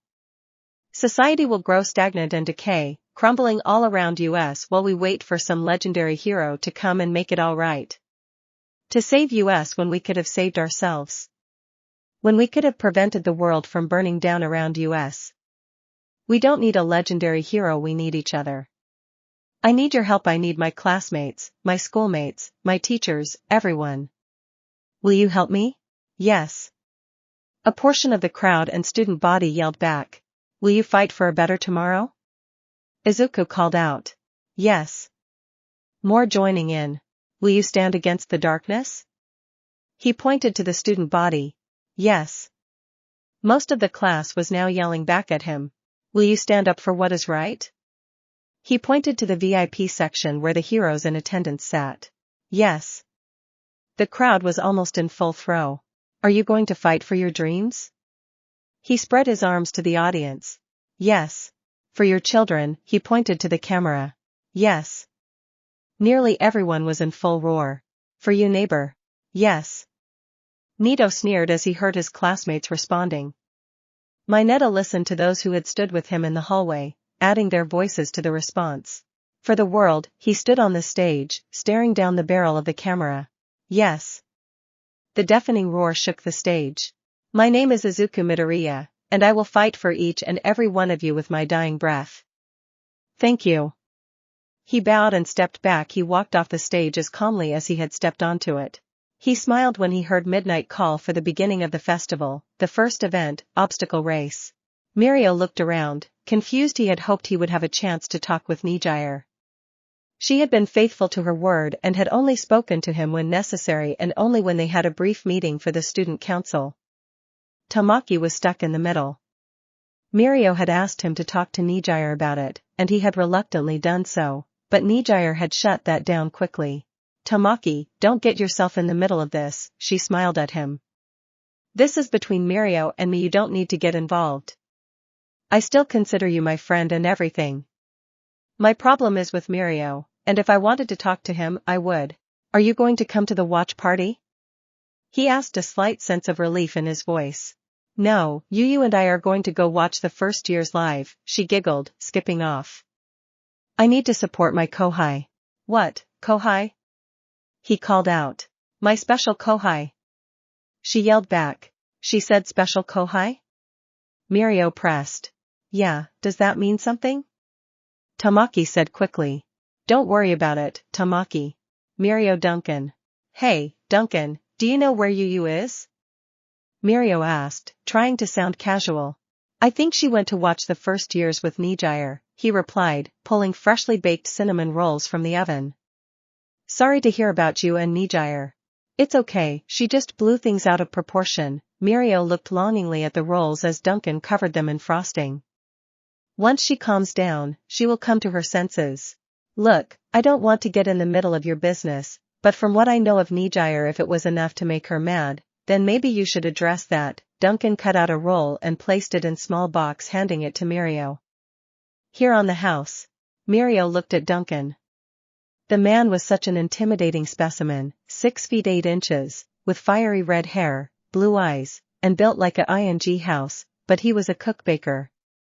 His quirk affected anything he cooked, making it extraordinary. Mirio realized that he wasn't even quite sure what Duncan's quirk was. Irish-born, abandoned in Japan, grew up in the system and managed to make his way into UA. He was a gentle giant. The only time Mirio ever saw him upset was in the second year when someone had insulted Yu and made her cry. It was a sight to behold watching a culinary student beat the living hell out of a hero course student. Yu and him had been together ever since. "Thanks, Duncan," he said as he left to go and find Nijire. Mirio All Might. The young hero had hoped to get close to where Nijire was to find out who this special Kohai was, but that had been dashed when All Might had seen him and instead invited him to his VIP booth. "I am sorry to hear that your relationship with young Hato has ended," All Might patted his shoulder. "It is a difficult path that I have asked you to walk, and this will not be the only time your relationships will suffer due to one for all." "I understand, All Might," Mirio smiled for his mentor. "Nijire is flighty. She needs some time to cool off before we can talk it out." "I hope so, my boy," All Might smiled as the first years entered the stadium. He looked at Izuku and Momo leading the class. He protested to Nizu when he heard that the young man had been given the honor of the opening speech. His only position was that he felt the message the boy would deliver would not be suitable for the school. Nizu had dismissed All Might's complaint that Izuku had earned the right to provide the address with his performance in the entrance exam. "I wonder what he will say," the pro-hero muttered. "Who?"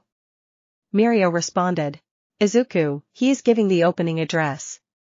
Mirio scowled. "Somewhere in America. See that, Izumi, that is the UA Sports Festival. After your quirk manifests and you get big and strong, you will be on that screen showing the world how wonderful you are." Hisashi looked down at the little girl in his arms. "What if she?" Inko said, sitting down as she set down a bowl of popcorn and some drinks. "Not going to happen," he said. "She is perfect. So much better than." "Don't, Hisashi," she said. "You weren't there, is that Izuku?" "No, it can't be," Hisashi responded, passing Izumi to Inko. "Now let's begin with the opening speech by this year's top scorer in the entrance exam, Izuku Midoriya." Izumi giggled and began to babble. "The Nowhere Bar. That is him, the one responsible for our defeat. Shigaraki, a glass, is disintegrating in his hands. He just destroyed the Nomu." "Yes, young master, but there is no need to take it out on the glassware," Kurogiri said. "You should bring him here so I can destroy him." Shigaraki smiled. "Let's do that. We will wait and see how far he goes. I hope he wins it all so I can kill him in front of the world. I wonder what dribble he is going to spew." "We shall both find out at the same time, young master," Kurogiri said, setting another glass before his young master. "Somewhere. Are you positive, doctor?" A hollow voice rang out, the sounds of various medical machines beeping and whirling. "I am almost positive, master. He is the boy that we collected decay from." The doctor stared at the screen. "There is no way he could have developed a second quirk unless this is your doing, master. If so, forgive me. I have done nothing with this one." "Is he also not the one that Kurogiri reported that disassembled our Nomu, forcing them into retreat?" Malice permeated the voice. "Yes master, I believe so," the doctor said hesitantly. "I want to know more. Get me everything. England. Can't believe we have to sit here and watch this." The boy with colorless eyes said, pouting as he flopped in the chair. "We lost Ashcroft," his sister responded, handing him a bag of chips and a drink. "Don't remind me, Emma. You weren't the one in charge, so I had to make the report to father." He took the chips with a smile, seeing they were his favorite. "So your answer is to make me sit here and watch this damn spectacle. I believe we can learn more about our opponent, or do you not wish to confront the Phoenix again?" Emma sat, her eyes fixed on the screen. "I am going to meet him again, and I am going to take him out permanently." Ashcroft settled in to watch the show. No society can hope to stand on the shoulders of one man, no matter how broad they may be, as one day he will not be here to save us. While no villain could ever hope to best him, time remains undefeated. For decades and generations, he has held back the darkness to allow us to walk in the light. It has become so commonplace that no one thinks about it. Some heroes strive to be people we can depend on, but do they limit themselves, knowing they could never eclipse or rival All Might? All Might. He listened to the story initially. He wondered where Midoriya was going with his fairy tale, but it soon became apparent. It was an insult and a call for change. He had praised All Might but at the same time had condemned his actions and mission statement. This boy didn't know what lurked in the darkness. The reports about the monster at the USJ attack had been troubling but not as alarming as when the reports came in on the monster's remains. It was not just a person, it was several people combined. There was only one person he knew capable of such a thing, All for One. But maybe he did know something. The demon Lord Izuku mentioned he was referencing All for One. Did he know about All for One, or was All for One truly responsible for Izuku's quirk and his transformation? Jean had told him that she was responsible, and with the demonstration of her telepathic capabilities, if All for One was the one responsible and she was working with him, things would get dire.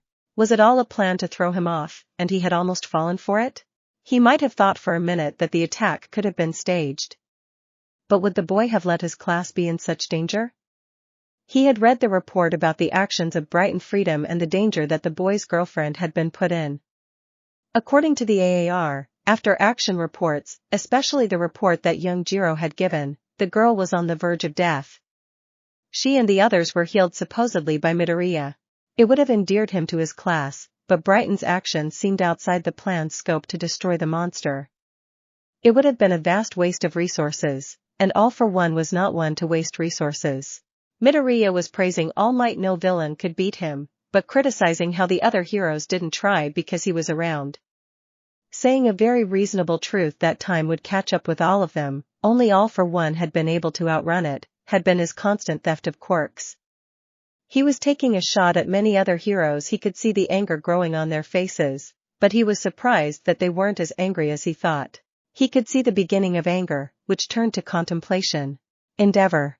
At first, he didn't care for the boy's words, especially when praising that blonde buffoon, but then he heard it. The call out to all the other heroes who just sat back and never thought to push themselves to improve. He recognized the young man from the Yaoyorozus. Shota had gone to but that foolish girl had chosen this boy over the others present. He had overheard from Fuyumi that he had helped them move Shoto's belongings into the dorms. On top of that, he had seen Shoto training harder than ever in the weeks leading up to the sports festival.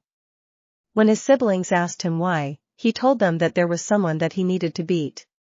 Then Shoto came to him and asked to be trained in his fire, to learn how to control it. Endeavor had read the reports. The bear villain had finally pushed his stubborn son to realize that using only half his power was not only dumb but just plain foolhardy. Was this friend he wanted to beat this boy up on the stage, calling out all the heroes for playing it safe? Telling them to challenge for the top just like he did. If this boy could back up this talk, he might invite him to in turn with Shoto. Mirio. How dare this guy? Was he calling out All Might for being a symbol? For being a pillar? In the same sentence, he said All Might kept the shadows at bay, allowing them to walk in the light.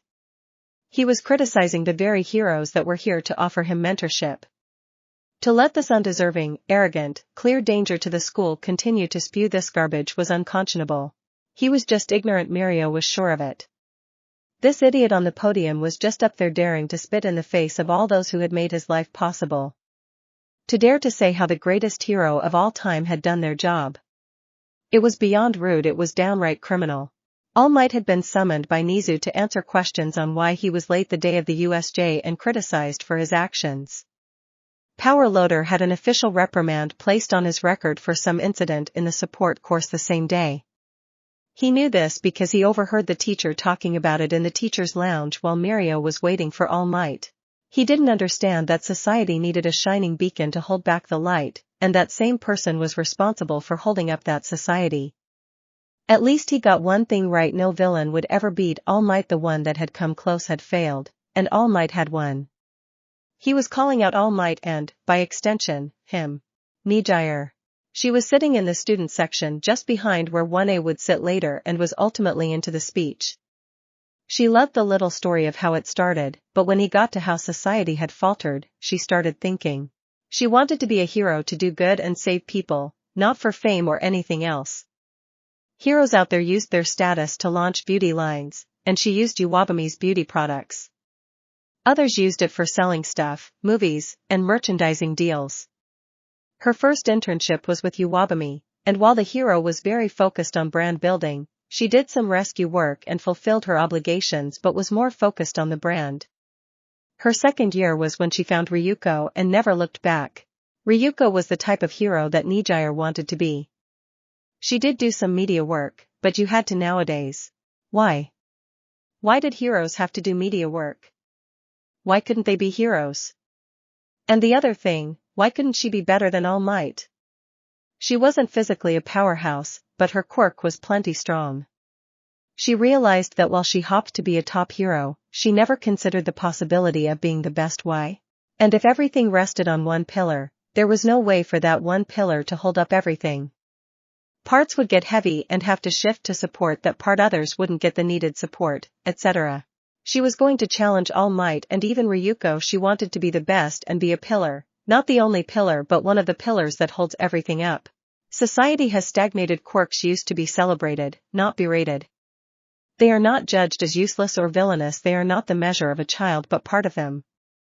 Any quirk was a blessing, but they became so common that we now feel we can denigrate them and label them useless or villainous.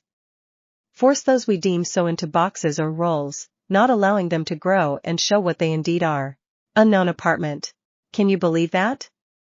Magna called out to her roommate.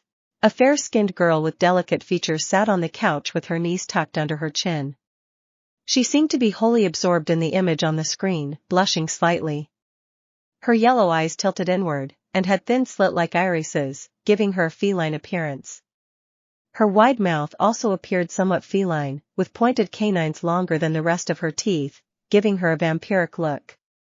She was twirling her pale ash blonde hair styled in two messy buns, with a straight fringe and two chin-length side bangs framing her face. Earth to Toga, Magna said, looking at the girl. I can, and I do. I bet he means every word he is saying, Toga finally responded. I bet he would look even better covered in blood. Do you think he will bleed today? Toga's breathing was getting heavy. If anyone other than Magna was witnessing this, they may have been freaked out. But for Magna, this was normal. If he makes it to the third round? Magna responded. Magna was a woman with a broad, muscular build. Her shoulder-length hair was smooth and had a reddish-magenta hue. She had a square jawline and a thin layer of facial hair. Her lips were noticeably large and had a slightly pinkish tint. She was wearing a dark orange shirt, which was unbuttoned, revealing the white V-neck she had on underneath. She had paired her shirt with blue jeans and a belt, and dark brown espadrilles completed her look. She had experienced a hard life due to her looks, her identity, and just trying to make a living. She saw this boy on that stage calling out for equality, for those like her and Toga, whose quirks should be celebrated. If only the world were that way, then maybe she wouldn't be living in some run-down apartment in the worst part of the city. She knew this kid's speech was a pipe dream, but that was the thing about dreams, they were nice to think about. No longer are we chasing the stars, striving to make our society more extraordinary. Where are the innovations? Where are those pushing society's boundaries to make things better? Not just for a select few but for everyone. To raise not just themselves but everyone around them, not just those they know but those they will never meet. If that is the society you want, I know I don't. I want greatness for everyone. I want the chance to expand and grow for everybody who dares to reach and fight for it. Not some select few that happen to be born with a flashy quirk. I don't want to live in a society where when young adults are attacked and face near death, others look at them and are jealous, envious, and spiteful that they nearly lost their lives. Hosu City. There was a man with an imposing build and walked with a noticeable hunch. He had a flat, somewhat triangular face, devoid of a nose, which he had removed himself. His tongue was unusually long and had multiple small papillae. He kept his long black hair messy, but it didn't cover his face, thanks to his headband and mask. His small eyes were red with tiny irises. He stood watching the television, listening to the words of the child on the one hand. How dare this nobody, this naive child, was up there giving a backhanded compliment to the only true hero of the age. But then he was calling out those who were just there for fame and glory, the fake heroes. Words were nice, but deeds were needed. They spoke much louder than words. Another message would be sent tonight, and another false hero would be brought low. Speak your words, young man, maybe you can awaken those who are asleep before I get to them. It was almost a prayer being sent out into the ether as the man prepared the tools he needed for his hunt. The Nowhere Bar. Are we still going to kill him, young master? Hirojiri asked as he presented another energy drink. Interesting, he sees some of the problems with this world. He recognizes that change is needed, and he is calling for it. He isn't speaking to the heroes but to the masses. I think we can use him. Shigaraki took a long drink. The heroes just blind him, we just need to bring him over to our side. Maybe his flowery words are just what my party needs. Bards do have some uses. America. This can't be, Hisashi muttered, staring at the screen. Quickly, he opened his phone and began to Google UA. The first thing was the sports festival, and the second was the headline UA attacked. He opened the link quickly and scanned the article. Villain attack, students injured, Izuku Midoriya. He froze, zooming in on the class photo. It was the same person on the screen in front of him. He keeps looking. Izuku Midoriya, the name is part of some article on the society pages. Relationship with the heir of the Yaoyuzu Corporation. His heart was pounding, his head started to hurt. He wanted to say it was just a terrible coincidence. This boy on the screen was too well built, too confident, and there was no way his weak, useless son could have become this boy on the screen. Fight off a villain attack, court an heiress. Message alert sender Kazuki. Isn't that your son? He breaks into a sweat. It can't be, it just can't be Izuku. Inko stares at the screen, her daughter in her arms, just babbling away at the boy speaking on the screen. It is almost like she is replying to his words but definitely reacting to him. It is Izuku, her, no, not hers anymore, but it is him. Their son looks different and even sounds a little different, but she knows it. Their son is on center stage at the UA Sports Festival, the top scorer in the entrance exam. Inko, is that? She hears her husband say, sounding shell-shocked. Yes. She whispers. Detnerat Corporation. Rikiya Yatsubashi leaned back in his chair, his gaze fixed on the giant projection of the UA Sports Festival and the young man giving the opening address. As the president and CEO of Detnerat Company, Rikiya inherited the leadership of the Metal Liberation Army, once controlled by the ancestor Destro. Rikiya is a middle-aged man who is tall and has an odd appearance. He has small, dark eyes, a prominently long, pointed nose, and an obtruding chin. His hair is short and orange-brownish, but it's noticeable that it's set far up his forehead with a widow's peak pointing downwards in the center. Due to his quirk, which causes his hair to recede, he doesn't have visible eyebrows and has two dark moles on the left of his forehead. Sometimes, when he's upset, a dark fire-like stain spreads around his eyes, becoming a sizable facial stain that looks like a domino mask. Despite looking slim, he has a muscular mantle and figure. The Metal Liberation Army stood for a straightforward thing: quirks should be celebrated, not suppressed or controlled, and not labeled, forcing people into a box. He is dissatisfied with the current hero society and often points out its flaws and shortcomings, usually using villains as examples. He thinks that despite various quirks, people still need to conform to a specific mold to be accepted by society, and those who do not fit in are cast aside without empathy. He believes many outcasts or individuals with limited options turn to villainy as a way out. He argues that a society where quirks are completely liberated would eliminate loneliness and estrangement, and he uses this to support his agenda. Here was this boy calling for everything they believed in, the people to fight, to stand up. He had to follow their beliefs. There was no way for it to be anything else. Either the boy was indoctrinated by his parents, or he had read his ancestors' teachings and realized their truth. Has he responded?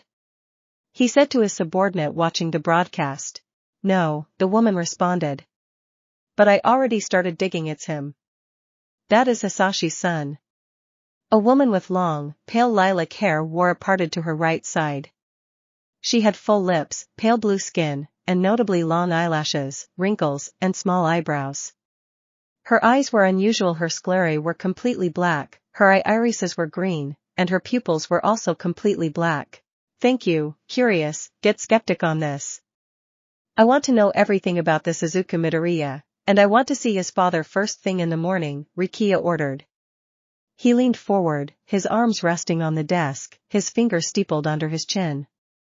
This boy may just be what we need to get our teachings out there. I want you to meet with him as well. Find out if he has read the book. Get him too. Yes, Grand Commander. She immediately went to work. Infinite Arcana. Isn't that him? Sylvia purred as she sat up in bed, stretching her arms above her nude form. She was gorgeous, with flawless pale skin, raven black hair, and soulful storm gray eyes. Her voluptuous body caught the eye of many in their meeting with the woman, a fact that she used to her advantage. That is him, her lover and husband responded, the enigmatic Infinity. He was that to the outside world, he was simply Marion to her. He brushed his unkempt brown hair from his distinctive eyes, which looked like the circuit boards in many products worldwide. He's handsome, rather impressive speech. She commented as she laid back down across his chest, her hands slipping underneath the covers and in between his legs. Lightly, almost absently, she began to stimulate him. It is interesting, it seems he wants change to happen voluntarily rather than with force. He lightly traced patterns across her back. I think we should initiate contact through this girl. An image of May filled the screen. She is the inventor, right? Sylvia smiled, feeling him harden in her hand. She was also to reverse engineer the latest public chip. The girl is brilliant. Make sure you have our people check out her booth. He smiled as she nodded, slipping under the blankets. Elizabeth Freedom. She sat in her office looking over the boy's file on the screen, the same boy her brother had an obsession with. Her relationship with Brighton was non-existent. He was her brother by blood, which was the extent of their interactions. Truthfully, she hadn't even known about him till he was brought into her office at Freedom Tower, and her father told her he was. She had tried to get to know him but was blocked at almost every turn. Then, he began to spout off this quirk of superiority nonsense. Telling her how unfit she was to be father's heir and that the company she kept was a shame upon them. It wasn't clear till she met his mother, Heather King, and it all began to make sense. Heather King was one of those social elites who spewed the same nonsense as her child. It was surprising that her father had even sired another child, let alone with that woman. Heather was attractive, but her personality was just ed up, and the sort of attraction or beauty the woman had. When her father turned Brighton over to ES, it haunted her. She knew what ES was capable of. She had seen his modifications in the flesh. How he looked at the world seemed sinister. He was amoral, which was a whole host of problems in and amongst itself. ES would think of something and never complete if he should do it, and that made him very dangerous. Whatever returned one day would not be Brighton. She returned to work, reviewing the files her father had sent her. She wasn't sure what she was looking for, but something about this Izuku Midoriya wasn't adding up. America. Mr. Yatsubashi wants to meet with Metamoro. Hisashi muttered. They have already sent a plane ticket. You better get packed, she responded. Are you going to see him? No, not unless I have to. He got up and headed towards the bedroom. USJ Sports Festival. The stares from the student body didn't leave Izuku till midnight. Announced the first event. Everyone started to break apart. He noticed 1B standing together and casting glances at him and the general studies class. He saw the boy with purple orbs talking frantically with his arms moving around, seemingly trying to rally his class once more. Truly a wonderful speech, Momo said, kissing his cheek. Izuku smiled at her as he noticed Melissa and May approaching. It wasn't long before the rest of their training group made their way over. He smiled and thanked them as they congratulated him on his speech. All right, everyone, here is the plan. We are going to stick together. We should be able to keep a solid pace with all the running we did. He laughed at the groan, especially from Hitoshi. I expect some are going to try and trap the exit from the stadium, so we are going to go up and over. Once we land Kyoka and Koji, start using your quirks to scout out what's ahead of us. Fumi, you, and Momo will be our front line, with Itsuka and Sue on the sides. Call out anything, and stick together. He put his hand in the group's center. Everyone placed their hand in. If a member of our class goes down, call it out so we can get them back on their feet. If any member of the support course falters, do the same. Concentrate, and we got this now. Dominate on 3. Dominate. This may have been an exciting race in another world, with lead changes and various shenanigans afoot for the color commentator present mic to play off of and hype the event. But this was not that world. True to his prediction, Juzo from 1B softened the ground, trapping a bunch of the contestants, while Shoto even froze some of the others, but Izuku was happy to see he excluded their class from his trap. Izuku's group went up and over before moving at a brisk pace. Thanks to Kyoka's recon, the Robo Inferno was called out before they reached the obstacle. Fumi, Mina, and Momo quickly cleared the path while Izuku deflected any stray attacks that happened to head their way. Sue was moving through, grabbing fallen classmates and helping them get back on the move, with Melissa doing the same. Koji's report of the chasm allowed them to coordinate their traversal, and Moment's telekinetic bridges were terrific. Bakugo and Shoto were right up there with them. They were in the lead till they hit the minefield. The group didn't stop as Ochako tagged them all, and they jumped over the minefield. When she landed, she stumbled, releasing her quirk, but didn't get sick. Izuku contemplated her and told them to run for the finish line. He turned and looked back at all the other contestants. He reached out and telekinetically grabbed all his classmates except for Shota and Bakugo, who ran past him. Bakugo cussed him out while Shoto just smiled. He pulled the rest of his class over the minefield, flipped off the annoying blonde of 1B, and jogged to the finish line, coming in 21st overall. As part of their plan, the group had allowed Melissa to cross the finish line first. A quirkless girl had just won first place in the first event of the UA Sports Festival. Island. David Shield just sat back, staring at the screen. His daughter was in the center, with a giant smile across her face. She had just taken first place. They had not talked at all since she left the island. He knew she would be competing at the festival but assumed it would be more like the other support course and business students did. They would hang back, give it a try, and then show their stuff at their booths and presentations on the second day. She was not running with the lead pack. He stared at the monitor as she hugged Mei and Momo and then jumped into Izuku Midoriya's arms once he trotted in. "Veronica!" he bellowed. "Yes, David?" The AI responded. "Get me everything you can on Izuku Midoriya, and whatever Melissa has been up to, hack her computer." He slammed his fist on the table. "Yes, David. America." He was pulling people around. Did he have a version of her quirk? Had he developed a version of her quirk? Inko sat stunned, watching the screen. He had a quirk. There was not a doubt about it. Inko looked at Izumi in her arms and didn't know what to do. She had abandoned him now. He was competing on the most significant stage in the world. The way the blonde girl, Melissa, was hugging him, did he have a girlfriend? Then she saw a girl called Momo kiss him. Hisashi stood behind his wife, watching everything unfold. He bowed his head and left. He had a plane to catch. Inko looked at him, so big and strong. He had a girlfriend, maybe even two. He would have a life and possibly children someday, children she would never know, and that would never know her. She wept. Detnerat. A quirkless girl had just won the first event of the sports festival.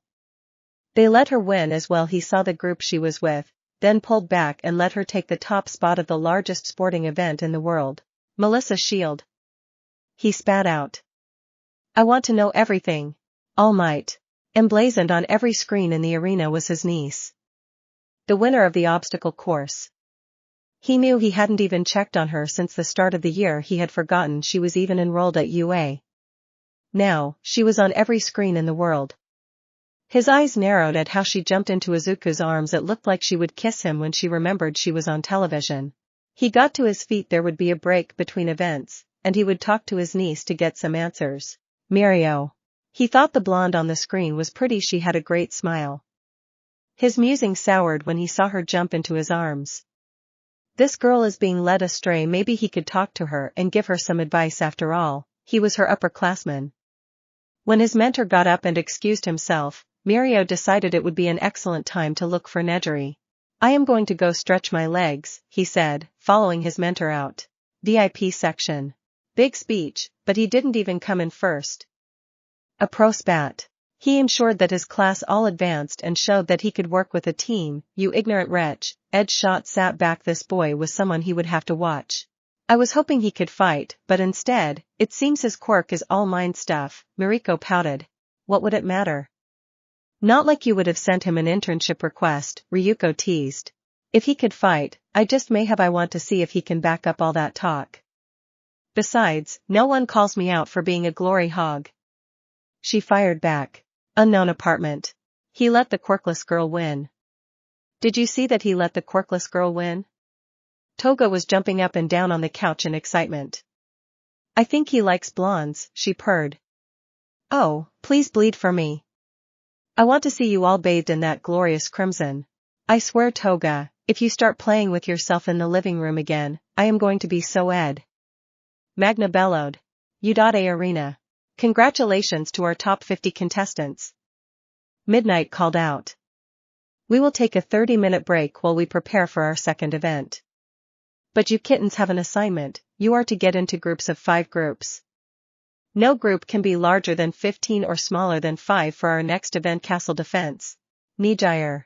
You hear that let's go congratulate my Kohai. Nijire was over the railing and running before could react. Maybe I should give him a kiss for good luck. Izuku walked over to the table where Shoto and Bakugo were sitting with the other members of his class who had not signed up with him. I gave you guys my word, but I will not allow anyone from 1B into the third round. You can take anyone else except Orb Boy from General Studies, Izuku said to them and the table. First you. Bakugo growled. We have decided to keep our team to our classmates, Shoto said. We will not actively seek to eliminate you or our other classmates from the next event, but if it means securing our way to the next round, then we will not hesitate. Understood, Izuku smiled. See you on the other side. He extended his fist to Shoto, who smiled and returned the gesture. Locker room. Izuku was heading to the locker room when a missile came barreling into him with a fantastic rack and periwinkle hair. Kohai.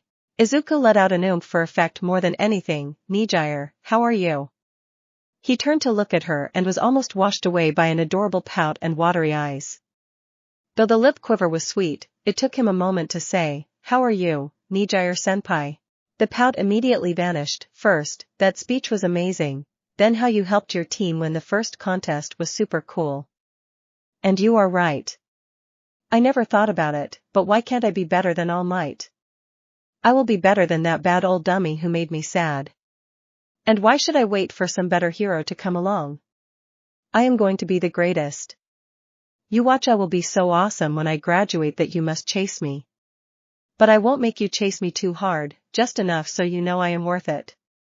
But I want to kiss you, but I need to ask your girlfriend first so I don't get in trouble. She was very nice about me kissing you. I would be nice about you kissing other girls if I got to kiss the same girl, 'cause I like girls, and you make me feel special. So much more special than him. Where's your girlfriend? Izuku blinked at the beautiful woman glued to his side. I am glad you liked my speech. It is all about my class right now, at least till the third round. I think you can be better than anyone you set your mind to. I have no problem chasing you because you would be worth it, I have no doubt. Thank you for holding back and kissing me in the hallway. Nijire, you are special. I have working eyes to see that, but even if I were blind, I could feel it just from your presence. My girlfriend is right through that door. Kohai, if you keep talking to me like that, I am going to ask your girlfriend if I can be your girlfriend, too. She whispered fiercely. You would have to ask my girlfriends. Her eyes widened, and a smile that just absolutely lit up her face beamed at him as she dragged him through the door. Mei watched as Izuku was dragged into the private room Momo was eating to get her quirk all fueled up for the next match. She felt a little self-conscious about the amount, but it was more the honesty with which she was eating as they were on a time crunch. Melissa was near her, getting her interface ready to debut her robots. Mei had just finished the final checks on her gear when Hurricane Nijire blew in. Mei grabbed Izuku from her and pointed to Mel and Momo. They are over there. What's up? Me was all he got out as Mei grabbed the back of his head and pulled him into a kiss that made him weak in the knees. He opened his mouth as her tongue came in to explore. He regained his senses enough to kiss her back, sparks passing between them. She leaped up and wrapped her legs around his waist, knocking him back against the wall. She saw bed when he caught her by the end and held her there. She pulled back. I get you before anyone else. Mei's eyes bore into him. Tonight, after you win this ING thing, before you go to Momo or Melissa, you come to me. I will not wait or be forgotten. If you want to be with me, come to my workshop tonight and claim me. She was about to pull away when he pulled her back into a kiss that left her breathless. I will be there, he said as they broke apart. Nijire sat there, stunned, watching everything happening. Does this mean I get to be a girlfriend if I want? No, Momo said quickly. You can go over there and give him a good luck kiss, But we have to get to know you better and what kind of a person you are before you get to try and be his girlfriend. Nijire grinned and kissed Momo suddenly and deeply, leaving the heiress stunned, and Ed the hurricane waited until May stepped aside and kissed Izuku, and his knees wobbled again. Good luck, Kohai, now give me your phone number. She pulled her phone from her bosom. She liked that his eyes followed her hand and lingered. She held it out for him to type his number in. She leaned in and whispered, if you win the whole thing, I will send you something special. She kissed his cheek and was off from the door. She called back, good luck, my special Kohai, I know you are going to win. All Might. You want us to get Melissa's shield for you? Ochako said, slightly confused when they encountered All Might on the way towards their locker room. She looked over at Tsu. They heard someone shouting something about Kohai down the hall as they looked back at the number 1 hero. Yes, if you would, I am friends with her father, he responded. Oh, David Shield, Caro, he designed many of your costumes, Sue said, snapping her fingers. Yes, that is correct. I want to wish her luck, and I don't wish to cause a large commotion, All Might smiled. If you could have her meet me in prep room 23, that would be great. Sure, we can tell her, Ochako chirped as she and Sue walked off. Mirio. He heard her and heard what she said. Who was her special Kohai? Who was this who interfered in their relationship and filled her head with this nonsense? He saw her in the hall as the door closed. He ran after her, catching her hand. She spun, yanking her hand away. I did not give you permission to touch me, Togata. Nijire, don't be like that. I just wanted to talk to you, he said quickly. I wanted to see if you were over this nonsense and ready to work it out. Nonsense. Nijire said back. Her voice was calm, almost deadly calm. Ignoring the warning sign, yes, Nijire, this nonsense is about some special Kohai telling you that you're beautiful and deserve better.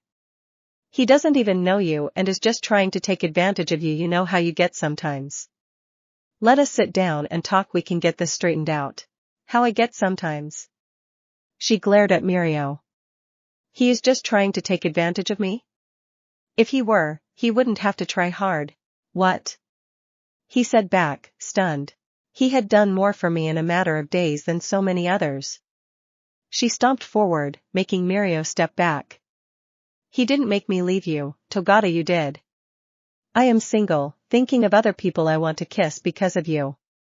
You lost me, you made me choose to not be with you. Yes, my Kohai helped. She stomped forward again. But all he did was remind me that I am worth it, that I am worth being chased, worth being desired, and worth being loved. Her voice was echoing off the halls, getting attention. Who is this Kohai? He growled. Why, so you can go beat him up? Nijire smirked at him. If you could beat him up. Nijire Hato. Off, Togata. She whirled around, flipping her hair dismissively. I am not telling you anything. My special Kohai is just that, my Kohai. My Kohai is so special he will win the whole festival. Melissa. She was walking down the hall, a knot forming in her stomach. Izuku and May offered to come with her, but she told them she needed to handle this herself. Melissa steeled herself as she walked into room 23. She walked in and saw him smiling, just like the Uncle Might she had known from her childhood, but she knew the truth now. Young Melissa, it is good to see you. I am sorry I haven't come to see you sooner, but teaching the heroics class takes much of my time. He chuckled, placing his hands on his hip. You should have told me you were planning to enter the competition part of the festival. Why? So you could have told me how dangerous it was? Or maybe you could have told my dad to see if he could stop me? Her voice was rife with anger. Young Melissa, it is very dangerous what you are doing your father, and I just want you to be safe. All Might responded, trying to defuse the situation. You want me to be safe? She clenched her fists. Then where were you or him when I was attacked? Where the hell were you after I was attacked? Melissa. Were you too busy to pick up the phone and ask your niece if she was okay? And how long have I been at this school and yet again nothing? Her anger began to boil over. I told you I would have come to see you, but he protested.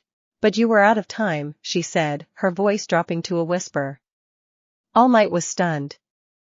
You didn't want to let me see you in your real form, you wanted to keep lying.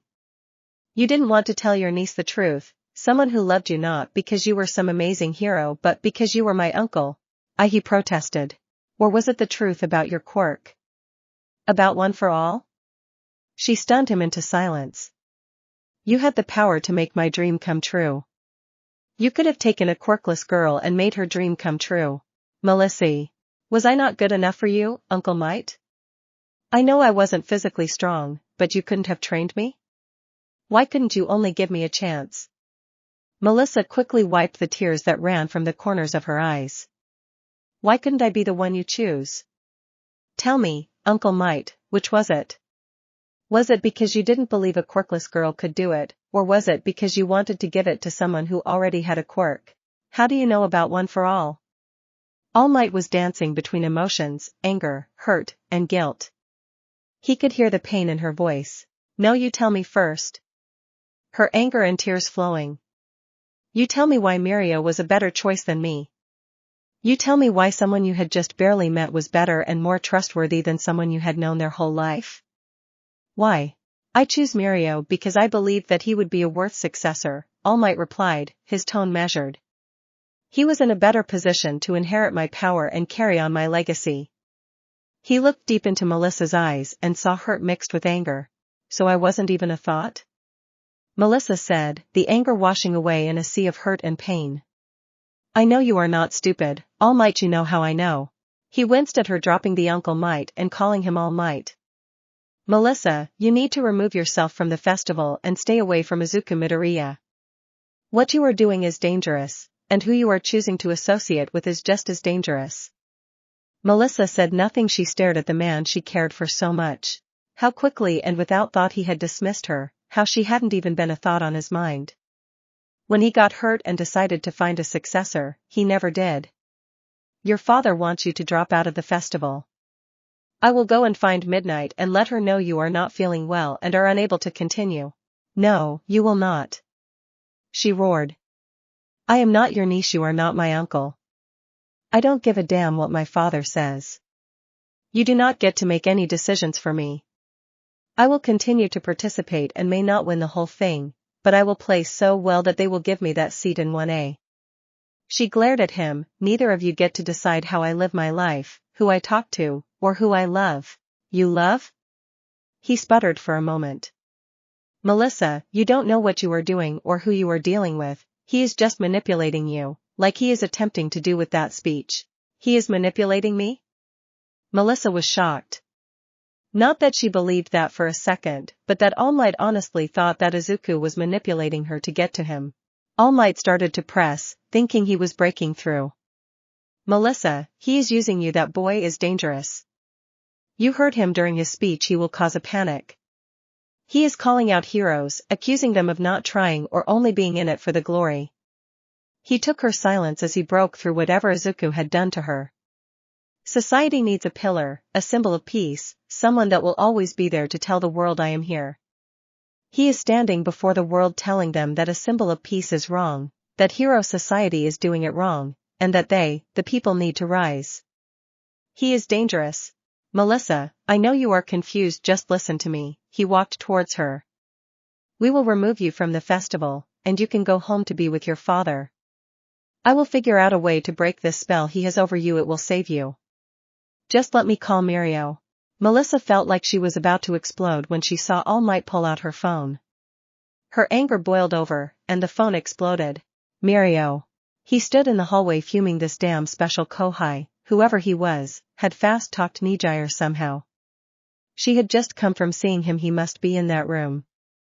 Without thinking, he walked over and threw open the door, storming in and making the people jump. 3 other boys and him. The first is a relatively tall young man with messy, indigo-colored hair that flares in large tufts around his head. He has notably straight teeth. His eyes are purple with white pupils. They are thin and somewhat triangular, pointing downward, with no visible eyelashes.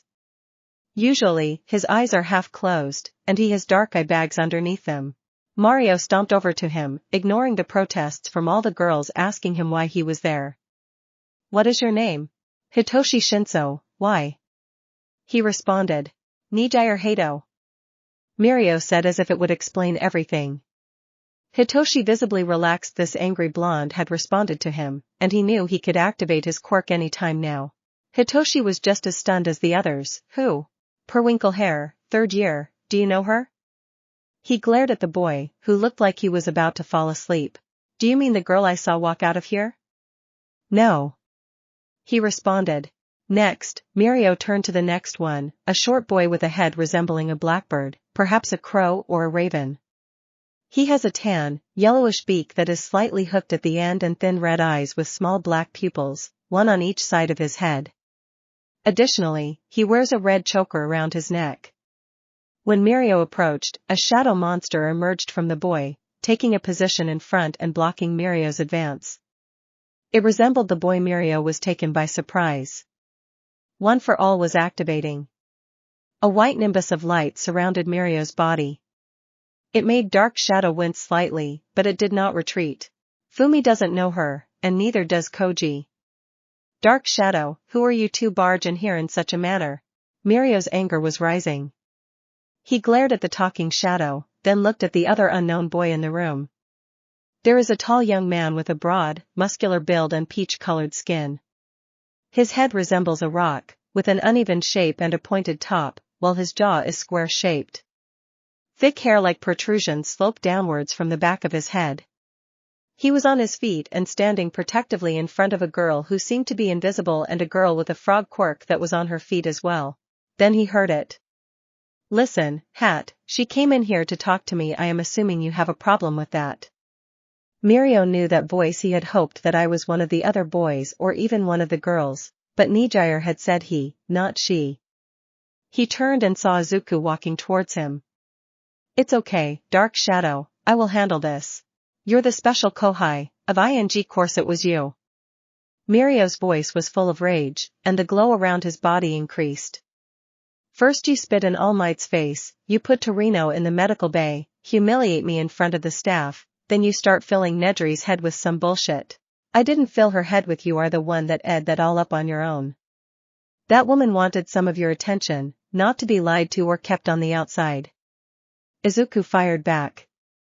For the record, your mentor, that old man, and did I mention you? Mirio was about to explode. Nijire is a big girl. All I told her was the truth, that you were a dumb for not spending time with her or letting her in. You ing know why I can't. Mirio's mind was just thinking about punching him in the face, through the wall, and out of this damn school. Then you have the nerve to stand up there, make your dumb ing speech. Dare to criticize the greatest hero of our time. This world needs a shining beacon to drive away the darkness, not a bunch of ignorant idiots causing chaos. Oh my god, Izuku rolled his eyes. Do you ever have an original thought? Or is your mouth so busy trying to deep-throat his and hiss that your brain is not getting enough oxygen? The rest of the room froze at that comment. A few dams might have slipped out. What did you say? Mirio was done. This was it. Let me repeat it. Stop choking on his ands, learn to breathe through your nose, and have a ing. Original thought. Mirio just saw red. This had insulted him for the last time. He had insulted his mentor in front of the whole world, and of course, he would sit there and spout nonsense about letting Nijire in. He didn't know what it was like to carry such a burden. You had to walk alone, and hard choices had to be made. This ing guy needed to be humbled, and Mirio was going to do it this time. Maybe by kicking Izuku's, he would break the spell he had over his classmates, over Nijire, and exact a measure of revenge. Mirio just blurred to everyone else in the room. He crossed the few feet before anyone could even comprehend he had moved. No permeation, he was just going to show this son of what One for All was all about. He could use 20% of the quirk comfortably but briefly push it to 25%. He deemed this a need. With an overhand right, he roared, Detroit Smash. He was going to take this idiot out. He watched as Izuku smiled and caught Mirio's punch. The blowback from the impact almost sent everyone flying. The chasm from the blow was deafening. But nobody was blown back. Instead, they all felt held protectively in place. Kyoka heard the noise, but it was muffled. Momo and Mei knew that Izuku was holding them, that he was holding everyone, and had just caught a punch that would have destroyed just about anyone else. Mirio was stunned. He didn't see the uppercut that lifted him off his feet, but his brain began to process it as he rose into the air. He saw Izuku leap up to grab him quickly. He activated permeation, but he felt not only Izuku's hand grab him, but it was like he was in his flesh and muscle. Mirio screamed as he released his quirk, hoping to push Izuku's grip out, but he found himself flying through the door he had burst in from and crashing into the hallway in a thunderous noise cacophony. All Might. When his phone exploded in his hand, he didn't have time to react when another explosion came from the hallway. He busted out of prep room 23, immediately turning to where the sound had originated.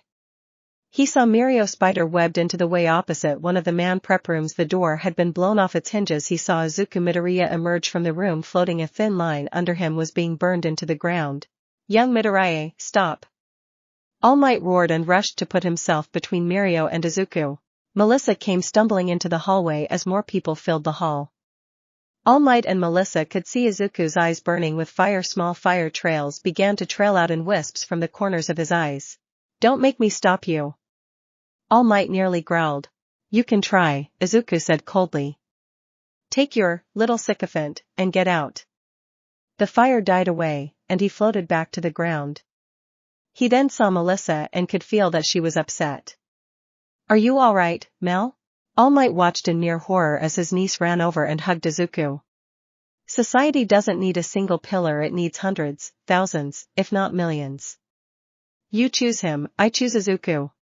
He doesn't lie to me, believes in me, and believes we can change the world. And we will change the world, All Might. Either you can help us do that, or you can watch as we do it without you. Melissa had released Izuku and was now standing in front of him. She was staring down All Might, not flinching. She was no longer the little girl who hung on his cape or every word. She was a woman who had chosen her side. He only prayed that he could get her to see the light. He was torn. This boy, Izuku Midoriya, was just a child. He didn't understand the world's dangers. He was full of anger that could be controlled with proper help. He needed to find out if Izuku did have a way of controlling people and, if so, free them. If this boy was slipping into villainy, All Might had to try to stop him, maybe bring him back to the side of heroes. If not, he must ensure he didn't cause more damage. What is going on? Midnight yelled as she entered the hall with Present Mike, Eraserhead, Vlad, and Nizu. Ectoplasm duplicated out and began to disperse the crowd that had formed. I would like to file a complaint against Mirio Togata, Izuku said calmly to Eraserhead. He barged into our locker room and attacked me. I have witnesses. Eraserhead looked at the boy they were pulling free from the wall, then at the group that had emerged from the locker room. Is that true? He asked them. They all nodded. Okay, we will get your statement a little bit later. Is anyone hurt? He was pleased when they all said no. Then report to the field. The second event is about to start. Izuku and his group nodded and left without incident. We will check the cameras to see if we can corroborate with anything, Nizu said, looking towards All Might, who wasn't looking at anything but Izuku Midoriya as he walked away. Get Mr. Togata to the infirmary. When he wakes up, he will be confined to his dorms pending an investigation. That statement brought All Might's attention back to the situation. Surely, you must be kidding, NEZU, I can personally vouch for Mr. Togata. There is a reasonable explanation for all this. Then he should be cleared quickly once we launch the investigation, Nizu said. He is a student in MY school, All Might, and I will not tolerate a third year attacking a first year. We have made enough mistakes as of late, and I will not compound that situation even more. Nizu looked at the rest of the faculty. You heard me. Now move. The second event is to start on time. The faculty nodded and began to move immediately. All Might glared at Nizu as he took Togata to see Recovery Girl. Udata Sports Festival second round. Welcome back from break, all my little listeners. Present Mick's voice roared over the speakers as the crowd cheered. Now, to explain the contest rules, is one of my best friends and fellow boothmate. Let's give it up for the king of the underground, the master of nap, the man with a stare only a cat could love. Eraserhead. Really, Aizawa sighed. He was thankful that he had fully recovered from whatever Izuku did and Recovery Girl, but he was still annoyed. He got saddled with being in the booth. He knew it was so he could see all the camera feeds, including those locked on his student Yuga Oyama. There had been a debate about letting him compete today or not, but they had decided to allow it to avoid any suspicions. He was on a tight leash, and at the end of that leash were Nizu and Midnight. Anyways, the 50 students who have advanced to this round from the obstacle race were given 30 minutes to form 5 teams. With no less than 5 students and no more than 15 students. Eraserhead's voice was calm and mellow, the perfect straight man, also perfect for reading off instructions. Every student has been assigned a point value, starting with 10 points for the 50th student and increasing the value to the number 1 student whose point value is 10,000. Melissa's face flashed on the screen. Her point value was more than most of the lower ranks and more than the combined higher rank, with only the top 5 under her coming close to her score. She felt the nerves flutter in her stomach, but then she felt Momo and May grab her hands. Numbers 4 and 17, respectively. The rest of her team smiled at her. Ochako mouthed, "We got you." It couldn't help but make Melissa smile at the girl's declaration. Her face lit up the screen. 80% of each member of the team's score will be assigned to the flag at the top of each team's castle. The remaining 20% will be assigned to the contestant as an armband. Should a contestant lose their armband, forcefully or forfeited, whoever has captured the armband must return it to their base for that point total to be added to their castle flag. If your armband has been taken, you can regain your points by infiltrating the opposing team castle, taking an armband from the treasury, and escaping past the outer walls. The top 2 teams at the end of the hour will advance to the 3rd round. Eraserhead sat back, thankful he was done for the moment. Zowie wowie, thanks for that. Now, ladies and gentlemen, let's get ready for castle defense. Midnight, take it away. Inside the arena, a massive forest was set up with 5 castles on the outside and an open area in the center. Thanks, boys. Now, remember, kiddies, lethal attacks are a big no-no. We are heroes in training, after all, she called out, her voice oozing out in a sultry tone. Everyone, please give a welcome for the future heroes of Japan with a combined point total of 450 points, lead by Mineta Minoru. All the general studies students who had advanced, led by Mineta, walked in. There were 6 of them in total, along with a student from the support course and, surprisingly, a member of the business course. Pamela Ivy and Nathaniel Richards, respectively. As they entered, there was some applause as their names flashed along with their point value on the screen. As they took their place in front of their castle, a flag was raised reading 360 points. Next, we have Team Domination, led by Nieto Monoma, with 2,170 points. Team Domination entered the arena, and the applause grew louder. Nieto was waving to the crowd, trying to curry favor. His team was all 1B, and he was slightly annoyed at how members of his class had sided against him and decided to go on their own for this. Ojiro, Yosetsu, Sun, Kozai, Juzo, Bondo, Ibara, Togaru, Jiroda, Tetsu, and his ace Shinhai were all by his side as they were ready to destroy 1A. Their flag was raised in 1736. Now, entering the arena, we have the mighty Thunder Lizards. Midnight announced, a massive smile on her face. Setsuna Togata leads them. Their team has 2,260 points. Setsuna led her team into the arena with a huge smile. Her team consisted of the rest of the class that decided not to side with Nieto, except Ibara, who had given her word and would not go back on it. Washu from the support course joined Pony, Reiko, Hiryu, Yui, Manga, Niran, and Kinoko. The girl had asked to join their team as she had said that Mineta was a douche, Nieto, and an egomaniac. The other 1A team had some loud mouth on it, and she wanted to test her invention versus May, who was on the central 1A team. Their flag was raised in 1808. Next, we have a grand total of 4,525 points. The future winners. This team is led by Katsuki Bakugo and Shoto Todoroki. Katsuki came in with his trademark scowl. He was unhappy the team hadn't named him their leader. Instead, they had added stupid Icy Hot as co-captain. He just stomped towards their castle, the flag raised at 3,700 points. And our final team, co-captained as well by the obstacle course winner and the man that delivered that rousing opening address, we have Melissa Shield and Izuku Midoriya. Midnight yelled as the crowd went wild. They enter with an astounding 24,620 points. I present to you Divine Right. They positioned Melissa slightly ahead of the group so they could help her garner attention. The rest of the team just fell in step, smiling and waving to the crowd. As they reached their castle, the flag raised at 19,712. Now, teams, you have 15 minutes to enter your castle, prepare your plans, and retrieve your armbands from the treasury. Support course students, you can now retrieve your inventions from the staging area.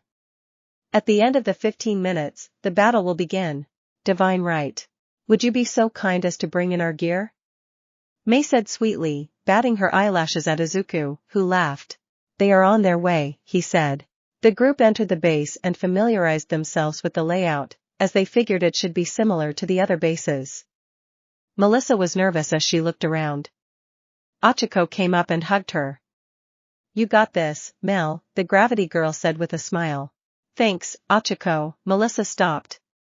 Hey, everyone. She called out to the team. They all stopped and looked at her. Thank you. I know this is a crazy, quirkless girl, but your believing in me is more than I could ask for. There is nothing to thank us for, fair maiden, Fumi said, stepping forward. Your desire to be a hero is just as strong, if not more so, than ours. Your methods are noble, and your heart is right for the cause. We would be villains for not recognizing those traits. I agree with my brother. So many people would call us villainous for our visages. We take great delight in making them eat those words, Dark Shadow added. Momo and Izuku vouched for you, and after getting to know you, I believe in you, too, Mina said with a smile. I don't like it when someone tells me I can't do something, Itsuka said, flexing her arm. You're nice and much better than Brighton, Toru yelled. I think what you are doing is amazing, Koji said. I want you in our class. Besides, my bunnies like you also. Well, if the bunny said so, Hitoshi laughed. Hyoka. While the group had finished the tour, she noticed that Mei was unpacking the support gear she had been working on, and Melissa was getting her gear initialized and ready to go, but Izuku was missing. She wandered outside the base and saw him there. He looked out to the forest, seeming lost in thought. She walked up, making some noise so as not to startle him, before she placed a hand on his shoulder.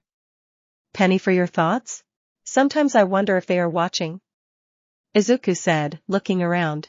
Who? Your parents? She said quizzically. Yes, he smirked. In a way, I hope they are so I can rub it in their faces. Part of me wants to scream and yell, asking them if they can finally see me. I don't know if I want to tell them to themselves or... It's complicated, she said, her hand still on his shoulder. I am not going to stand here and try to say that I understand your situation or offer some sage advice because you got the wrong girl standing here for that. She smiled when he laughed a little. What I do know is that after the USJ, they didn't reach out, and if they do now, it is because they see what we see, and the world now sees. What is that? He said, looking over his shoulder at her. That you are a strong, caring guy with a brilliant future ahead of you. Hyoka smiled at him tenderly. You are going to go on to amazing things, Izuku. If they reach out now, it is for the wrong reasons. I want you to know I am here for you. I am not the type of girl you need to put on a false front with. That is what I like about you. Just be you. He noticed a faint blush dusting her cheeks. He turned and touched her shoulder. Thank you, Hyoka. He leaned in and kissed her cheek quickly, causing her to go nuclear, but distracted her enough to let him escape her retaliatory strike. I am so going to get you for that. She yelled, chasing him back into the fort. Plans. The forts had giant tables the group could stand around with a medieval-looking map marking the castles. So, everyone knows where everyone else is, at the very least, Achiko said, looking down at the map. I think they are looking for larger encounters, Ribbit, Sue added, pointing to the open area in the center. But I highly doubt that would happen, not till things get later. I agree, Itsuka said. There are smaller trails and stuff that run through the forest. I bet everyone is going to sneak through trying to catch people off guard. Technically, we don't have to do anything, Hitoshi smirked. We can just sit back and let them come at us. He looked around the table at his teammates. But what is the fun in that? Just taking our armbands would be enough for a team to move into second place, Melissa said as she leaned over the table. It is impossible for us to lose first place unless they take our castle flag. That won't happen, Izuku said. We are going to be a huge target, Melissa continued. My points are enough to sway second place. She looked at her 2K armband. So, we should just sit back and play defense. That would be the smart thing to do. The people at the table just nodded. But what is the fun in that? Hitoshi repeated, and everyone smirked. Let's show up and show out. The table looked at him. Look, if Izuku says the castle flag is fine, we are all guaranteed to advance. But they aren't. He said, pointing to the other classmates' fort. There is no way Bakugo will play defense, Momo said. Shoto will try to talk to him about point values and what they should do, but Bakugo is too hot-headed. He isn't stupid, Izuku said. He just believes that the only way to be a hero is to beat the villain no matter what. So he is going to go out there and beat his chest, Mina said. He is going to go after the other forts for the glory of beating them and showing them their place, Mina added to the air quotes. It is going to split their forces, Fumi said. Some will follow Bakugo, others Shoto. I believe we should wade into this battle, Dark Shadow said. I want to ensure that those from 1B do not advance. I don't like Bakugo, Sue said, holding her finger to the corner of her mouth. But I like the others enough not to let them fall because of him. I say we march to the middle of that clearing, Melissa said. And let them all know if they want some. They can come get some, the rest of the team said. Are you okay sitting back and just guarding the fort? Mina said, looking to Izuku, who just nodded. I am sure I won't be bored too long, he smirked. I am sure that someone will try and attack the castle. Oh, I hope so. I have some babies I am dying to try out, May said with a devilish grin. And I have some things for all of you. May gave Izuku a wink as a crate floated in. First, we have some rocket packs, 5 to be exact, an electro-disc launcher. She held up a futuristic-looking rifle. Each of these babies will fire an electromagnetic disc that, once it attaches to the target, 2 wires will trap the target then zap the out of them. May's eyes began to gleam. Nothing that will kill them but should immobilize them for a minute. Each disc has 2 charges. You can trigger the second charge by hitting this button on the rifle. It will trigger for all the discs you have out. Then we have some standard smoke, percussion, and sonic grenades. May opened a box revealing earbuds. Communication and sonic protection. She replied. Mina, I made some grenades for you to store some acid in Kyoka. I created some special for your sweet cheeks. May opened a box with 3 metal orbs and a bracelet that she handed to Kyoka. Put that on. May opened her laptop and started typing some things. The orb sprang to life and started hovering around Kyoka. Sonic amplifiers. May said with a smile, you can plug into them and amplify your sound. Careful, they can be pretty devastating. Kyoka began to grin. Hitoshi, May said, handing him a mask. Artificial vocal cords are non-electric, so they will help you mimic someone's voice, and you should be able to use your quirk with it. Careful. That is the prototype Melissa and I whipped up. The plates should help you, but we are unsure how long they will function, or the best estimate is 45 minutes. Hydraulic bracers are a support item that detects incoming enemies and extends a telescopic metal pole to push the wearer out of harm's way. And hover saws, boots with turbines implanted inside, allow you to hover. May sat back with a huge smile. Holy May, Itsuka said. Did you make enough stuff? Oh yeah, that is just what I brought for you guys. May cackled with just enough hint of an evil scientist to make everyone slightly worried. Izuku, for some reason, found it hot. Everyone was looking at the gear and dividing it up, though they did leave some of the rifles at the base. Koji looked at Melissa, wondering where her gadget was. Melissa took a metal band from a box, fitted around her head, and then put a kabuki mask over it. There was this rumble from the staging area as a 55-gallon metal drum fell over, and all these white diamond shards came rolling out. Some moved over and lifted 2 more drums, bringing them over to her. A group of small robots started gathering around Melissa's feet. They clustered together to form what looked like a flowing white cloak, complete with a golden sash and trim around the hood and cuffs. As more of these microbots appeared, they began to take on the appearance of white kitsune tails with golden tips, swaying and flowing behind Melissa, making it seem like she was standing on a golden cloud. Koji whispered, "Wow. That is cool." Itsuka said, reaching out to touch one of the tails only to dip away from her. "You can't just go grabbing a girl's tail like that," Melissa said with a sultry tone. "You have to buy a girl dinner at least first." Melissa was thankful for the mask to hide her blush when she heard Itsuka mutter, "I will be sure to remember that. You look pretty like that, Melissa," Ochako said. "Like a fairy tale come to life." Sue put her finger by her mouth. "When you debut, that look will make you popular." "Is there anything we need to keep an eye out for?" "The only one I can say for sure is Denki," she replied. "The bots are insulated from an attack such as his, but I am unsure how they will respond if he goes all out. Same with Shoto, and depending on the size of the blast, Bakugo. But we are not fighting them, or we shouldn't be. We don't know what our opponent's quirks are, so we need to be careful," Momo said. "May, were you able to get any security features on the guns?" "Yup," she tapped her laptop, and all the handles lit up. She placed a palm scanner down. "Everyone put your hand on the scanner even if you are not taking a rifle, so if you need to use one in the field, you can." After they were done, May asked Izuku, "Can you help me with my gear?" "Of course," he said, looking at the rest. "Good luck. If you need me, I am on the comms." "You are all going to do great." As he went to walk away, he squeezed Mina's hand. "You will be wonderful out there, I just know it." Mina blushed and returned the squeeze. May and Izuku. May entered the tent where her crate was. May smiled over her shoulder as she undid her uniform and let it fall off her shoulders, exposing her back to Izuku. She took off her sports bra and stood there with her back to him. "We need to attach the spinal link first." Izuku nodded as he pulled the long metal device out of the box. Walking over, he placed it on her back. She shivered. "That's cold." A slight sob escaped her lips when he leaned down and kissed her neck. She couldn't stop the giggle when his teeth lightly grazed where her neck and shoulder met. She took his hand and reached them to grab her bobas. Once he had them in his hands, she put her arms up over her head and reached back to pull his head against her neck.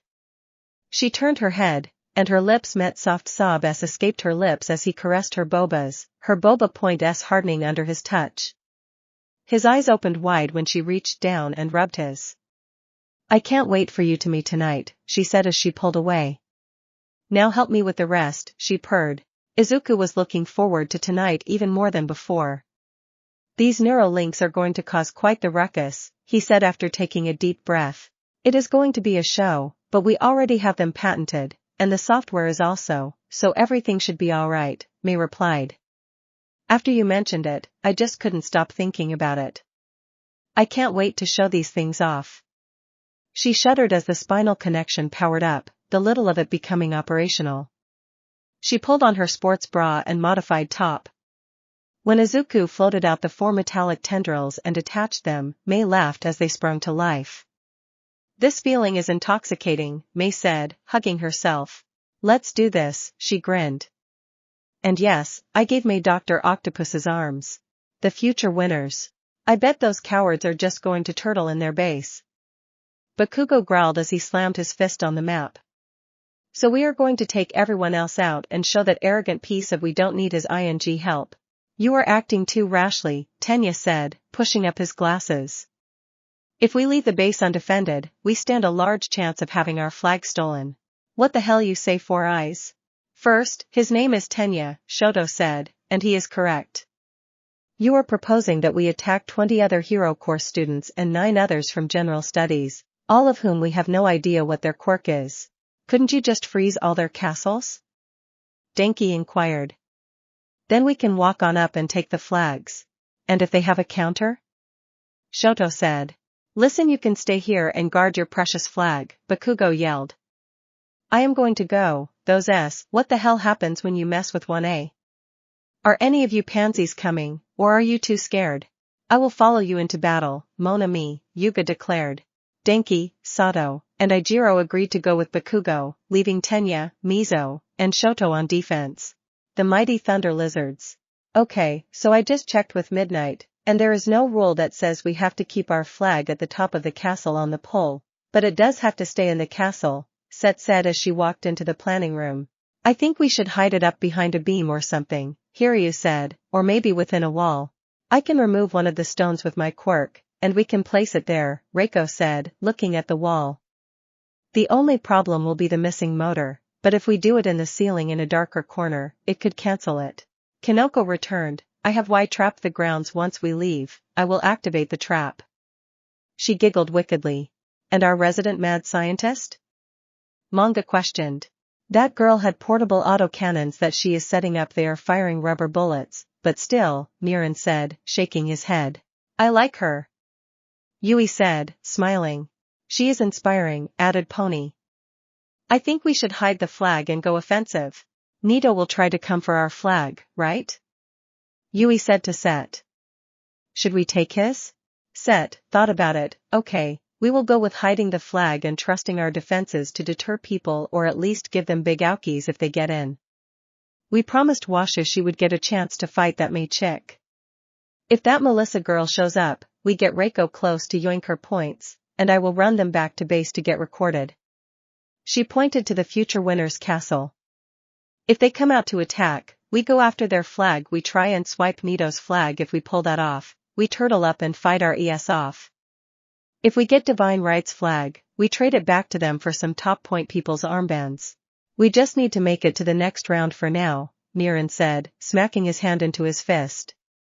Unless the top team has a total breakdown, they are advancing. We need to target the others to ensure we advance. So we head to Divine's castle to see if we can steal their flag. Let Washa get her inventor to fight on, seeing if we can yank some armbands. If that fails, we go after the others, Set said, looking around the table as her team nodded in agreement. Team domination. We force Divine Right to come out and fight us by taking out their classmates. Then we show Set and the others what happens when they betray us. Nito said, standing on the table, his arm outstretched dramatically. After we crush them all, we will ensure that we and our allies advance to the third round. Juzo and Ibarra will guard our castle, the rest of you with me to glorious victory. His team cheered, ready to go out and show these glory hogs of 1A just how great 1B was. The future heroes of Japan. Mineta stood before his team. They have what we want, they have what we deserve, and we are going to go out there and take it. He yelled. They look down on us. Well, once we take their seats, we will look down on them. He received a smattering of applause. Do they, though?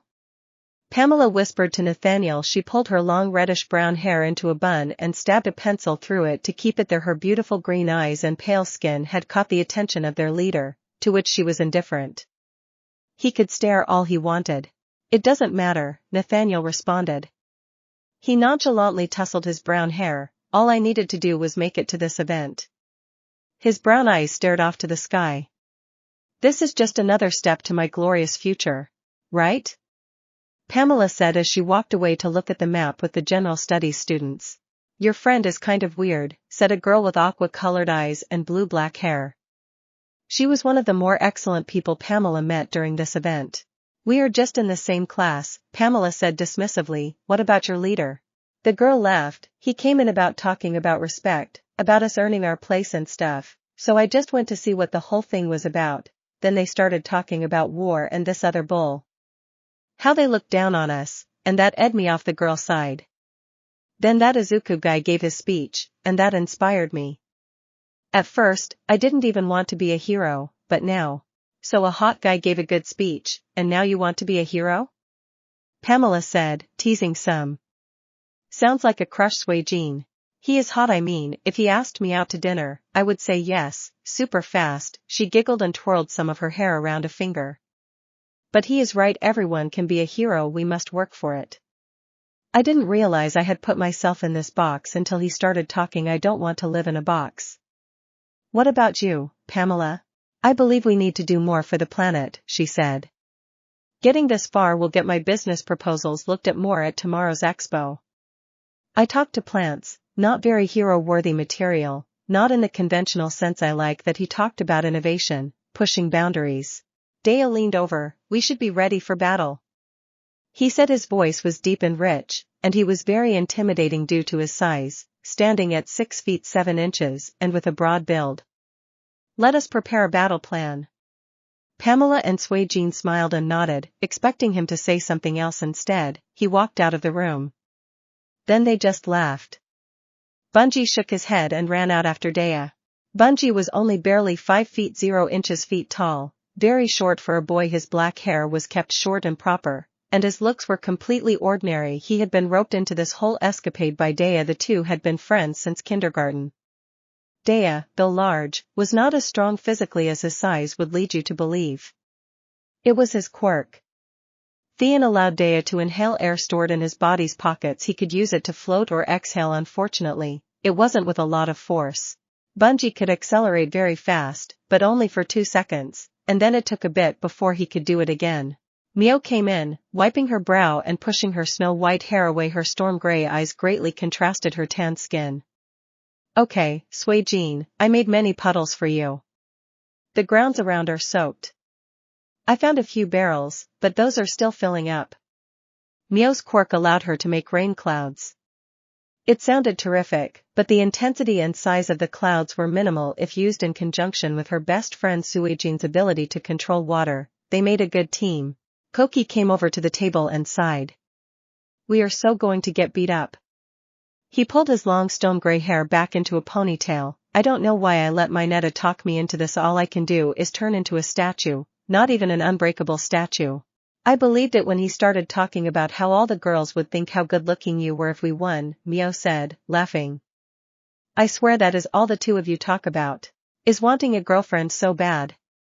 He lamented. Yes, when you ask out 5 girls on the first day. Suijin replied. Koki groaned and hung his head. Did he ask out 5 girls on the first day?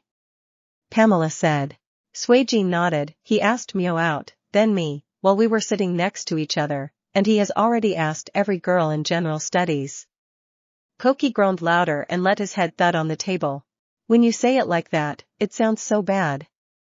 He said, trying to defend himself. Because it is. Mio, Suijin, and Pamela all said. Between that and my Netta. Suijin added at the end. Are we talking about Koki asking everyone out? Said their last teammate. For lack of a better description, he was ordinary in every way. No one would look twice at him, and you almost forgot he was there, like now. Everybody jumped at his voice. Holy Tim. How long have you been there? Koki yelled.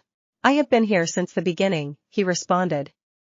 He then recounted snippets of everyone's conversation up to this point. And that was the exciting part. His name was Tim. It wasn't short for anything. There was no other name, no last name, nada. Right there on his school-issued identification was Tim. Everyone just assumed that was his quirk. In fact, no one had asked him exactly what his quirk was, like now. No one asked, and they forgot he was there again. Mio, Suijin, Pamela said. I want to talk to you both after this. If we don't advance, I have an idea for the 3 of us. The 2 girls nodded as they heard someone clear their throat. All right, troops, my Netta said, standing on a table. Dea, Bungie, Koki, and Nathaniel will join me in a glorious battle. Mio, Pamela, and Suijin defend the castle. What about me? Tim said. Holy Tim. How long have you been there? Koki yelled. After Tim told them he had been there again since the beginning and recapped the conversations, my Netta shrugged. Defend, I guess? Control booth. Is that boy supposed to be on the field? Midnight asked over the comms. Who? Came Snipe's response. That kid right there with future heroes. The ordinary-looking one. Midnight replied. I don't see him on the list, Present Mike said. Aizawa was also looking over his paperwork, wondering if he missed anything. Nizu, we have a possible situation, he relayed. I heard everything and am looking in on it right now, Nizu replied as the silence filled the air. No, he is a student, and he did qualify. So what do we do about it, Snipe said. Do we address it? If no one else noticed till now, we should just let it go. The teams have been picked and are already in the planning stages. Doing so now would cause havoc and unnecessary delays. Who are we talking about? Snipe called out over the radio. I forgot, replied Midnight. But it is time to get this show on the road. All Might. The #1 hero in Japan was, for the most simple of terms, annoyed. His conversation with Melissa had gone, for lack of a better word, terrible. Mirio had gotten into a fight with Izuku over Mirio's belief that Izuku had somehow poisoned the mind of his young Hato. It would match up with what All Might wanted to believe about Melissa. The way she looked at him, with such anger and hurt. She had been right that he hadn't even considered giving her one. For all, it never crossed his mind. The worst part was he didn't have an answer to that question. He had been injured years ago. He could have trained her up and passed it to her well before the entrance exam. He knew what type of girl she was. Her desire to be a hero burned so bright that she stepped out as a quirkless hero before the world. He and Mirio had returned to their seats after being released from the medical wing, and an official complaint was filed against Mirio for his actions. He knew Mirio was supposed to be confined to his quarters, but All Might didn't want to leave the boy alone stewing in his thoughts. Mirio was staring daggers at the screen, but he saw his protégé eyes soften when he saw Melissa appear on the screen. This could be salvaged. All Might thought Melissa was just confused and needed to be shown a better way. She was angry, but hopefully, they could work past that.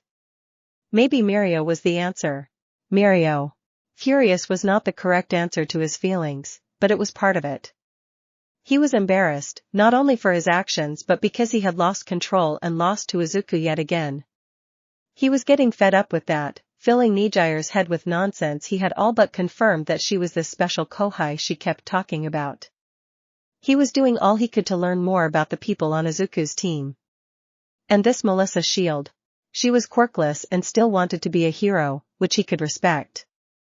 He felt terrible because she had fallen under the spell of that, much like Nijire had.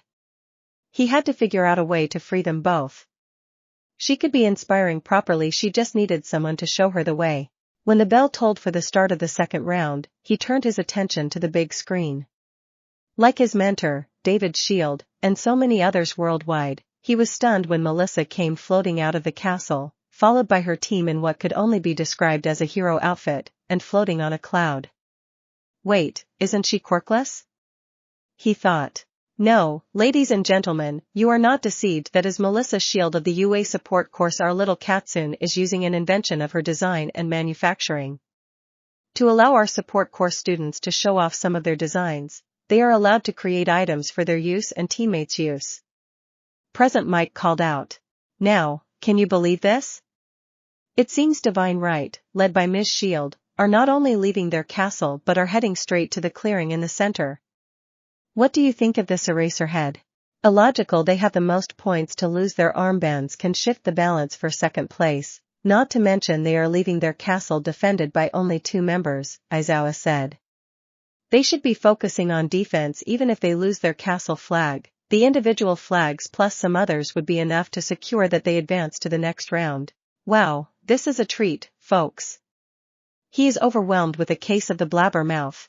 Of course, you boys don't get it, Midnight said, interrupting them. These kids are not going just to sit back and wait for the great evil to come to them or a hero to appear. They are going out to meet their enemies head on. Laying it all out online, like heroes who want to change the world. These children, oh how inspiring. She cooed. Mirio. Once he heard Midnight's commentary, he could see it spreading throughout the crowd. The crowd roared, watching them come out and head to the center. Not only had Izuku made such an inflammatory speech, they were fighting out their fighting to back up his damn speech. While all the time he sat back in the castle, he knew that Izuku was powerful, but he hoped to see him swarmed under for being such a why. Maybe that would help show his teammates, Nijire, and the crowd that he was talking. Nijire. She pouted some, not seeing Izuku marching out with the rest of his team, but she understood that with just him and that pink-haired girl he was kissing in the locker room, someone was bound to attack the castle. She wondered just how strong her kohai was. Then she thought of the kiss, how hot it made her feel. It still lingered even after all this time. Yuyu still made her for running off like that. But she explained to Yuyu that her kohai had multiple girlfriends and could be one, but she had to get to know the head girlfriend first. The head girlfriend was beautiful and seemed to be interested in kissing her, so it was possible that not only could she get a super boyfriend but also some super girlfriends.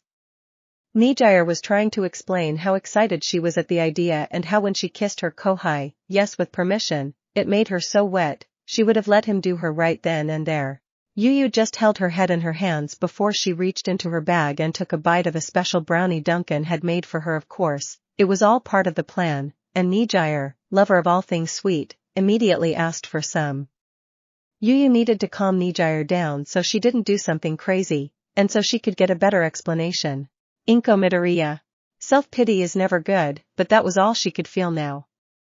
She had tried for years to get him to accept the reality that he was quirkless, to open up about the bullying and the problems he was having, but he just didn't. He wouldn't let go. The teachings told her he was worthless but still her son. She tried to get him to join a quirkless community where he could live out his days in peace. Hisashi had wiped his hands off Izuku after the diagnosis. He had even mentioned just giving Izuku up. She had just grown tired of his constant talk of heroes and how he wanted to be one. His constant denial of his reality had just become too much, to the point where 2 ships passed at night. Hisashi called her and still loved her. They would meet when he was in Japan, and her world was good again for those few days or hours. His passion would reignite the spark and carry it off. He always asked her to come with him, and the last time, she said yes. Izuku was old enough to handle himself. He would go to whatever fate awaited him, and she would live her life again. She followed up after hearing about the accident. No need to rush back was music to her ears.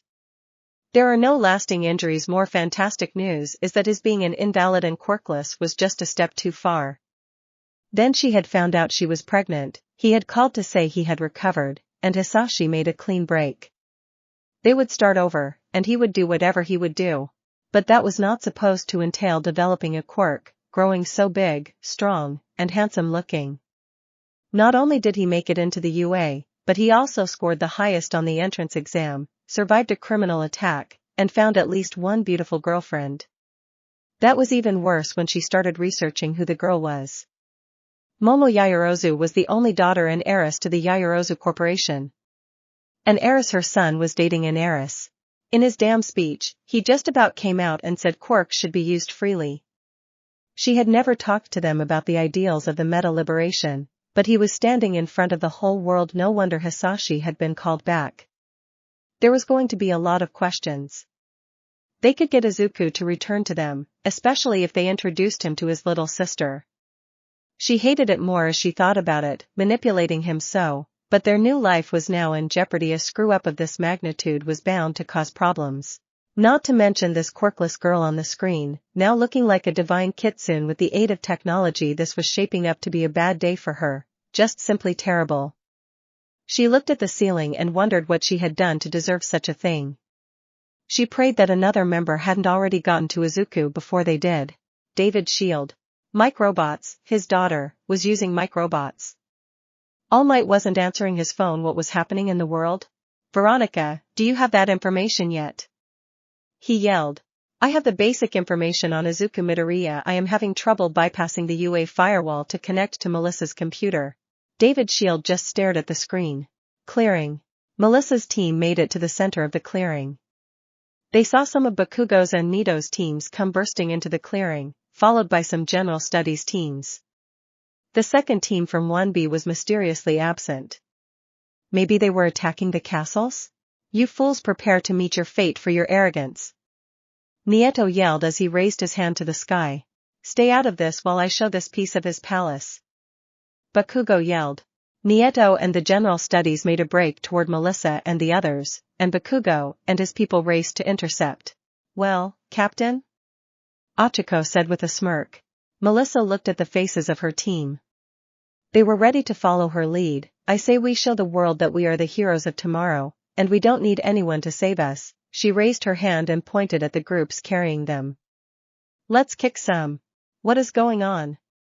We have a battle royal erupting as Divine Right is charging into battle with Team Domination. It is pandemonium, folks. Where is Team Thunder Lizards? Team Thunder Lizards. Set. Shouldn't we attack the other castles? Niran asked as they made their way through the forest. No, we stick to the plan. If we can get their flag, we can retreat, then we hide till we can redeem the points at the last moment, Set grinned. We can do this. You draw her off so we can launch our attack. Washu smirked, holding her bracelet to her mouth. Deploy Goliath, my location. The crowd cheered when a giant metal cylinder launched from behind the lizard castle and came crashing down just on the forest's edge. The cylinder popped open, smoke shrouding the capsule. Washu raced into the smoke. The crowd was in stunned silence when Washu emerged from the smoke in a giant exoskeleton armor. She stood over 7 feet tall now. On the right arm was a giant Gatling gun, and the left arm had 2 mechanical pincers that held a large metal shield. Come and fight me, Mayhatsum. So you may bow down to your better. She yelled over the machine speakers. The stadium cheered but quieted down quickly, waiting for the response. Giant tendrils emerged from the top of the castle and launched May from the top to just outside the castle walls. She landed with the other 2 rising. Metal shield, how quaint.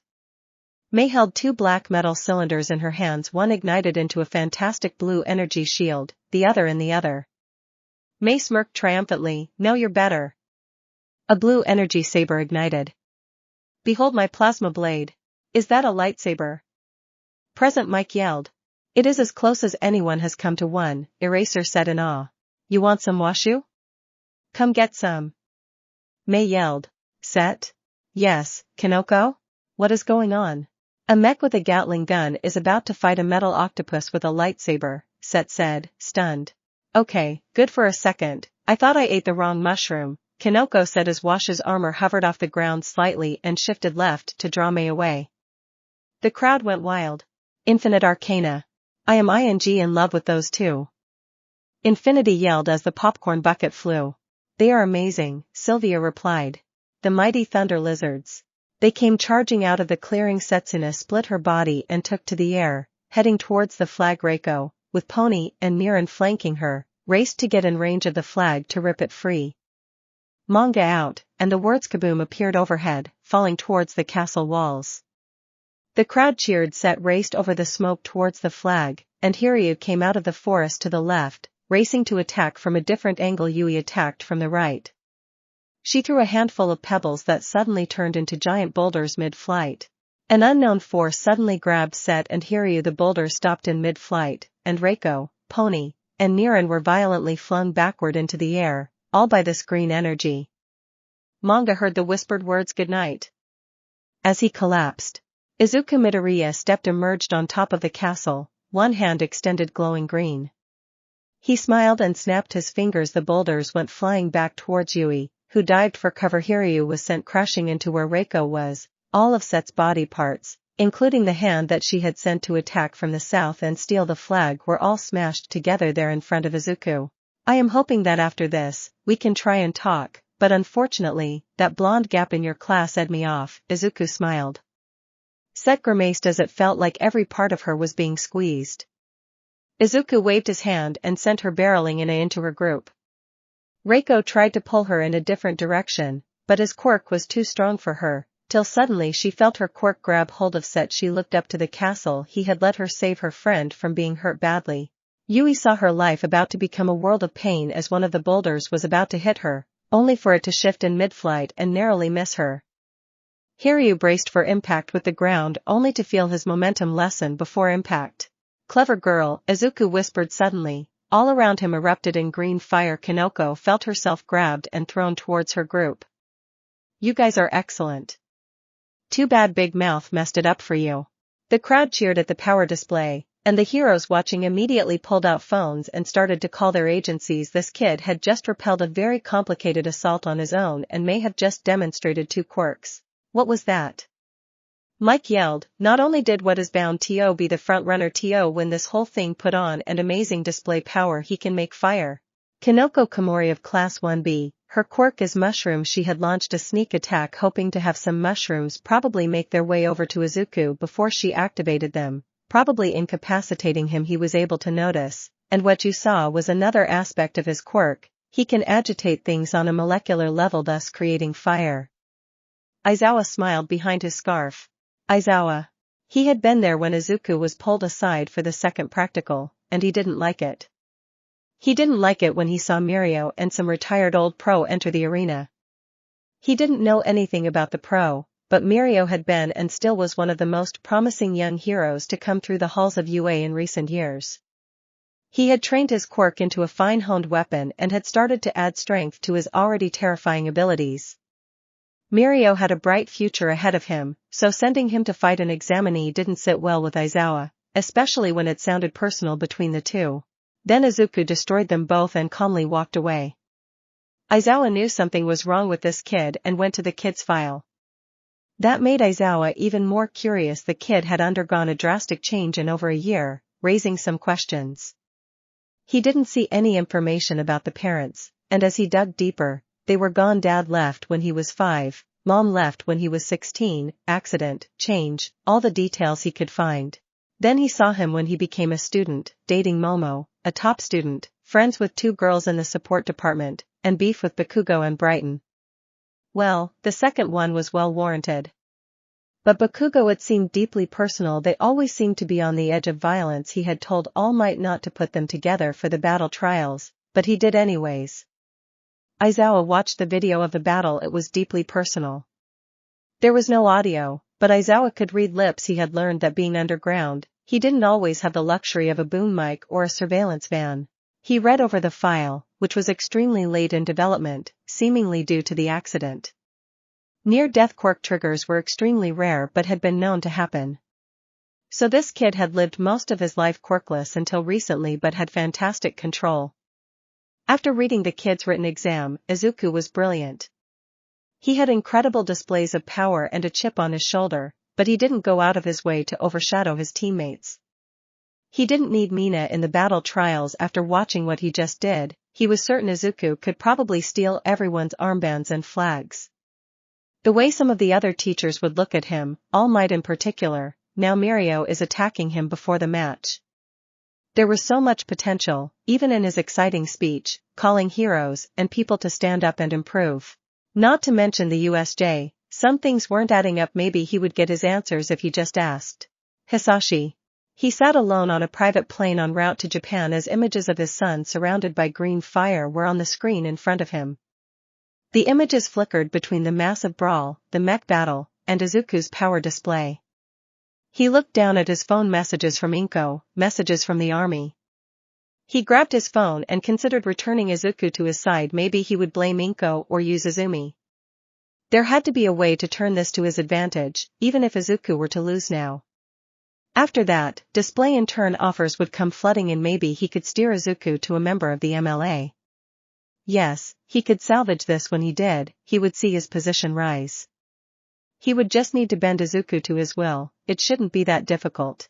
Bakugo launched himself into 1B with his quirk. He was airborne when a young man with messy gray hair and thick eyelashes ran up like he was jumping.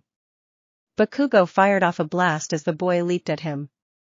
Through the smoke, the boy emerged but was now shining as if made of metal. He barreled into Bakugo, spearing him from the sky. Denki and Mizo moved to intercept as 2 members of 1B peeled from the attack group and ran towards Bakugo. The first was very tall, over 6 feet. Holy cow, ladies and gentlemen, Bakugo launches himself in a full assault into the ranks of 1B only to be intercepted by Tetsu, who activates his quirk and spears him out of the air. Bondo and Ojiro have peeled off to back up their ally, only to be intercepted by Sato and Denki. Sato moves to engage Bondo, only to be intercepted by Ojiro, who lands a hardtail hit, sending Sato tumbling away. Bondo evades, still on a direct course for the downed Bakugo. Tetsu is making a grab for that 150-point armband. Oh no, he left himself wide open as a double-handed explosion sent him flying. Bondo fires his glue wildly, but he misses. Bakugo is on his feet. Denki latches onto Ojiro's back in a surprise move after avoiding a spin kick. Oh, he unleashes his quirk. That electric shock has to hurt as Ojiro lets out a scream. Sato has a hold of Bondo and delivers a massive back suplex. Bakugo follows up, devastating right to the face. Bondo drops his guard. Sato is cinching in a rear naked choke. Bakugo snatches Bondo's armband. Tetsu is up. He fires a wild left only to meet his brother from another mother. Ejiro Kurashima tanks the Metal Masher's fist with his rocky face. Ejiro returns fire, and Tetsu fires back. Look at them go, people, trading blows like they fight in a phone booth. We have a real slobber knocker. Left, right, right's look at them go people. Yuka goes after Wajiro's armband. The lad is still out cold from that electric shock. Denki is a little unstable but still moving and is looking to see how conductive Tetsu is. The rest of the team domination has engaged divine right. Nito Monoma slides to stop and slams his hand to the ground. What is this? The ground under divine right appears to be softening. Have they fallen into a trap? No, look at that, some of them are now hovering over the ground, including our resident Kitsune. The majestic Melissa's shield seems unhindered. A devastating kick lands Nito bloodied as he falls, and Jiroada comes to the aid of his fallen commander. Oh my, he is launched into the air by Melissa's cloud. Tsuyu Asui pushes off the ground like a rocket. My, does that girl have hops? She is higher than kite right now. Oh, she is reversing my summer nights. Is that a rocket pack? Asui changed direction. She is coming down. Ochiko Uraraka, who hasn't stopped watching Tsu fly. Oh, is she deactivating her quirk? Tsu is a missile coming down. Jiroada roars, trying to punch the girl descending like a missile. His arms are grabbed by a dark shadow, and Tsu's kick lands right to his face. Away swings and misses, swings again. Mina Ishido dances out of harm's way. Her acid flies. Look at that acid grenade out of nowhere, and weapons begin to melt. Yaoyorozu moves in to finish the job. Oh no, she is interrupted by Sen. That is a mighty quirk that boy has. Yaoyorozu seems to be trouble, but what's this? Sen stumbles as if hit. It looks like he is shadowboxing and losing. It must be Toru Hagakure. Everybody, the invisible girl just took out another member of 1B. Toguru seems enraged. He runs in. What's this? Hey, yell something to Hitoshi. He is frozen, not moving. Hitoshi seems to have frozen him somehow. Oh no, that is a supersized fist courtesy of Itsuka Kendo. He is down and out. Everyone watch out for the bunnies. What are they doing? They are running off with the armbands. Yuga makes a play for the bunnies only to be tackled by Koji. The two boys are wrestling on the ground, and the Frenchman fires a naval blast. Koji is hurt, but he is not out. Yuga looks like he has seen a ghost and runs away with Koji in hot pursuit. Jiroada is going down. Folks, Dark Shadow and Sato are just too much for him. Fumikage gets yanked into his shadow by Shurhai. That isn't good. Aizawa interrupts mixed play-by-play. Ladies and gentlemen, that was Eraserhead with the amazing insight. Tetsu is fighting desperately 2-on-1. Oh, what is this? Denki is trapped in an air prison courtesy of Kozai Tsuburaba. Unable to defend himself, Kozai takes advantage of the situation and drops the electric quirk user with a brutal combination. He is going for the armband. What are those orbs? Those appear to be floating speakers. I need to get me some of those, baby. Can you hear her heat beating everyone? The crowd roared as Kozai fell to his knees and passed out. Hyokujiro for the save. That poor boy, his head will may be ringing for days. Ochiko tags Tetsu, but he isn't floating. What is happening? That is new, Aizawa says with a hint of surprise. They don't call him the best color man in the business for nothing, folks. No one calls me that. He is being pulled down. Did she increase his gravity? Hitoshi and Ochiko pull out rifles? Now they are firing discs? They are shocking Tetsu. Portable, binding, tasers. I think the Meihatsum is going to be the belle of this. Nito is watching it all fall apart. He looks frazzled. He roars in frustration, and look at that, he is going all Jiroada now. He rushes to a surprised Melissa's shield. She is on her back foot. He lands a brutal right, sending her down. He goes for the armband, and her tails grab him and yanks him down. Wave after wave of her tails are now slamming him without mercy. A rotating windmill of tails is driving him down. Oh, the humanity. What is this? Yaoyorozu has a passenger as Manito Minoru is stuck to the girl's back, though the look on his face makes me question intent right now. Shurhai comes out of the darkness, and he is not moving, folks. Dark Shadow is not happy. Oh no, he seems to be going out of control. Koki goes for a sneak attack on Itsuka Kendo. He activates his quirk. Oh my stars and garters, some poles just pushed out from that strange get up around her waist, yanking her out of the way. What in the world are those? Koki deactivates his quirk, hoping he can try and do something, only for Tsu's kick to his back to send him sprawling and Itsuka's punch to the back of his head to end his afternoon. Nathaniel attacks Melissa. Something is happening. A pulse goes off. Her tech seems to falter. He tries to wrestle her armband off. Without missing a beat, she headbutts him, sending him down, and it looks like he is out. Daia comes running at her. She tries to move, and he blurs and slams her down, and she is dazed. Melissa's shield is in trouble, folks. Her 2,000 points will go a huge way in altering the course of this contest. Hitoshi comes to her aid, spearing Daia off. Those two are now in a schoolyard brawl, and here comes Bungie. He is kicked by Tsu like she was kicking a soccer across the pitch, and he is out of here, folks. No, seriously, someone should grab him.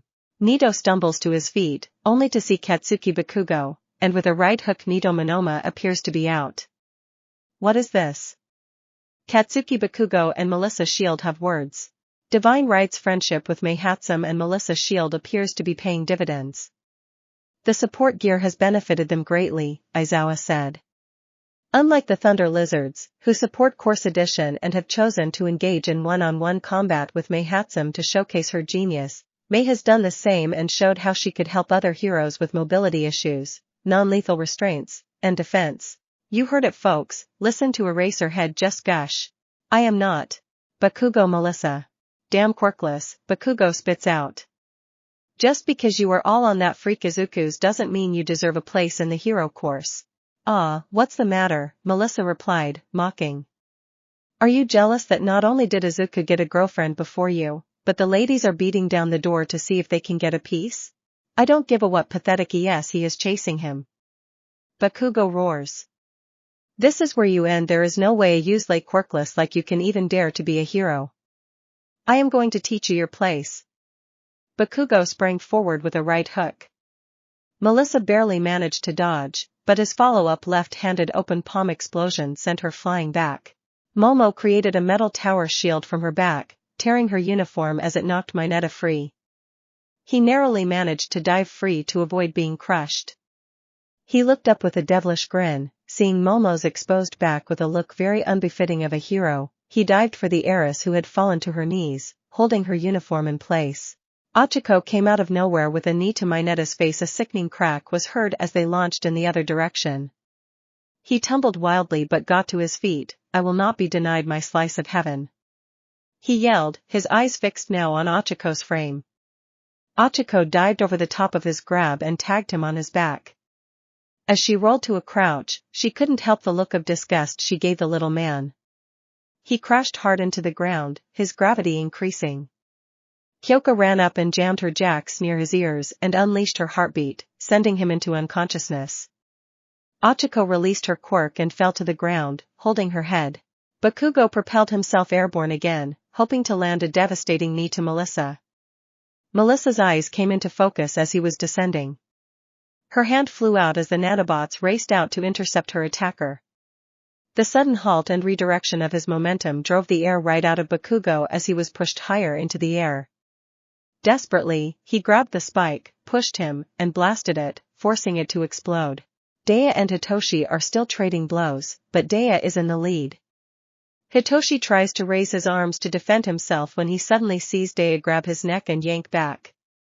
Hitoshi scrambles free as he witnesses Daia getting choked out. Toru? He asks hesitantly. He knows he is right when he sees Daia get shifted off to the side. Yeah, it's me, she calls out. They both look up at the sound of the explosion, seeing Bakugo begin his free fall. Bakugo growls as he goes to fire his blast in front of him to slow his momentum, when suddenly both his arms are wrapped by two golden tails. Before he can fire off his blasts, they are yanked forcibly behind his back, earning a yell of pain. The crowd watches as Melissa's tails yank Bakugo to the ground, slamming him hard before lifting him and doing so again. Bakugo tries to say something as she drags him face first, filling his mouth with dirt.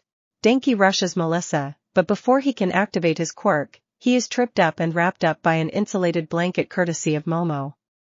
Mina, Hitoshi, and Toru descend on him with a flurry of punches and kicks, eventually knocking him out. Dark shadow rises over the battlefield, ready to descend upon everyone. Fumi desperately tries to rein in his partner. Bakugo, severely dazed, is yanked forward again. The last thing he sees is Melissa's fist wrapped in white coming towards him. Come to me, little fox. Dark Shadow roars as his massive fist comes hurtling toward Melissa. She reaches back, and a spear of light forms up from her hand, to the crowd's delight. It flies forth, piercing through Dark Shadow, who yells in pain, as does Fumi. But thankfully, it allows Fumi to pull Dark Shadow back as he falls onto his hands and knees, grimacing in pain. Melissa stumbles as the cloud under her feet wavers. She looks and sees Momo still holding her uniform in place. Quickly, she creates a dome over her friend, allowing her to fix her clothing. Tenya Mizo. They stealthily make their way through the forest toward the fort of the mighty thunder lizards. Seeing that most castles have little to no defense, Shoto encourages his two teammates to see if they can increase their point total.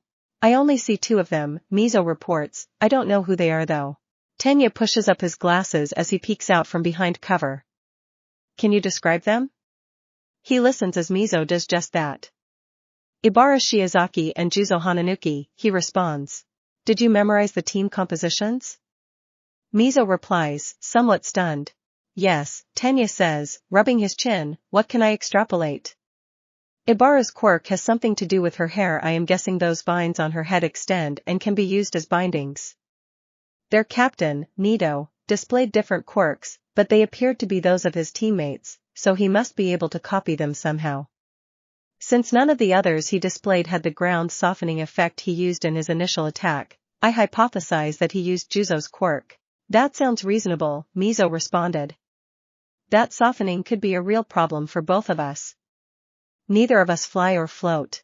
If he can only soften the ground, then we may be able to use our quirk estimate test to our advantage, Tenya smiled. I will make a frontal assault and attempt to long jump past their softening field and make my way towards their flag. You come in from the side and see if you can do so from outside the castle. I always wanted to scale a castle and steal a flag, Mizo said, a twinkle in his eyes. What an odd thing to want to do. Tenya said, utterly deadpan.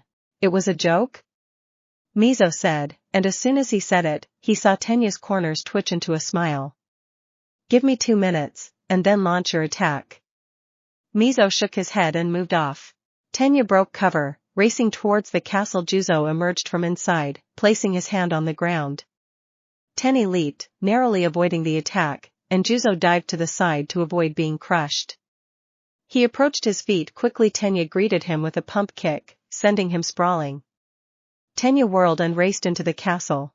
Ibara took position at the top of the stairs, her vines racing into the castle, hoping to trap the intruder.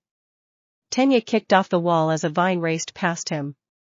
He dove to the side, narrowly escaping the second, but the third snagged his arm, yanking him down the stairs. Got you. Ibara called out. Ibara didn't want to be here defending Nido's castle. She wanted to be with Setsuna's team, but she had already given her word to Nido and would honor it. Juzo sprinted back inside to see Tenya collapse in a heap of vines at the foot of the stairs. Pull your vines back. He yelled. Tenya, dazed, tried to get his bearings. He turned to run, only for his foot to sink into the ground, and the other soon followed. He engaged his quirk to try and pull himself free, but the softened stone floor suddenly became solid, causing him to fall forward. He kept his head from hitting the floor by using his hands to brace himself. The process quickly repeated, and he was now completely trapped. Juzo reached down and snatched his armband. Thank you for your donation, he replied, walking away toward the treasury. Ibara came down the stairs. Seeing the intruder trapped, she said, Great job, Juzo. In a stunning turn of events, Team Domination's flag has been taken. Juzo and Ibara froze. So has the Thunder Lizards. Oh my. Control booth. Does anyone have any idea who took the Thunder Lizards' flag? Their turrets didn't even go off? Or the traps? Midnight radioed in. It was that kid from the Future Heroes. Snipe radioed back. Who? Cementos asked. All the boys are knocked out, only the girls are defending the base. What are we talking about? Midnight said, confused. I don't know, I forgot, Snipe replied. Thunder Lizards. Set? Hiryu said, panicking. We will have to deal with that later. Only one person is defending that base. We can't fail this time. Their points are enough to get us in, Setsuna said to her team. We cannot fail. Besides, Domination's flag is heading right for us, theirs, and this one. We got second place locked up. Sorry guys, I failed to get the drop on Izuku, and my shrooms failed to keep our flag safe, Kanoko said, sounding a bit crestfallen. And our assault against their castle ended in utter defeat, Set replied. Hey, stuff happens, crew. We need to adapt and overcome. We need to get points so that we will do that. The group cautiously approached Shoto and the flag, carrying all they needed to secure second place. Armored scientists. Washa tumbled to the side as the energy sword came slicing through the air. She rolled to crouch and brought her minigun to bear. She watched the barrel spin as the rubber bullets fired forth. One of Mei's robotic arms pushed her to the side while another took up the shield, which expanded in size, blocking the hail of gunfire. The crowd cheered at all the action around the arena. Mei shouted a command as 2 energy rifles sprung from the black box on her back. One landed in her hand, the other in one of the robotic arms, returning fire. Washa raised her shield. When she heard the thunk, she knew something was wrong. A dozen electronics discharged, short-circuiting part of her system. Washu attached some sticky grenades and threw the shield in Mei's direction. The grenades exploded in midair, filling the area with tear gas and smoke. Washa set her armor to sentry mode as she focused on rerouting around the short-circuited areas. Sweat beaded off her brow as the gun began to fire. She looked up as Mei flew out of the smoke, leaping towards her. Her suit sprang to life. The minigun shifted to a shoulder position as she caught 2 of Mei's robotic arms. She tried to push the girl back, but the 2 other arms held Mei steady. Washu's fatal flow of an open it was exposed when Mei, still holding the energy sword, brought it swinging down towards her exosuit. Washu panicked, releasing her hands. She grabbed Mei's arm in a desperate attempt to stop the blow. Mei saw the minigun rotate down to fire at her point blank. She sent the mental command, the 2 arms holding her from getting pushed back released and forcing Washu's armor to stumble forward. One of Mei's arms snaked up and forced the minigun up. The other grabbed the front leg of Washu's armor and yanked it forward, twisting them so Mei was on top.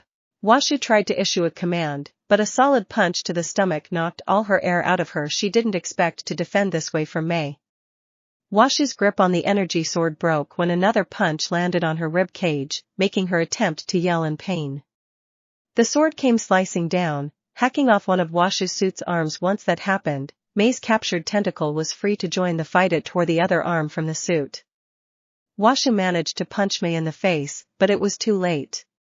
Her harness was ripped off, and Mei grabbed her and yanked her out of her armor, sending them tumbling across the ground. Washu stumbled to her feet. Mei smiled, raised her rifle, and fired.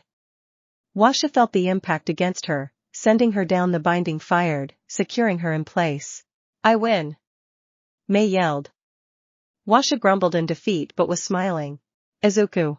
Well, hello, who are you? Tim froze. Someone had noticed him. It is okay if I stand still. He will forget, and I can get their flag.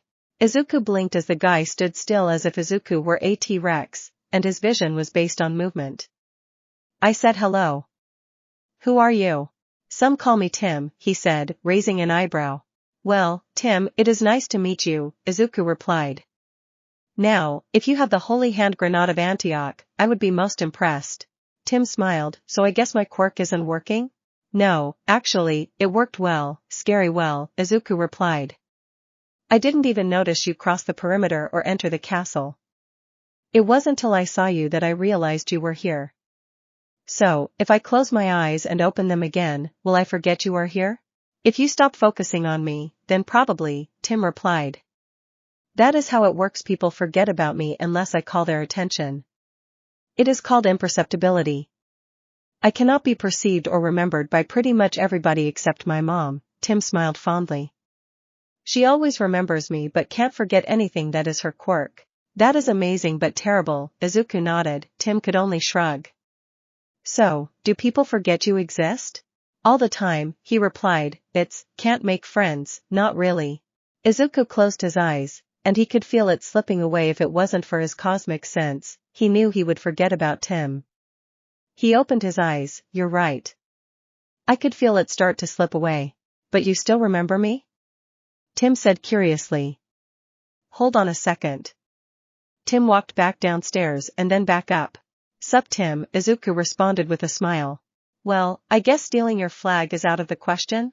Yeah, sorry, man, I can't allow that, Izuku smirked, but I won't toss you out or anything if you leave peacefully. This is going to sound weird, Tim responded nervously.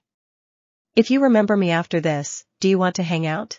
I would love to, Tim, Izuku smiled. Tim could only smile in response as he turned to walk away.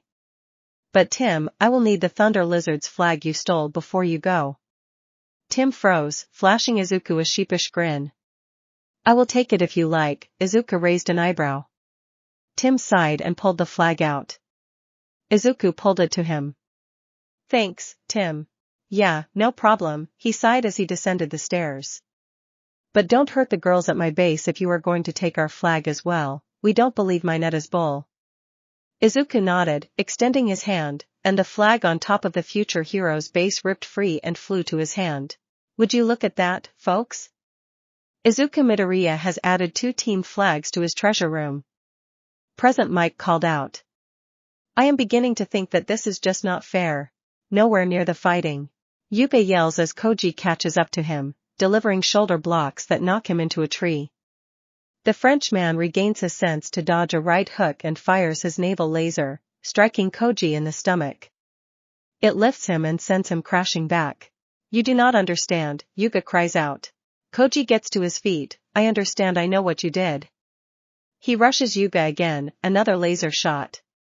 Yuka's eyes widen as the Koji nimbly sidesteps it before punching Yuka in the face. The Frenchman staggers back, blood flying from his mouth. You fed them information about us, Koji comes in with a wild swing, and Yuka ducks under. He lands a knee on Koji's stomach, then another and another.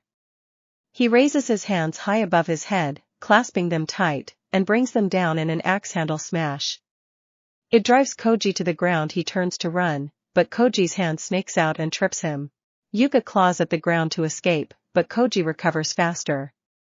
Koji grabs Yuka and drags him back to himself. Another laser blast hits Koji, and he falls back. He threatened my parents. Koji stumbles, why didn't you ask for help? We have freaking All Might as a teacher. I couldn't? Yuka cries out desperately. Yes, you could have.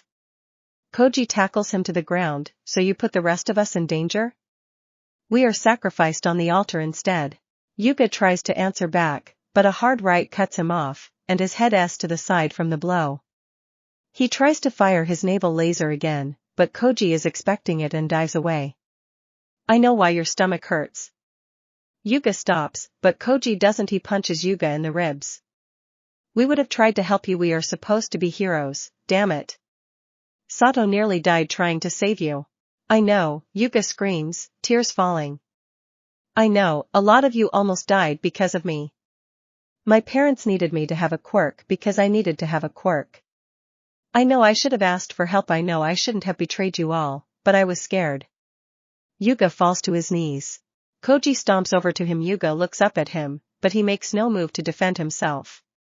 But no blows fall. Koji drops to his knees before Yuka and hugs him. All of Yuka's anguish, guilt, and pain flood out as Koji holds him. I am going to get you help, he hears Koji tell him. I know someone who will make it all right. I know they can. Who? Yuka manages in between sobs. Someone else with a secret, is all Koji says. The battle at the castle. Shoto saw them burst from the trees, from the front and sides of their castle. Setsuna, Pony, and Hiryu from the front. Manga, Niran from the left, and Reiko, Yui, and Kanoko from the right. He stomped his foot, sending ice rocketing down through the castle, sealing it off. He dove for cover as boulders came flying, crashing into the side of the castle and rocking it. Remember what he saw at the Izuku counter? He threw fire into the air, seeing some spores ignite. He scrambled out of the way, narrowly avoiding a horn strike from a flying pony courtesy of Setsuna. Pony dropped atop the castle, rolled to her feet, and charged at him. Shoto raced to engage. He spun towards her, fire whipping around his body, making her tumble to the side. As he landed, he grabbed the flagpole, placing it in ice, trapping one of Setsuna's hands. Pony regained her balance and drop-kicked him in the back, sending him sprawling face first. A floating leg kicked him in the ribs as he struggled to his feet. Pony came in with a clothesline attempt. He ducked under and threw her off the top of the castle using the girl's momentum. He heard Set yell her teammate's name. He turned and located her head in the sky. He sent off a fireball, forcing Set to retreat. Shoto created an ice dome, hoping to encase the top of the castle, only to see a giant word bubble appear over it. Crack, it read. He watched as the dome did just that. When pieces started to glow and fall towards him, he braced as he let loose as powerful a jet of fire as he could. The supercooled air collided with the sudden heat, and kaboom, the entire arena went quiet. Before the crowd erupted, Shoto couldn't tell because his ears were ringing when the explosion went off. He was thrown back into part of the battlement. Not only was he deafened from the blast, but he couldn't focus to see appropriately. As his vision came back, he saw a girl bleeding from the head stumble over and tag the flagpole. He watched as it shrank in midair. He saw it glow and go sailing off over the edge. No! He yelled, stumbling after it. The girl's shoulder-length, bob-shaped hair, side-swept to her right, with shorter strands hanging above her eyes. Blood flowed down her face, marring her fair skin, athletic build, and cerulean eyes. He could see their determination and passion radiating as she stumbled towards him and landed a right on his face. He fell against the parapet, blocked her follow-up left, countered with a right to her jaw, snapping his head back, left to the body, and rocked her back. She countered with a front leg kick, sending him down to one knee. She pushed forward with a knee strike, and he barely managed to move his head to the side, avoiding the blow. He grabs a hold of her and takes her to the ground. He quickly lands an elbow on the side of her head, knocking her out. He noticed she was smiling. He stumbled to the side to see a girl with pale gray hair stumbling toward the forest. He tries to call on his quirk, but his head is screaming at him, making it impossible. She is almost away when she is pretty laterally speared out of her shoes by Mizo. He can faintly hear the crowd cheer. Reiko's head bounces off the ground, knocking her out. He scrambles to grab the miniature flagpole. He starts racing towards the castle when suddenly enormous mushrooms spring from the ground and explode, sending him cartwheeling through the air. As he lands in a heap, Hiryu and Niran descend, trying to wrest the pole from his possession. Hiryu spins at a yell emerging from the forest. He fires his quirk to no effect as Ejiro weakens and, fueled by adrenaline, comes barreling out. Mizo's multiple hands are clasped around the flagpole as he curls into a. Niran activates his quirk, double impact, as all his previous strikes trigger again, but Mizo does not falter. Ejiro closes the distance and tackles Hiryu to the ground. Denki, who uses Ejiro as cover, is hot on his heels and goes after Niran. Kinoko runs in with a spinning kick, sending Denki sprawling, a tiny mushroom sprouting all over Mizo like a zombie. He uncurls and releases the flag. Her victory is short-lived as she hears Set call out to her. Kinko spins and sees not her friend but Hitoshi.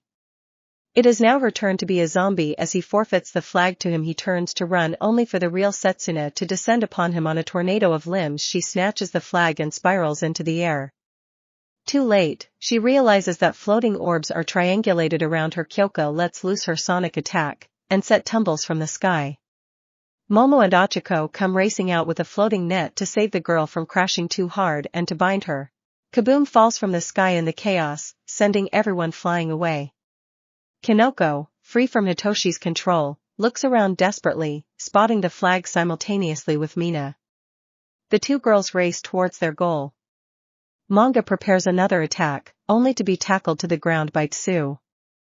Itsuka comes out of nowhere with a diving swipe and takes Kinoko's legs out from under her. Kinoko tumbles, mushrooms trailing behind her, a green gas erupts, and Itsuka stumbles out of the gas, vomiting.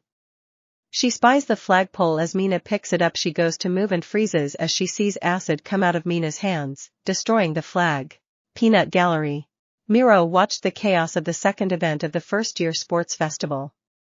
He loudly cheered 1B's assault upon Izuku, and it died in his throat at Izuku's display of power. He watched from his vantage point of All Might's VIP box as the heroes below immediately went to their phones, sending out internship offers. He saw so many doing so that it made him sick. He watched how casually he stole two teams' flags, adding them to their total. He didn't need to do that. He is just piling on now, that despicable piece of. He is just humiliating them. Miro seethed, but then he saw the fight at the center, the way the other members rallied around Melissa. He was memorized watching her go in her majestic kitsune garb. The engineering and intelligence she would have required to design and create such a complex system were breathtaking. The woman herself was breathtaking. He just needed to help her see the light. Once she did, she and Nijire would finally understand. She is quite the woman to behold, is she not?